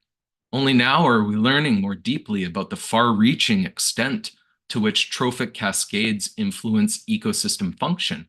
Recent research suggests that these trophic cascades have impacts on the dynamics of disease, wildfire, carbon sequestration, invasive species, nutrient cycling, the biogeochemical exchanges in soils, water, and air. And I like the way this paper puts it, trophic downgrading of planet Earth. Until recently, large apex consumers were ubiquitous across the globe and had been for millions of years. The loss of these animals may be humankind's most pervasive influence on nature. What they don't note is that now livestock is virtually ubiquitous across the globe, whose management requires the control of apex predator populations. We hear a lot about species extinction, but there's something so much deeper veiled behind the extinction crisis, waiting for the world to understand. As Daniel Jansen said, what escapes the eye is a much more insidious kind of extinction, the extinction of ecological interactions, Again, apex predators are keystone species, and the beaver is also a keystone species because of its significant influence on the environment. In the British Isles, however, they became extinct in the 1500s due to increased hunting pressures to extract fur, meat, and castoreum. Castoreum's a secretion used in perfumes, food, and medicine. Across the Atlantic, however, in Turtle Island, what we now call North America, indigenous people here had no idea this was happening, that such profoundly dangerous human-induced ecological change was occurring on the other side of the world. They were also not aware that ideas, philosophies, culture, technology, disease, antibodies were being transmitted across vast distances between Europe and Asia as wildlife resources were becoming scarce in the British Isles.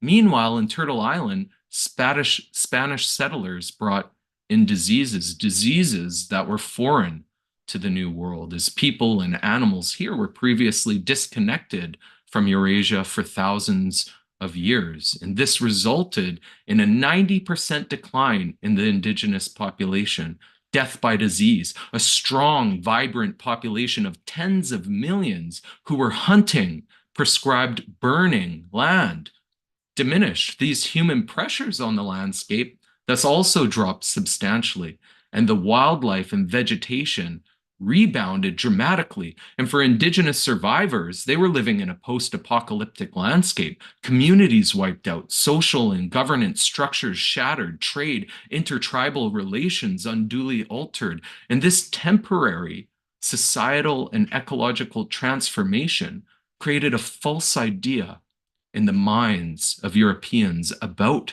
Turtle Island, its inhabitants, and the abundance of wildlife resources available. At a time when wildlife resources were overexploited and scarce in the British Isles, North America offered those resources in profound and perhaps even artificial abundance. And this, in part, paved the way for the disturbing bloodbath that would ensue as billions of animals would meet their end to old world settlers over the next couple hundred years. Millions of bears, wolves, moose, pronghorns, elk, deer, bison, birds, and all kinds of wildlife would be slaughtered every year, sometimes for no good reason, but mostly for economic incentive.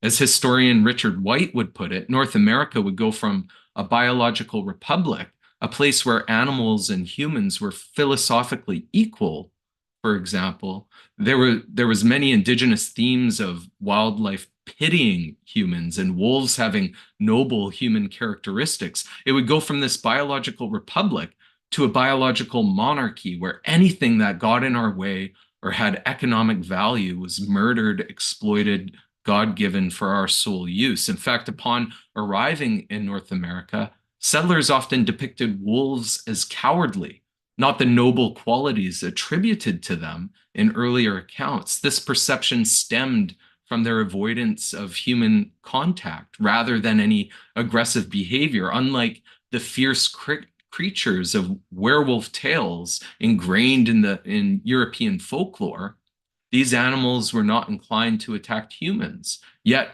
the cultural stereotype endures still, echoing through time, perpetuating attitudes towards wolves even today. Settlers also saw wolves as competition for game. They would say things like, imagine how abundant the deer and elk would be, a resource we could exploit if only there were no more wolves. It would be a hunter's paradise. They also saw predators such as wolves as a threat to their livestock, their economic assets. And much like in the old world, poison traps, government programs to exterminate wolves, and the right to protect their livestock from the natural world would follow. There was sort of an unwritten law of the range that no rancher would knowingly pass by a carcass of any kind without inserting in it a large dose of strychnine sulfate in hope of killing one more wolf. Young, 1946. Goldman, a biologist with the Bureau of Biological Surveys, said that large predatory mammals destructive of livestock and game no longer have a place in our advancing civilization. And studies today indeed consistently reveal deeply ingrained biases in livestock producers, especially against wolves and other large predators, often even independent of their own personal experience. It's a real shameful circumstance that predators are considered as financial liabilities to those raising livestock, and thus to this day, the industry prominently lobbies and campaigns to protect their animals from nature by killing wildlife regularly, wolves and cougars, black bears and grizzly bears.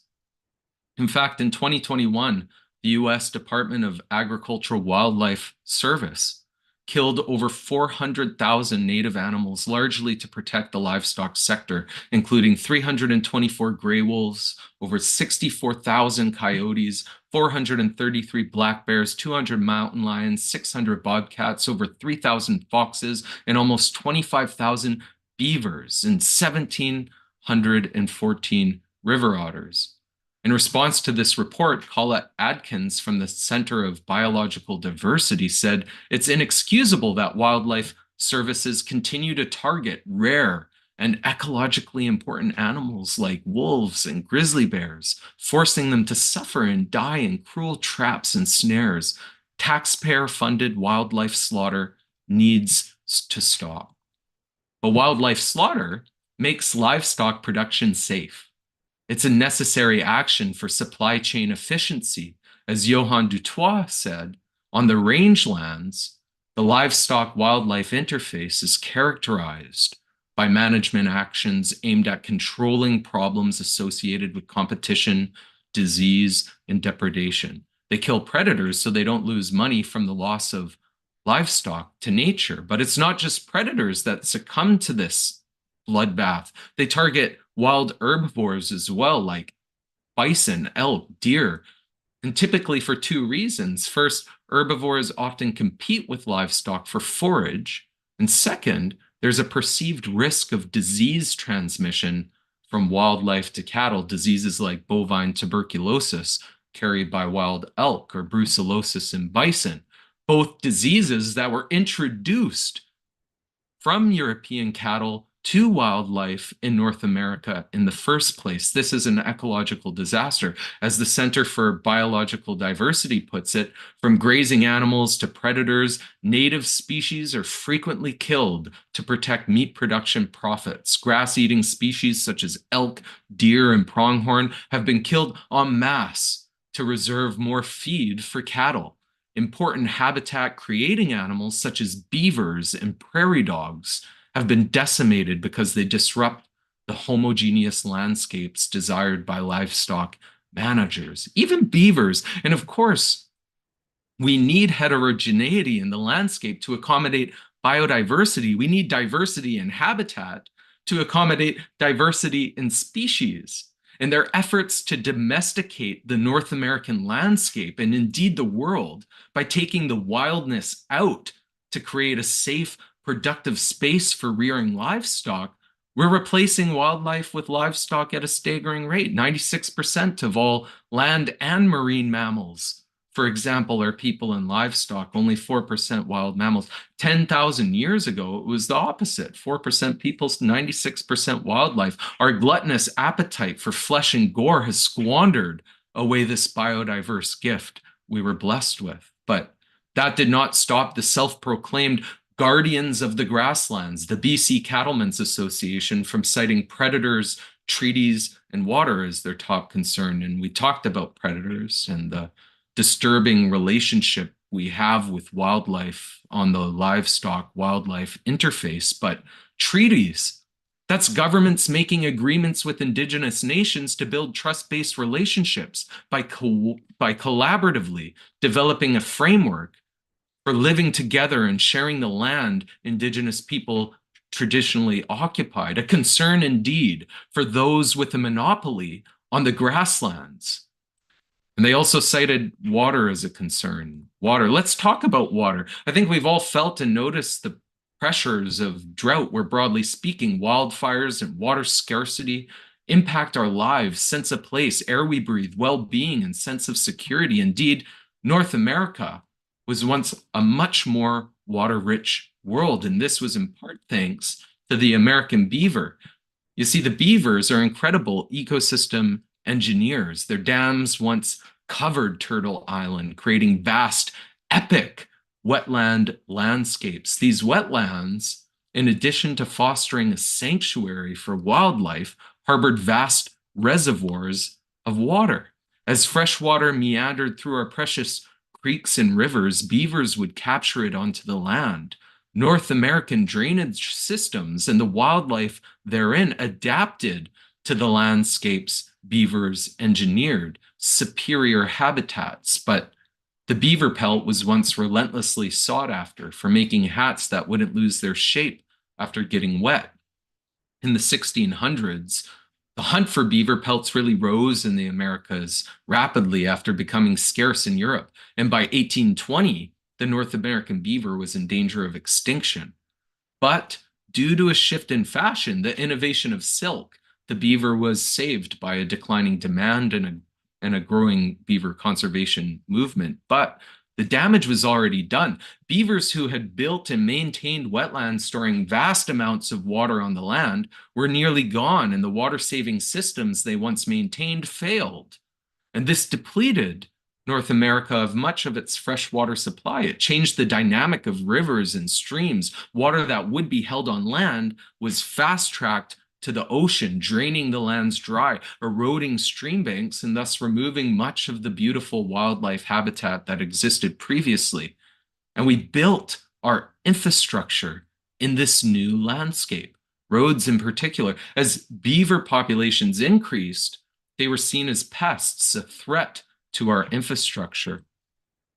I was working as an engineering assistant on resource roads in 2012, dirt roads built for natural resource extraction, when a beaver made use of a culvert on one of our roads to build a wetland. It flooded the road, of course. I campaigned that we should put steel mesh screens on our culverts to prevent this, but in the end, the powers that be thought it too expensive. It was cheaper to hire a hunter to kill the beaver. At this time in the area, there was a beaver cull, $25 a pelt for similar reasons. But we don't just cull beavers for fur and to protect infrastructure. As Glenn Elzinga, a rancher himself, reported, a lot of ranchers see beavers as a rival for water and causing problems, so they hate them. So in this new wetland-deprived landscape, where is our water going? Well, agriculture is by far the largest consumer of water in Canada, representing almost half of all the water consumed over this period. Households less than 10%, mining 4%, oil and gas 7.5%. For agriculture, this includes both livestock watering and crop production. On average, between 2009 and 2019, crop production, crops grown to feed humans and livestock, channeled 56% of agricultural water use, and livestock watering used the remaining 44% of the water dedicated to agriculture. 44%. Livestock watering is water used for drinking and cleaning the filth of intensive livestock operations, ILOs. Livestock farming is incredibly water intensive. For the other 56% of agricultural water use dedicated to our crops, what are we growing? According to the 2022 Agricultural Water Survey, half of the total water in Canada was used for field crops, 39% forage crops, 7% fruit, and 4% vegetable. When we think of field crops, which use half of our agricultural water, we think barley, corn, potatoes, rapeseed, much of which is grown to feed livestock. The feed industry, a colossus amidst Canada's abundant field crops, harvests a formidable 80% of domestically grown barley, 60% of our corn, and 30% of our wheat, directing them into the insatiable appetite of the Canadian feed manufacturing industry. But in this figure, field crops also includes tame pasture. Now, pastures are areas that livestock graze for forage, like grasses, flowers, and other plants. However, about 1/4 of all pasture in Canada is tame pasture. These are irrigated pastures seeded with non-native grass. And then we have forage crops. That's hay to feed livestock like cattle. And hay is typically grasses, legumes, and flowers rolled up into bales. They need hay when forage isn't readily available, when stubble heights are too low, or in the winter when snow is covering the vegetation. Forage crops, hay, used over 3.5 times more water than vegetable and fruit crops combined in 2022. However, looking back through the records, depending on precipitation levels, can use upwards of 10 times more water than vegetable and fruit crops combined. These numbers, they swing wildly depending on rainfall. And in times of drought, hay crops use a lot more water. They like us to think that cattle, for example, eat only grass and hay crops when they need it.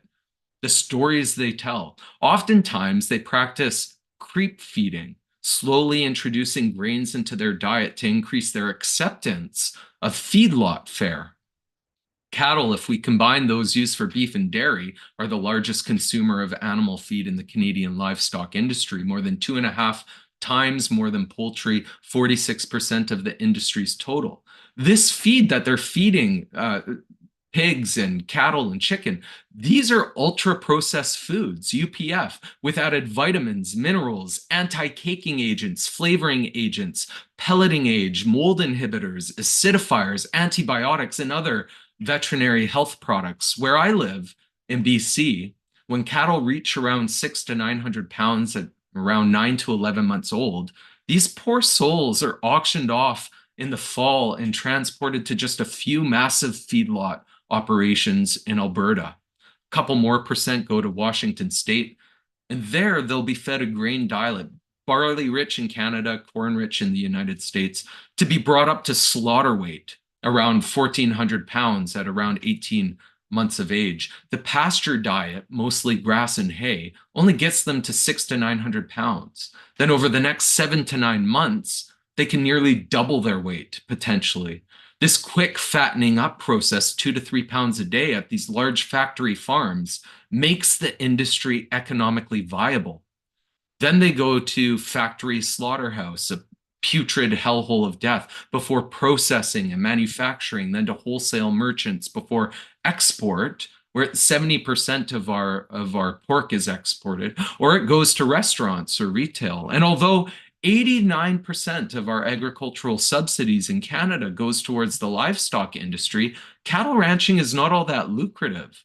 They're often straddling the line of profitability, which is why when faced with proposals that would result in better environmental outcomes, more robust environmental management strategies, it's often met with resistance and strong opposition because it threatens their economic viability, their livelihoods. It's an industry with deep colonial roots in North America and is an industry on a lifeline of public support, one that can be ecologically devastating, changing the land.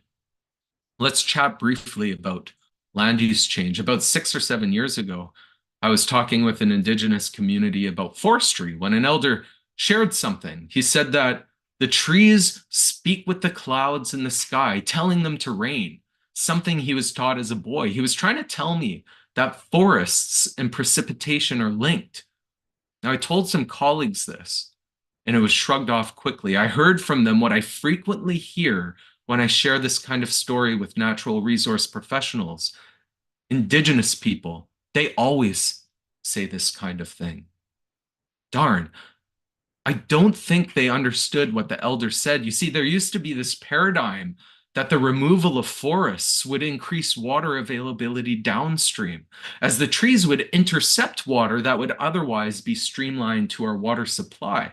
But that analysis uses a shallow, short-term thinking lens, as forest cover is also related to precipitation. The causal link is evapotranspiration, a process by which plants absorb water through their roots and releases it as vapor through their leaves, increasing atmospheric moisture and even its cross-continental transport, which increases the likelihood of rain and water yield, in particular in the continental interiors further from the ocean, and especially in the summertime, just when we need it most for agriculture. But forestry, it's far from the main culprit when we talk about the loss of forest evapotranspiration. No, at least here in Canada, forestry companies, they need to replant what they cut.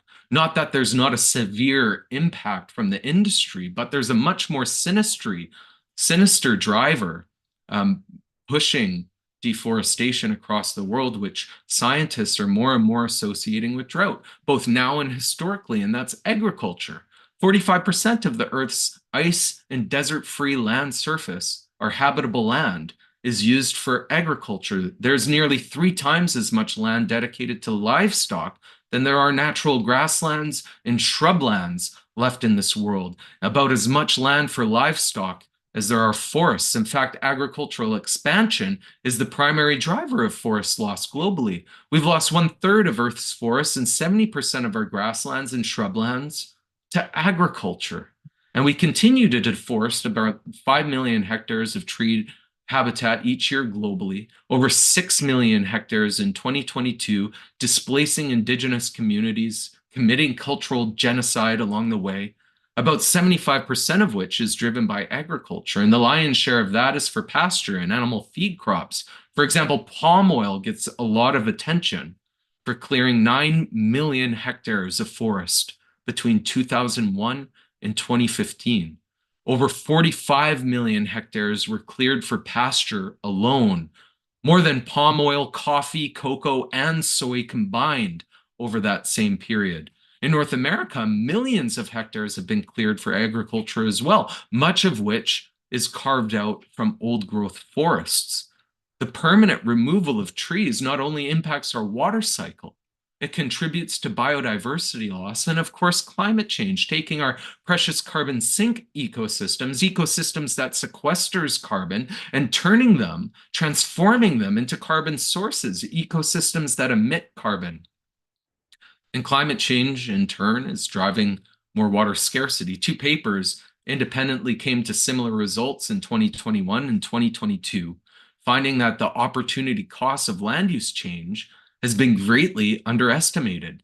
They pointed out that if we were to rewild all the lands dedicated to animal agriculture and go plant-based, we could potentially sequester 15 years worth of greenhouse gas emissions over the next 30, stabilizing our climate during that period to give us the time needed to make a meaningful transition to a low-carbon society, an opportunity our world leaders are currently turning a blind eye to. So we clear a lot of land for pasture. Pasture is typically land that was converted to pasture from forest or other ecosystems, or they're grasslands.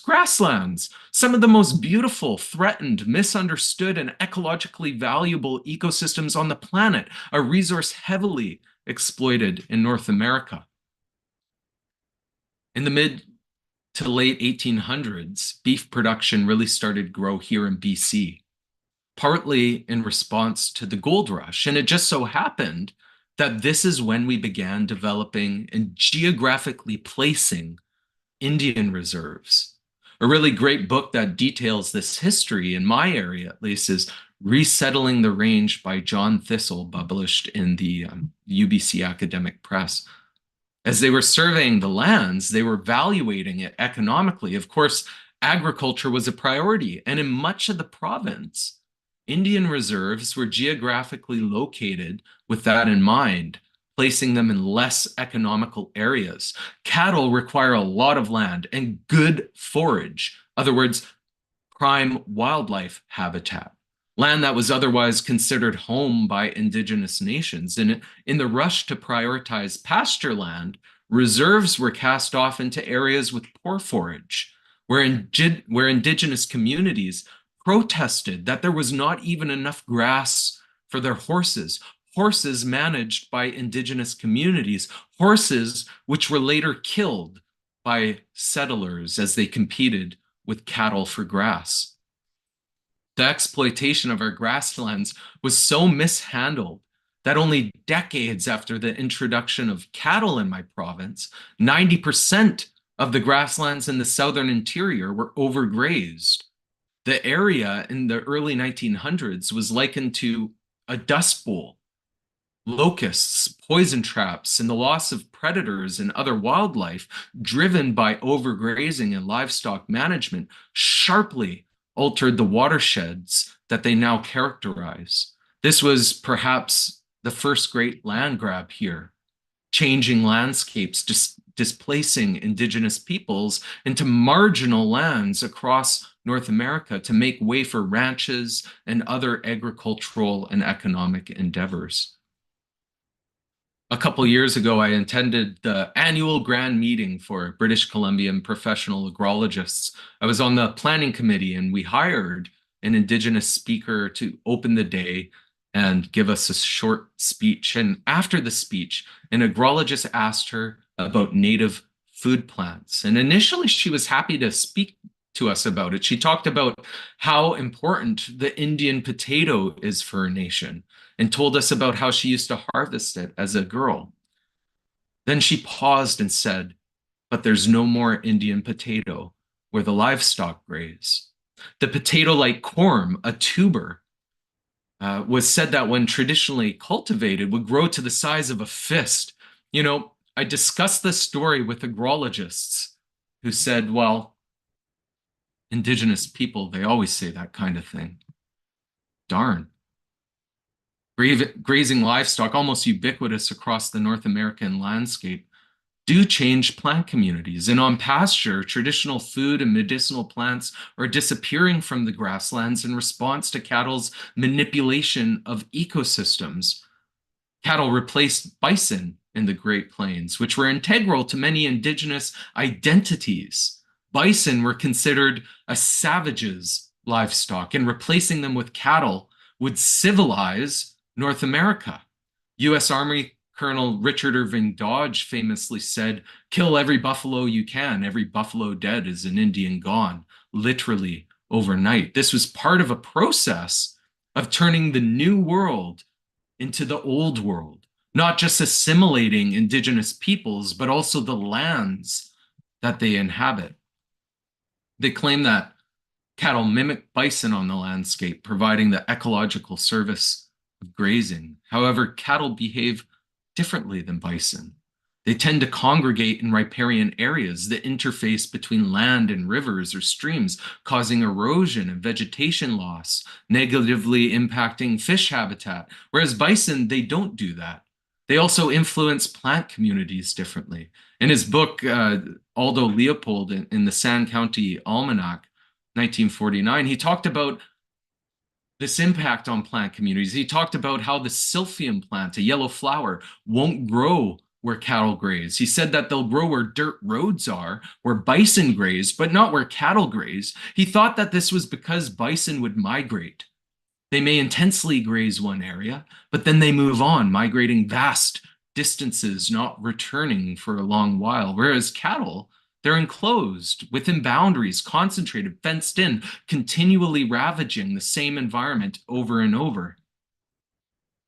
An Indigenous colleague once told me about how he and his father used to hunt for grouse and ptarmigan in the grasslands. The grasslands would be rustling with ground birds, he said, a lively place, but not so much anymore.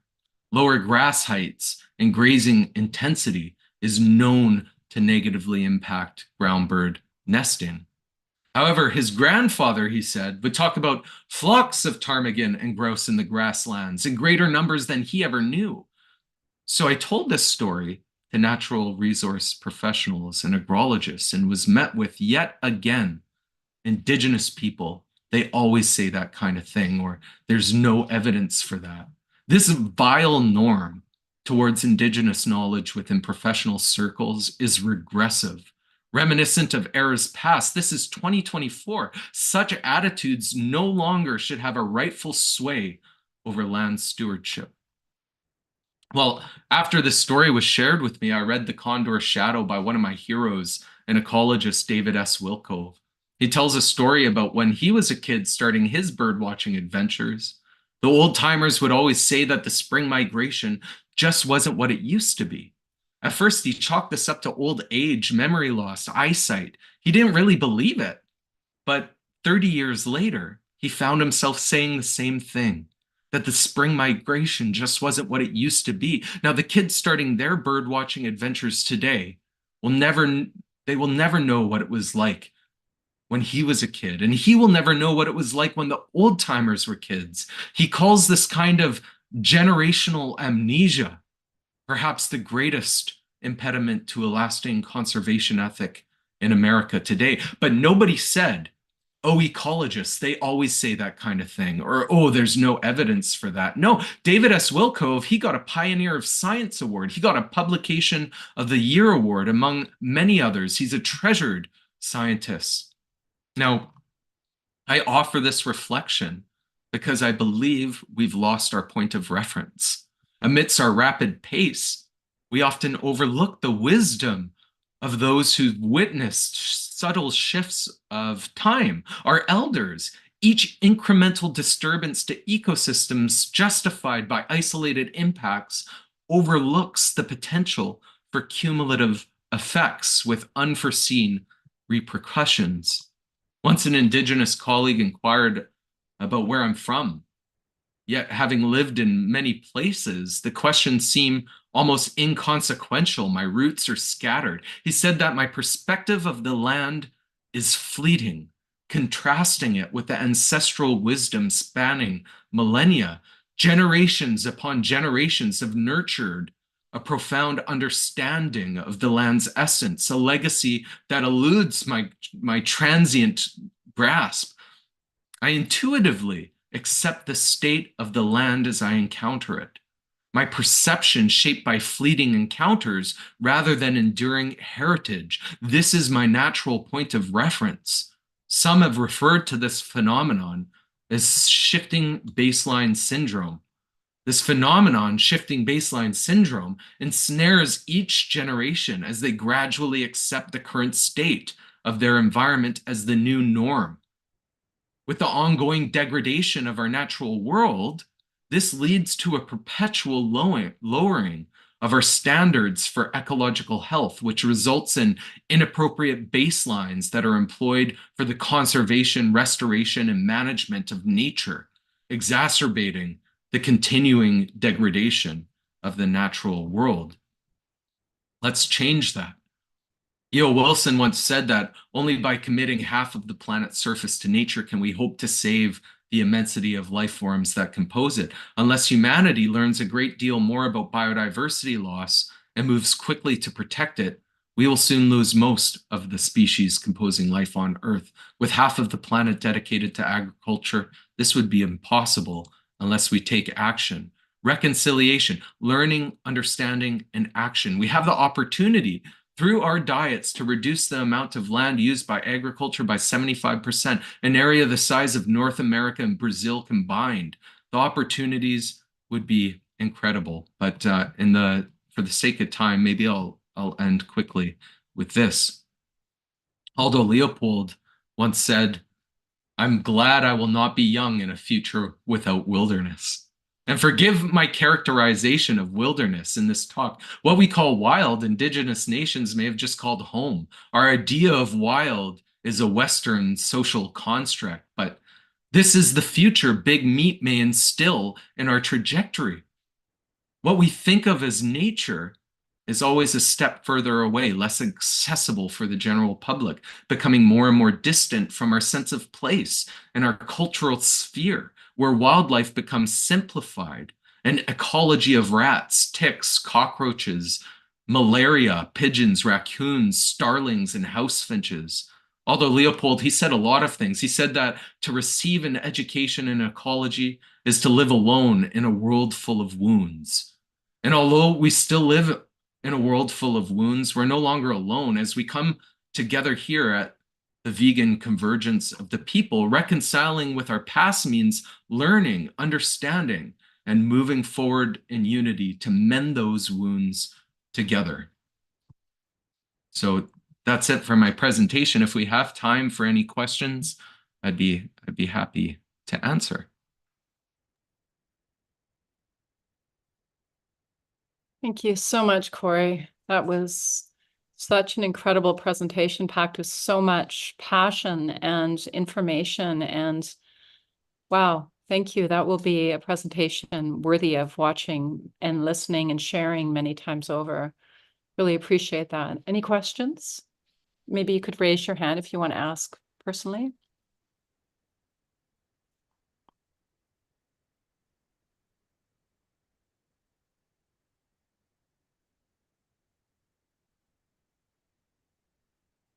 Are there any questions in the chat? Yeah, Race's gorgeous, beautiful slides, Corey. Brilliant. Oh, Thank you. thanks. I should note here in Canada, I talked about water consumption. Now they don't provide data. Statistics Canada doesn't provide data on water consumption, only water use. And so you might see some difference. Industry is the lead driver of water use, but that includes using water for turbines and then returning that water back to the natural environment, its original source. And so that's a different from water consumption, where you take the water out and it never returns to its original source. So if you're confused by some of the data that's out there on water use, that's perhaps why. Right. Beth? Beth. Great. Can you allow Beth to unmute, Rebecca?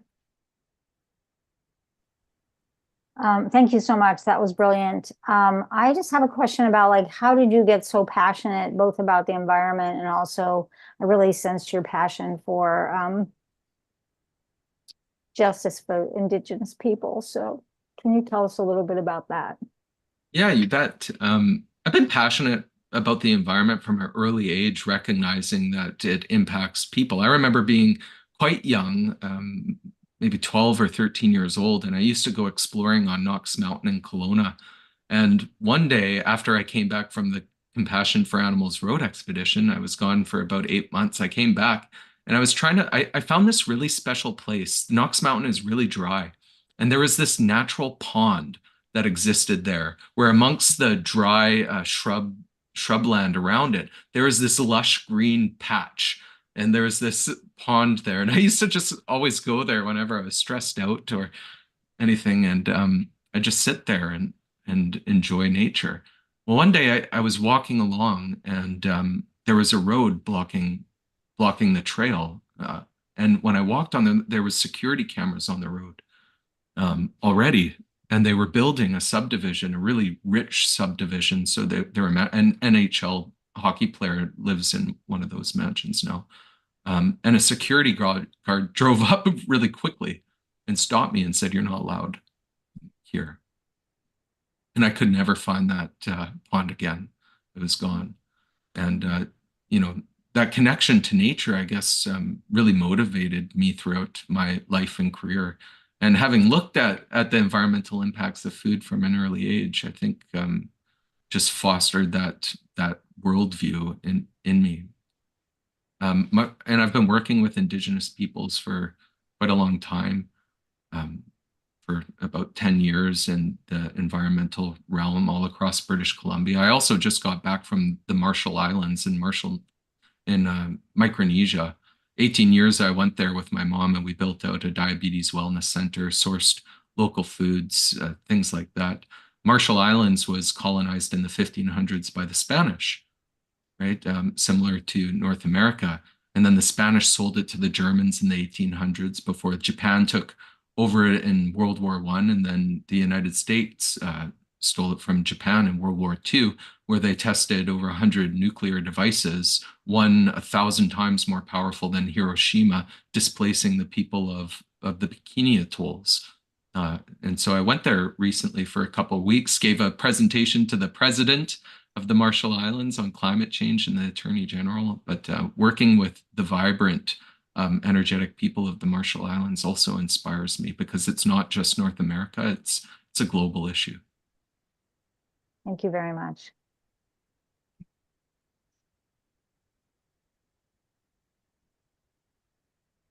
Oops. I see another hand up there. And there's some questions in the chat, Tammy. Okay. So there we go. Can you unmute?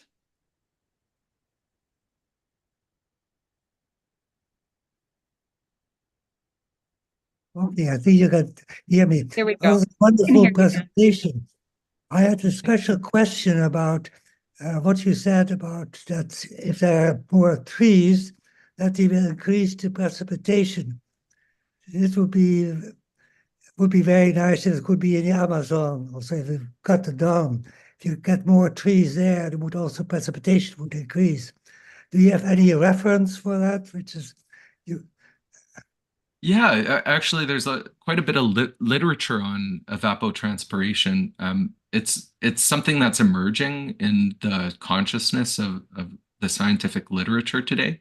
But if you want real-time examples, well, the Amazon is a really great example because the deforestation is directly linked to a lot of the drought that's occurring locally in the Amazon. But it's only now like the emerging science about how it increases atmospheric moisture and the cross-continental transport of that moisture. And so you can look on Google. There are some free papers on it. I don't have any handy in front of me, but the information's out there and readily available. So I'd encourage people to check that out. Okay, thank you. You bet. I'm losing a little bit of it. Thank you, Corey. Oh, did we lose someone here? Are we okay? Okay. There's another question from Lee. It says, are any of these presentations available for later viewing? And yes, they are on our Trello board, but also Corey probably would be happy to share if you have a community that is looking for a presentation as well. Would that be possible down the road, Corey? I would be thrilled to give contact this presentation or another one. You could check out my websites, coreydavis.ca, I believe, and plant-poweredprotein.com, or you can find me on Facebook, Instagram, or LinkedIn as well, and or maybe through. Oh, thank you, Corey Davis. Let's see. I'll just quickly pull up my website. Sorry, it's on the tip of my tongue, but Thank you, Corey. Yeah, coreydavis.ca is it. And Corey Davis and his mother's latest book, Plant-Powered Protein, is gorgeous and it's full of story, and it's just a really beautiful, beautiful book if you're looking for something amazing. Lisa asked, what is the term for subsequent generations using what they know as a measurement of what to preserve? And Yeah. Paul kind of, is it stable baseline? Shifting baseline syndrome. And I also like the way David S. Wilkove characterizes a similar phenomenon called generational amnesia. And both concepts have peer-reviewed literature freely available on Google Scholar if you're interested to dive in a bit more. I think that's complete for the questions. What was Corey's other site? Oh, okay. What was your other site? Plant-poweredprotein.com. That's our book, and you could get a hold of the authors through there as well. I see that Ray has put that in the chat as well. And Wonderful. yes, Brenda Davis is his mom, and that was the reading I did before was on Brenda and Corey's father. What's his first name again? Corey, your Paul. father? Yeah. My father, he's just been an enormous influence on my life because he's so sensitive towards the environment and instilled that value in me from a very young age, getting me in touch with nature, taking me canoeing and hiking. I wouldn't be the same person if it wasn't for that influence, that's for sure. Thank you so much, Corey, for being here. Any final words? Be the change you want to see.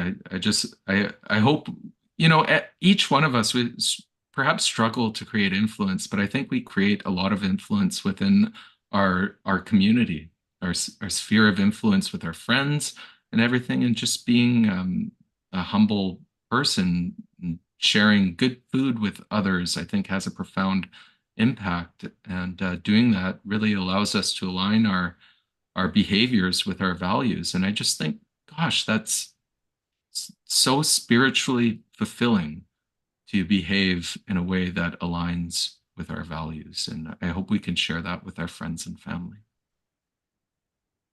Thank you so much, Corey. It's brilliant, brilliant presentation. Gorgeous art. Gorgeous art. Thank you. Thanks so much.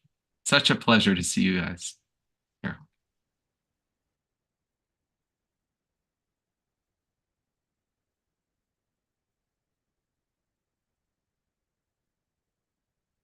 Tammy, we are still letting people in the room, and thank you. Boy, that was so beautiful. So beautiful. And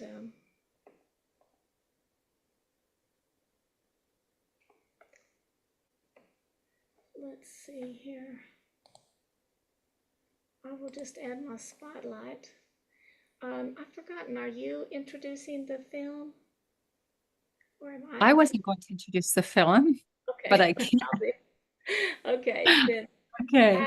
I will be glad to, and thank you so much. I do have something I want to say before I want to make sure that the live streaming has ended, and also if it is still streaming, we're going to say that we're not streaming the movie. You have to come onto Zoom to see the movie, but it will be posted. They're working very hard to find places and making negotiations to have it where it can be seen.